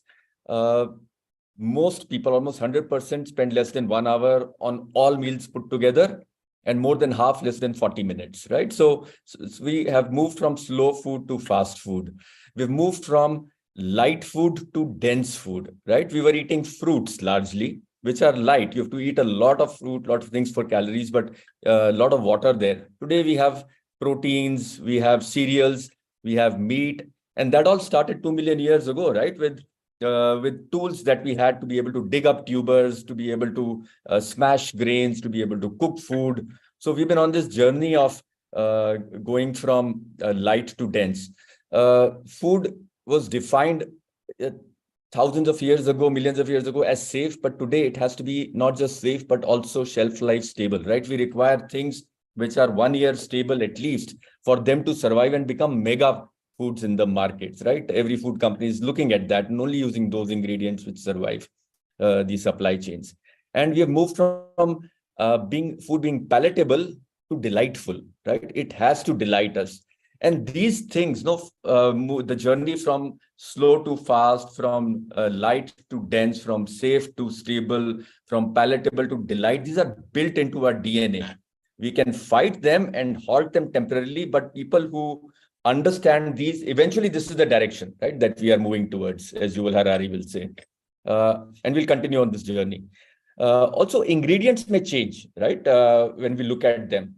new cooking techniques may come in, right? I mean, microwave is come in. It's they're part of many homes today and may increase if the cost comes down. What we need to think of is what practices stay relevant for today, and we make sure that we distill them and make sure that those the coming generations are aware of those. What do they do with those? Whether they choose them or not is up to them, right? We can't dictate, but we need to make sure that we document these, we present these, we get people interested in, so that these choices are available. What we don't want to happen, why things can disappear, are that we have not preserved and made things aware, right? So what our goal is to make sure there is awareness about ingredients and about practices. And then we leave up to generations. We are not going to be judging this is right, that is wrong, but we are making sure that the information is available in the way that can be digested. Absolutely, rightly said. I think it's so important for us to hand it over to the next generation. So when we look at it, I think it's very critical at the government level, and the policy making level, a lot of work to be done for the next generation. And when you look at FSSAI, predominantly nutrition, safety, sustainability, Dr. Jacob, I think these are the three key areas that FSSAI has been working on. And like this year, we've celebrated the year of millet 22-23, and it's been such a successful, mission. Do you think, going forward, is this going to be international, this trend of traditional food going up?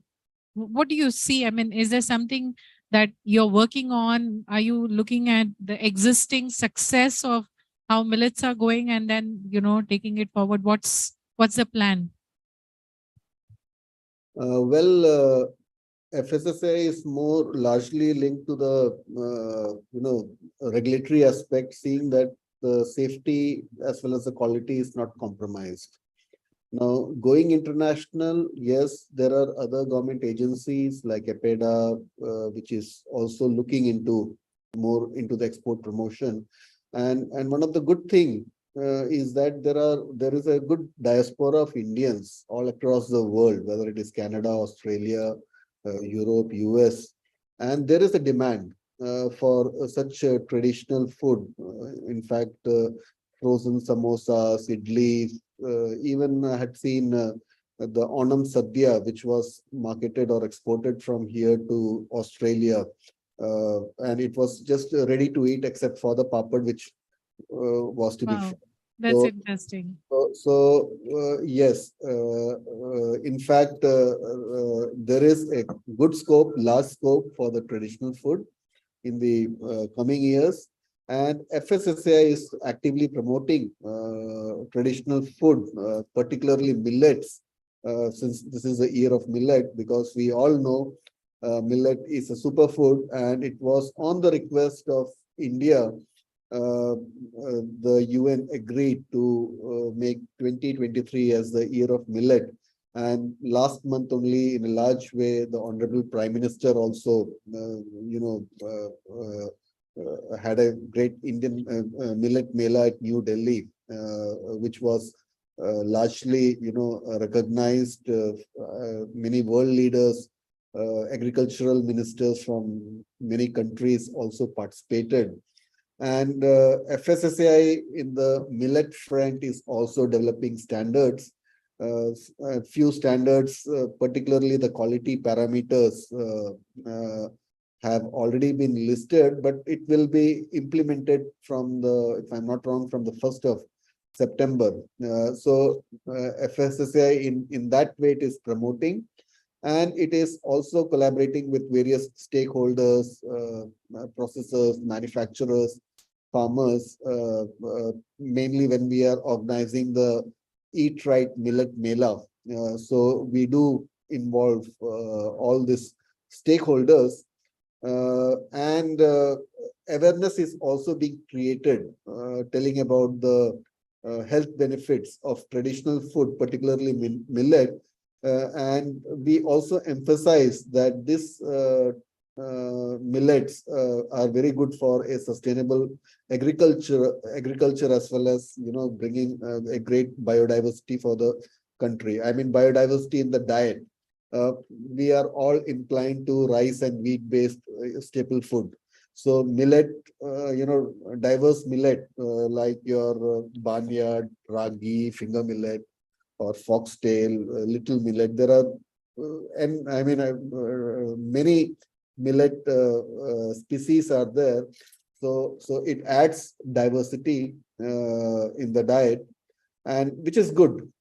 So in that front, FSSAI is largely promoting the millet, and we all saw it has been accepted by the UN. A lot of Eat Right millet melas are being organized. In fact, the Southern Region Office has been mandated to organize at least 10 to 15 before the end of this August. And we have already organized, if I'm not wrong, 4 or 5. The next one is going to be at Cochin on the 4th of May.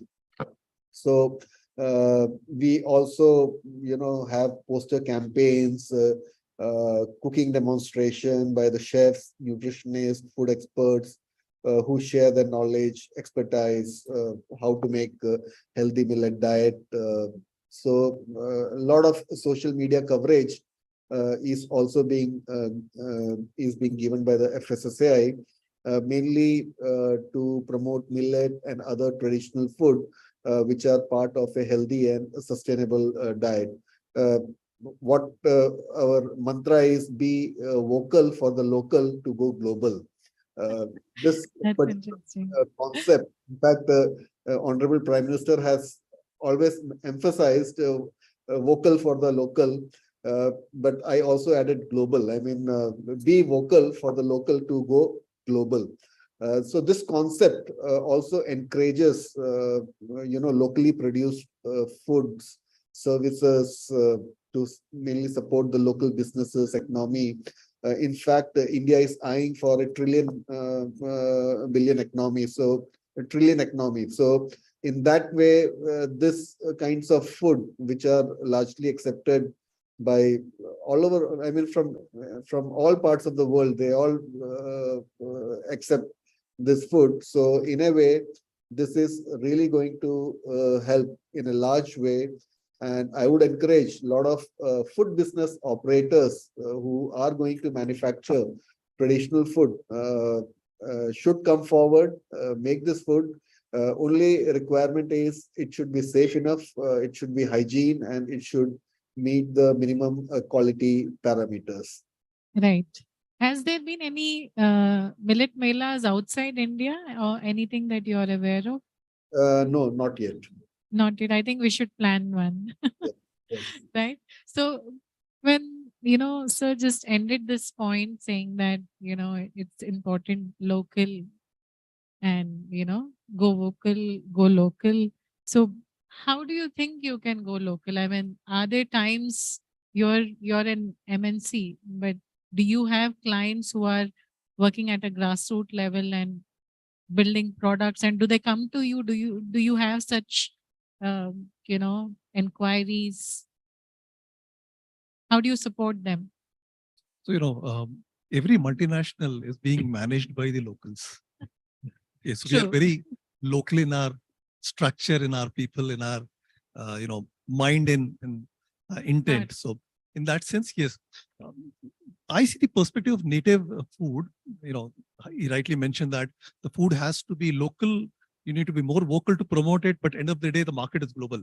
Okay, you want foreign revenues to come. You want your own people to consume that in the other countries where they're setting it. So one thing which we purposefully do is, if you look back a few years back, if you want to export to Europe or for US, you know, to export those samples to these markets, because the test parameters specific to these markets were only available in the European labs or in the US lab. Not many of those tests are available in India. So being multinational labs, what we did is we ensured that in last 5 years time, we ensured you don't need to really send any sample to overseas labs and you get it done in India. So, you don't really need to wait for such a long time to send samples. I remember a couple of years back, if you want to send sample for large pesticide screening, large means some buyers say, to test it for 900 plus molecules. There are, most of the Indian labs are doing only 300 or 400 molecules. Right. Okay. The moment somebody say 500 plus molecules per European regulation, you say, okay, Wow. send sample to European lab. Now cut to 2020, we in India, in Bangalore, we are testing 900 plus molecules. Wow. So we don't test any we don't send any samples to global labs. Now that's one part of accessibility. That, can you bring those accessibility from European market to the Indian market? Second is affordability. Now gone are the European prices or the Euro prices. You pay it in the Indian market, in Indian prices. Because the cost structures are different, you pay much lower prices, it become more affordable. And especially for Europeans, we become very conscious of that. If there is a factory or a manufacturer who's really small, medium enterprises, we run a special price for them. So if a startup is registered with the government, we give a special price to them saying, we are really supporting you to become more bigger in size. I'm sure there are a lot of entrepreneurs out here who are listening to you, and I think they should come to you whenever they develop their products. Sure. So Right. we partner with a lot of universities. Jain University is one of partner where we see a lot of their students coming to our labs getting intern done. We also started a lab here in St. Joseph University. I was there today morning. Wow. So we partner with all these, young entrepreneurs to ensure that you come to next level, you become the next, Tatas and Birlas, and we see more food Absolutely. entrepreneurs coming from Bangalore. So there's a lot of support that has been going out to the Yes, market, especially given that we still have, and I think September coming, I know you've done a lot of work on millets and standardizations and all of it. But one question to Dr. Gurmeet before I come to Joshi ji, because Joshi ji's will be, it's going to be a little elaborate because his point is like a little more in detail. Dr. Gurmeet, I know that you've been, I've been to your university and I've seen the technologies that you've been working on. They're amazing. So how are you helping? Do small businesses, entrepreneurs come to you with a product in mind and kind of ask you to support? How has there been any success stories? Have you been successful? How does it work? Yeah, we work with a lot of entrepreneurs, small startups, really 1-2% small startups, big companies as well, all the way up to the Reliances of the world. So we span the gamut. But I think I just wanted to begin with one point, especially small businesses who try and say that who want to make traditional foods and say we want to scale it up. I mean, one thing to remember, for this audience, which is largely a university audience, is that actually what you're trying to do, one way of looking at it, and you should look at it and think about it, that you remember my earlier statement that traditions change, food traditions change every 3 kilometers or so, like was that tradition, this is the saying that I had quoted. Then are we trying to scale up our traditional foods, or are we trying to make what is traditional to me and scale it up and therefore make other people give up their traditions, right? So in that scale up, it's about making other, if you're looking at diversity, you're trying in some way, other people give up their traditions and follow your traditions. So what is it beyond what you feel about your traditional food that you want to know is something that you should think about. And that bigger thing will help you scale up, right? Rather than just a simple state, I want traditional food, because, hey, I already have, as Gurmeet Singh, I already have a lot of traditional food. The moment I go out and pick someone else's traditional food, I'm giving up one of mine, right? So that's a dichotomy that everybody should think of, right? And therefore your vision has to be larger than that. Also, there's no one advice, right, to students as to how to go make a small business big. No, the opportunities are at all ends. It's about bringing back extinct foods on the table in a sustainable way to reimagining them and making them contemporary in a way they look very different, right, from others. I mean, just giving the example of, do I want to make everybody drinks chai? It's now 200 years of being an Indian, and actually historically it's an Indian plant itself, while many don't think know that. But do I want to make the best milk tea, or make the perfect blend of it, or I want to completely reimagine it? Reimagine all the way and say, hey, nutrition is through the mouth, or I could also deliver through the skin, outer nutrition, right? So you could really think disruptively as well, right? And I just take the example of Starbucks. They worked on this idea of a traditional Italian coffee and made it into a multi-billion-dollar global business and added other recipes to it. And now there are 5 Starbucks within 10 kilometers of my house, right? So opportunities are endless. I'll give you a couple of more examples. Take alternate meats, which is the talk of the town today, right? Everybody is looking at how do we make plant-based meats or other alternative meats, no? In one way, many people who come to us, they want to make kebabs out of them, right? Those kebabs are traditional. So while the plant proteins, maybe soy proteins, may not seem a very traditional Indian product, but they're conceptualizing it as a Indian product because they want to root it in tradition, feel that's the way to market, right? And I think it was mentioned earlier that the route to success, you need to start with the consumer and end with the consumer. A consumer need to consumer delight, right? I take another example of wheat, vegetables, herbs, and dairy like paneer or something, right? Which is on my plate in a traditional plate that I eat every day. But now you reimagine all of it as a pizza, same 4 ingredients, but as a pizza, right? So now the ingredients are traditional, unlike the plant-based meat where the ingredient was different. The format seemed very traditional. To here, ingredients are traditional, but conceptualized as a new product, right? So you have various ways of looking at it. The key is, I feel, to success is to have these 3 thinkings, which we at our university in our Food Futures program are very keen about, and of courses for that. One we call as design thinking, which is consumer need to consumer delight. Systems thinking, which looks at all parts of the supply chain and makes sure that there is value from the grower right up to the consumer. And holistic health thinking. Holistic health thinking is about not just food, which is for my genes, the human genes, but also for my microbiome. So I'm also feeding the gut, right? Our genes are 20,000 genes, right? The gut, the microbiome has 2 million genes. We need food for all of them, right? So that we are minuscule part of the genes that exist with. And we also need to look at how we eat and not just what we eat. That's what holistic health is about.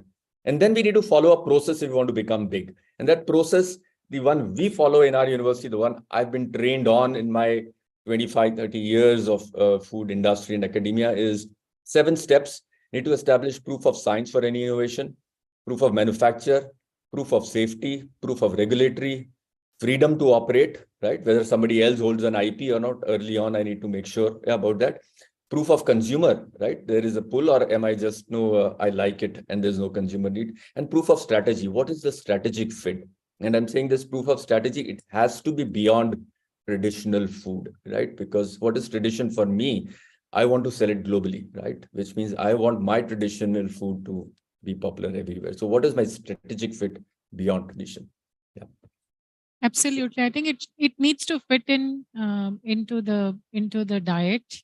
And that could be challenging. Maybe in India there could be acceptance because you're aware, kind of, it's not just the food as a complete meal, but also as an ingredient. I think there are a lot of ingredients out there which are very traditional to India and maybe completely new internationally. The combination in which these ingredients probably come together, that also is something very unique. So with all this, being native to India, I mean, we are like 70% of spice to the world goes from India. And obviously, it's always been known to be the basket of spice. So how do, a large setup like ITC, how does this, come together? Do you see in the past, have you made any changes which, with native, with going native at the national level and international level? How have you supported? So basically for a large organization, it is not a makeshift rule, right? It's a strategy. A lot of thought process goes into it. For example, there is a process called CPT, Consumer Preference Testing. So anything which I'm doing in my lab, once a sizable understanding we got on that particular aspect, a pilot scale is being done and you produce a sizable amount of, 1 or 2 batches or 3 batches, and then it goes to the consumer for its preference testing. And there are thousands of parameters are being depicted. It has cost, it has time, it has a right kind of, questionnaire to be asked from the consumer. It can't be just, KK Joshi is writing something and is going to be asked by somebody. It has to be statistically designed. So everything is done. And then once you get that feedback, then you start making your bigger batches or commercializing it. And then obviously then there is a thought process within the management saying that, okay, is it the right fit? Is it replacing something, or it is just a, a complement to something, or it is a very new concept? Then accordingly, depending upon the nature of that particular understanding, the funds are put into. We can't say that, okay, tomorrow I'm going to start with this. Okay, take 10 rupees and, start that. Any product you can, probably share with us? So, see, Anything those which are is something one- which is, one specific personally, those are something which is organization driven. So I can't, share those examples. Anything which is already established, which probably. Now, see, you can watch out for our gluten-free atta. Okay. Gluten-free atta. Gluten-free atta. Okay. I don't know. People talks about too much on that gluten-free, and we make it in exclusive factory. Okay, because you should not have a cross contamination of certain kind of allergens or the gluten in your facility. So now you will say that has it to be done like an hurry? No. First, the processes are validated, the ingredients are validated, the facility is validated, all these cross contamination, etc., or quality related aspects, and and then goes into the statutory requirement, the government requirement. What is it? Even when we look at the statutory requirement, we ask our product developer, can I have 50% of that? Because there are chances of error, and you are making a gluten-free atta for certain kind of population. If something goes wrong with somebody, what will happen? So if regulator saying, okay, you maintain 50, can I go 25?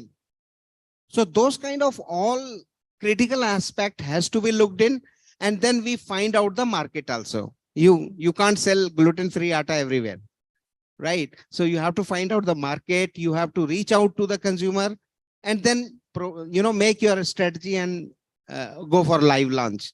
So that's how it is being happened. It's not a, I'm giving you a typical industry or a big player's perspective, because we have a lot of responsibilities. We have other Always businesses also. Like So, anything goes wrong, you pick. That's always the challenge. The ripest mango gets the most stone, they say. But given a large setup like ITC, you have all the support. You have a regulatory team. You have a lab. You have so many facilities. Do we have Dr. Jacob? Are they disconnected? Are they online? Yeah, I'm online. They're online? We can't see them. So, Dr. Jacob, I mean, this is more to you, that there are smaller organizations also, like we have the SHG, the self-help groups and many others. Is there something, for these businesses that you are supporting in terms of FSSAI with any kind of a program on training them or educating them? Of course, training and education is one of the mandate for FSSAI. We do it from time to time through FOSTAC training, and even to support the self-help group and small businesses. We also have the Food Safety Mitra scheme. If some of the food, it's even open for other businesses also. So they can go and there is a dedicated website, Food Safety Mitra, where they can find out who is the Food Safety Mitra in their region or locality, and approach them, and they will help in the licensing process. Now, most of the self-help group are, small businesses with a turnover of less than 12 lakhs per annum. So they really don't require a license. It's just a mere registration where the annual fees is ₹100 per year. So in that way, the FSSAI is helping the self-help group. We give, guidance, not in terms of giving subsidy, but we do give guidance on various regulatory aspects, on food safety management system, on hygiene. So because our, the main mandate is see that the safety should not be compromised. So with respect to that, all kind of trainings are being given to the self-help group.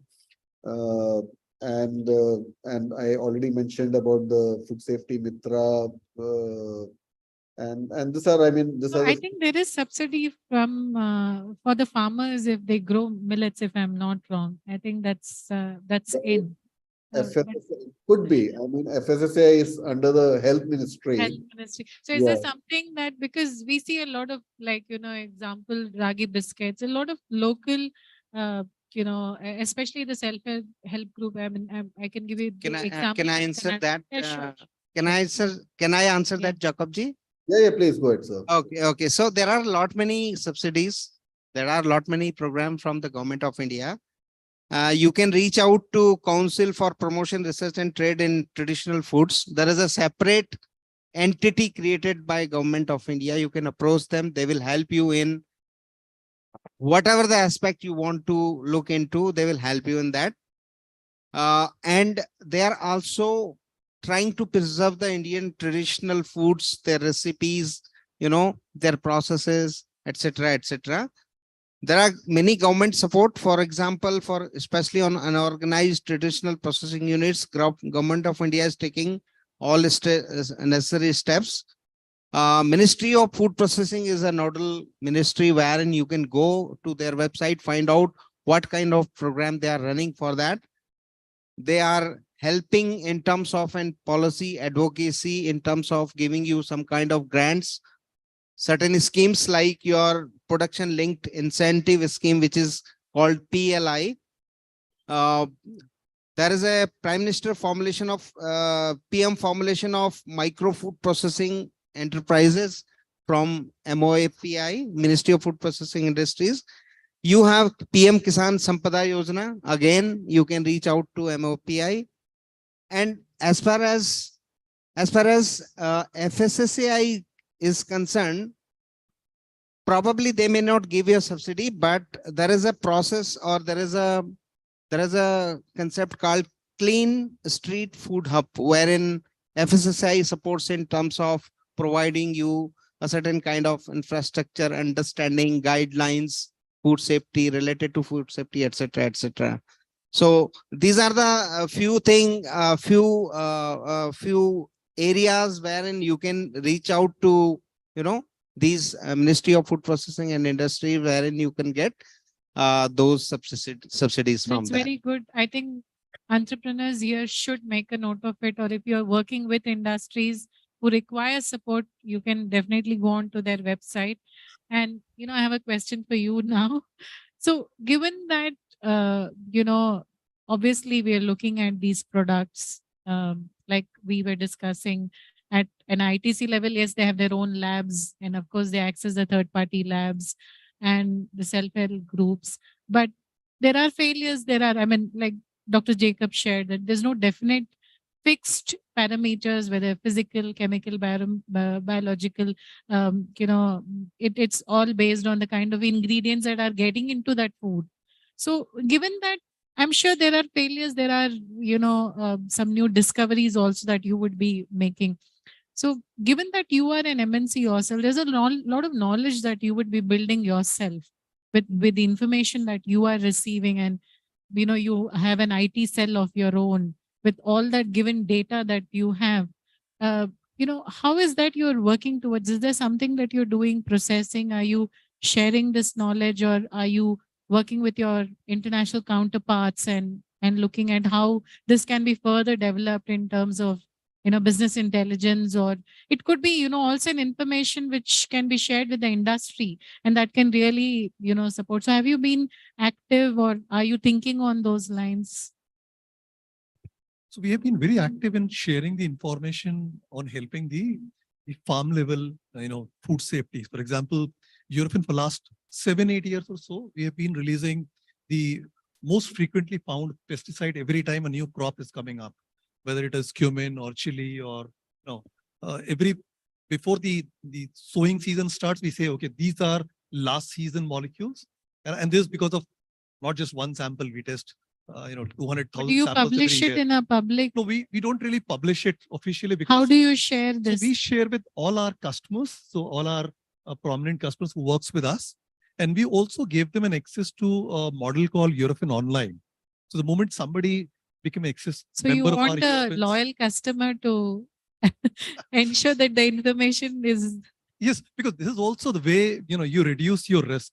If it tells you, proactively that these are molecules found last season for this crop, you'll be more conscious about educating your farmer partners, saying, okay, don't use it. I know there is a watchdog. We know that these molecules are frequently tested, and because every customer only tests few tens or hundreds of samples, you never have a data chart which tells you what are the frequent molecules.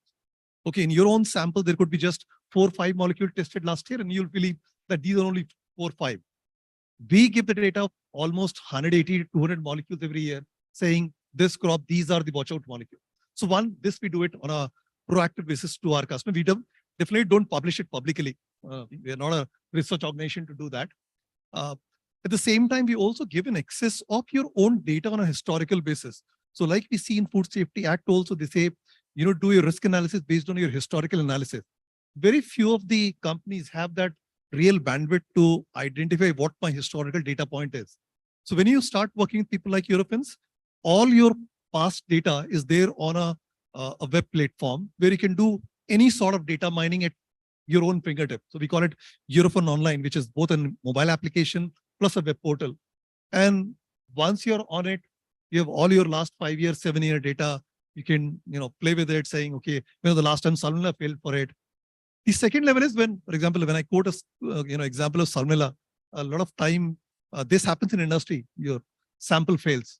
It fails in a microbiological It's parameter. basically almost a horoscope of food where you have the past and the future of the food, the predictability of what can go wrong in the coming times. True. So you can learn from your own mistake or somebody else's mistake. These are the only things of valuable knowledge. So what we try and help you is at least you learn from your own past history and you don't commit the same mistake again. And then, we're also planning to publish these trends to the industry associations. We will not be publishing it directly, but we'll share with the industry association where they can publish it for their own industry benefit.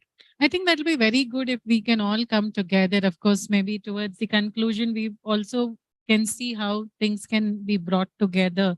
But yes, that's really amazing that you've been doing it. And I'm sure there would be a lot of success rate. It would be good to see also here, whether, your prediction when you have shared with them, has there still been the presence of these pesticides or, chemicals, banned chemicals? If you can further, analyze it and share, it would be interesting to. Have you done it? True. So just To like what all percentage the of corrections?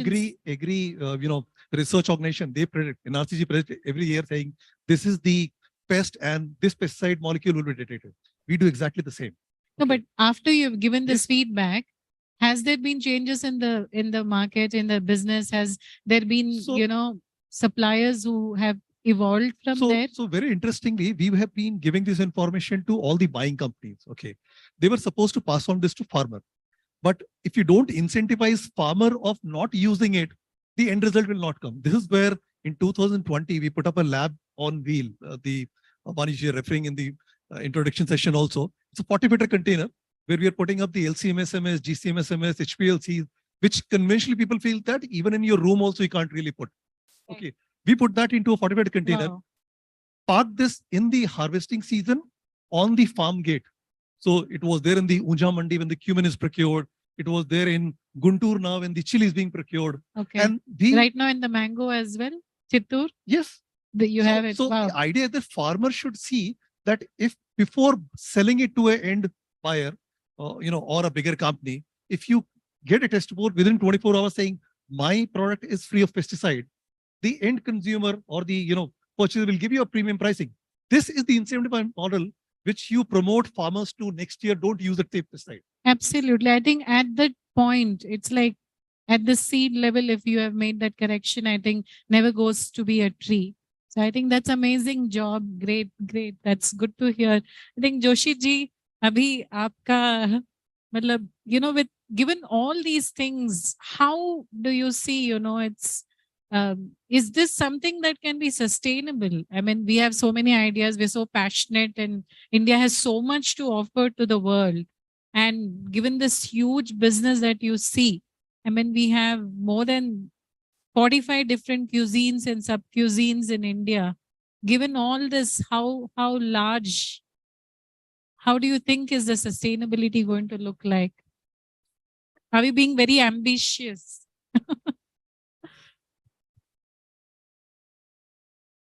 See, sustainability depends on your availability, right? Now, if you make a particular thing available or readily available, definitely if you have a right kind of procedure and practices, it will be sustainable also. Now, look at, how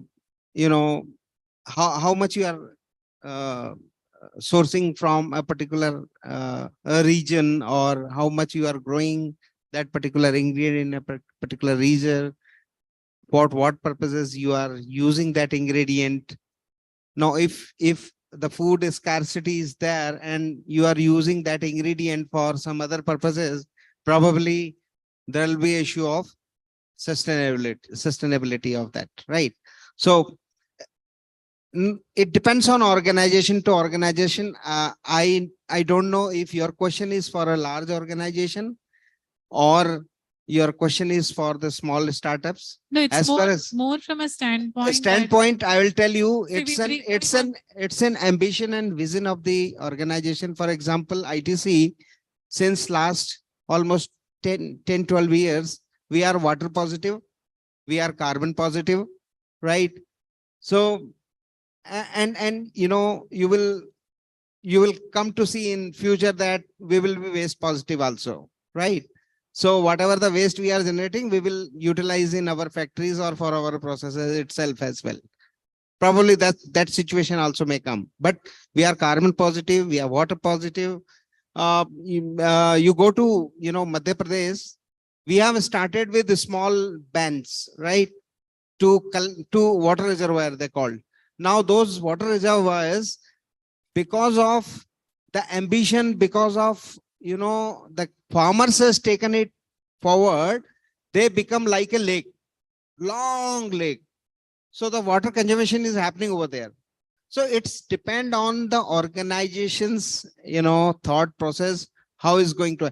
Kindly go through ITC's website, click on the sustainable page, and you will find all those aspects which I'm talking about.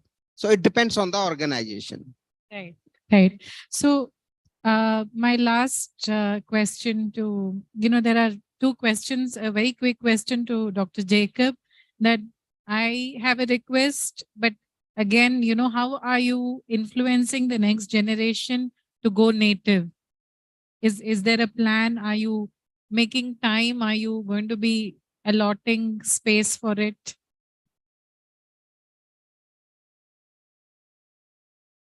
Dr. Jacob, are you there? Yeah. Can Yeah. you hear me? Yes, sir. Okay. I mean, next generation, eat healthy, eat safe, and eat sustainable.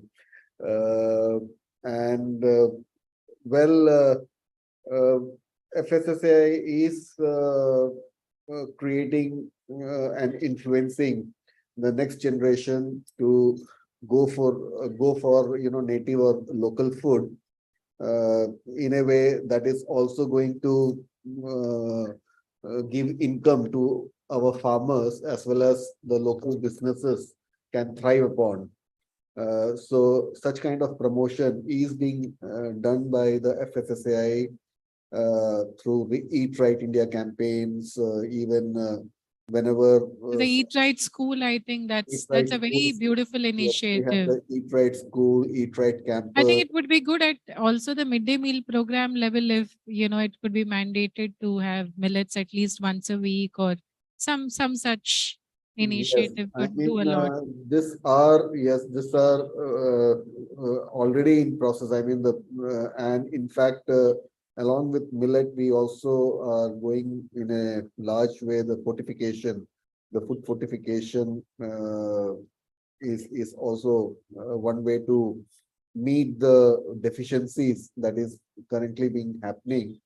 And I mean, the Eat Right India, I would say, is one of the platform where large awareness is given through seminars, lectures, games, fun, where a lot of traditional and indigenous foods are being promoted. In Right. fact, a lot of stalls in exhibitions, you might see Yes.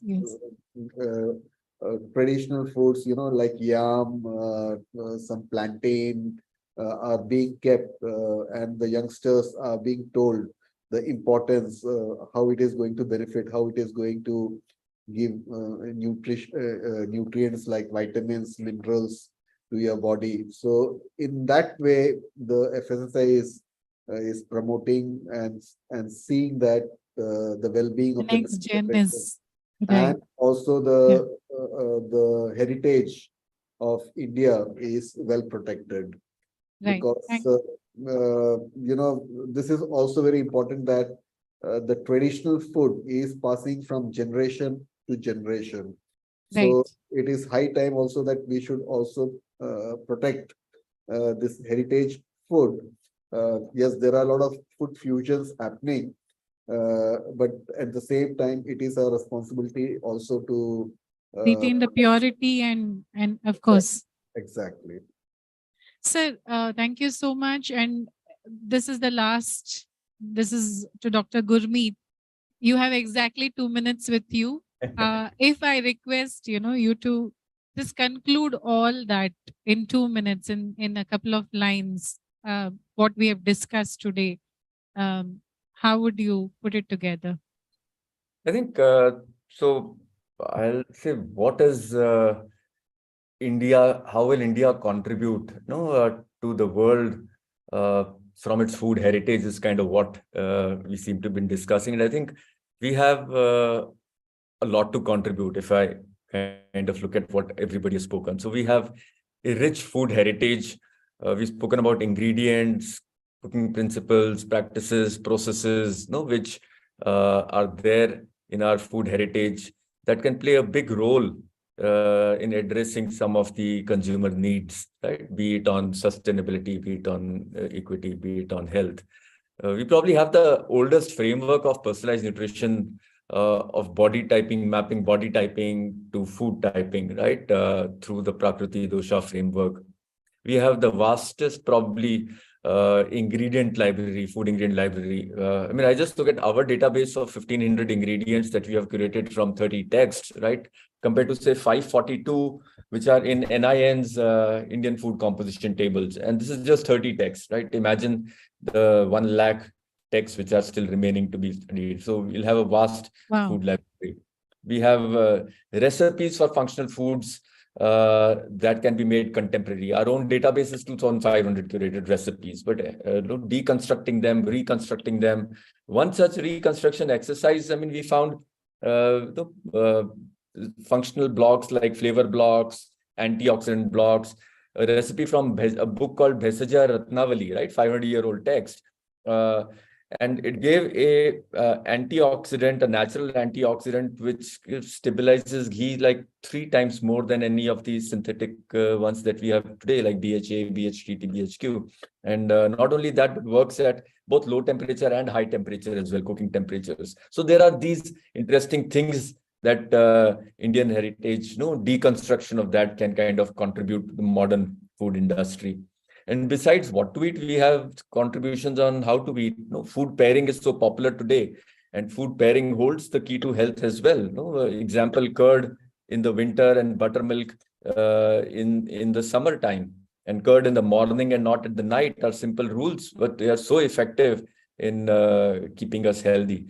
And I think lastly, just wanted to add on one factor we've not kind of discussed, but I think it's extremely important is the food philosophy of India, right? I take the example of langar, which I'm very familiar with, in langar in Gurdwaras, which is one of the biggest exercises where food has been used to convert philosophy of equality into practice, by cooking together, serving together, eating together. So I think there's so many different dimensions through which food heritage can contribute globally, and address global needs. Yeah.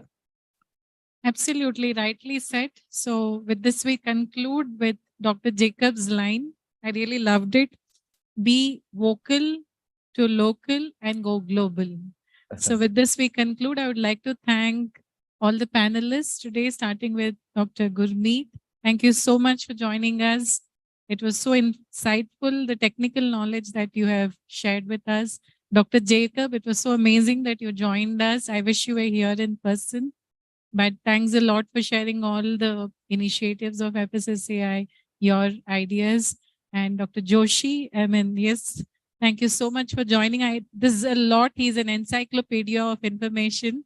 Today was just, I think just a brush of what he's been doing. He's been doing a lot of work in the industry. And finally, Dr. Pankaj, we want to hear more. And I'm really looking forward to a lot of evidence-based, information, which can really help the industry in a big way. So thank you so much. Thanks to all of you.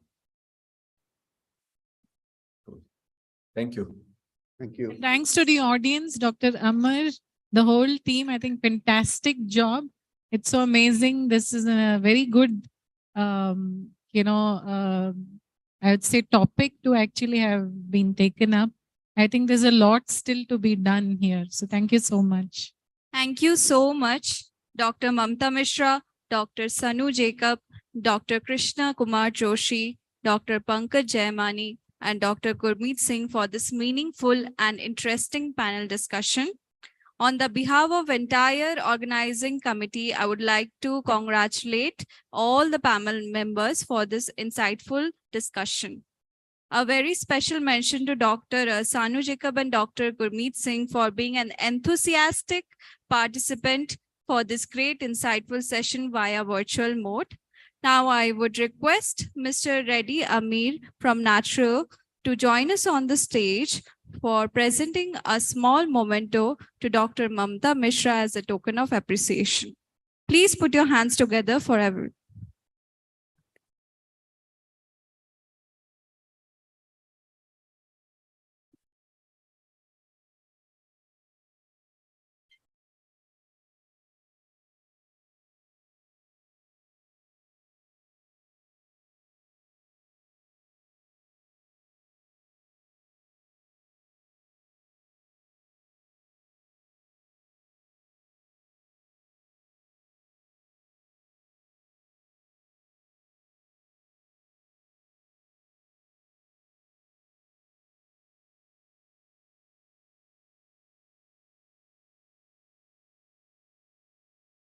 Now, I would like to invite Dr. KP Sudhir from Kerala Agricultural University to the stage to provide a small memento to Dr. Krishna Kumar Joshi. I am very happy to mention that Dr. Krishna Kumar Joshi is also the member of Board of Studies for our Department of Food Technology, Jain deemed to be University. It's a pleasure to have you here, sir, for embracing this event.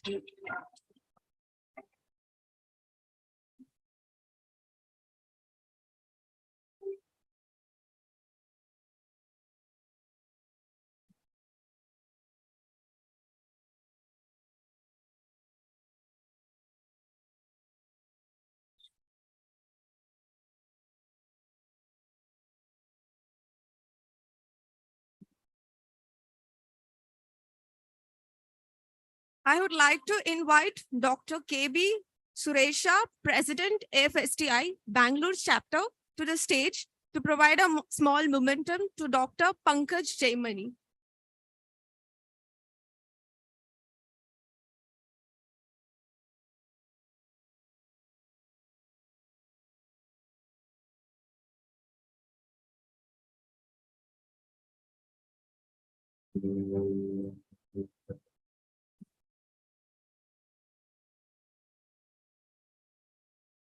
I kindly request everyone to join us on the stage for a group photo session.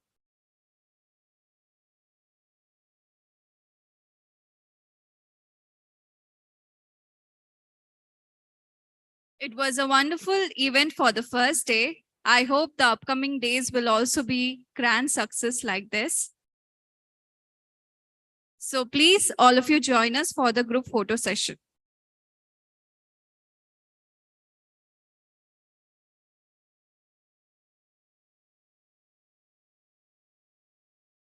After the photo session, we can take a short tea break. Our refreshments have been arranged by the hospitality team in the spin door basement. Thank We're you. missing you, sir, Jacob sir and Gurmeet sir. It's okay. We can get the feel. Yeah.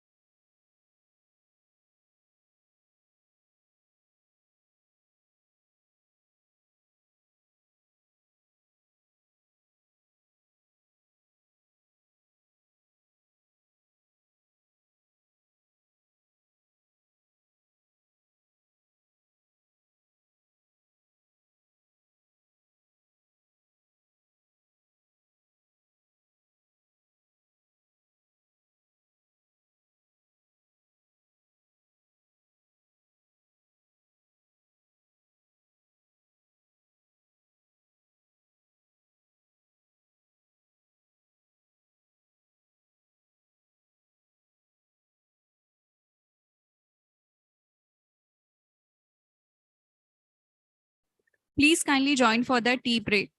Tea arranged in the Spinto basement. Thank you so much for this wonderful evening. Thank you.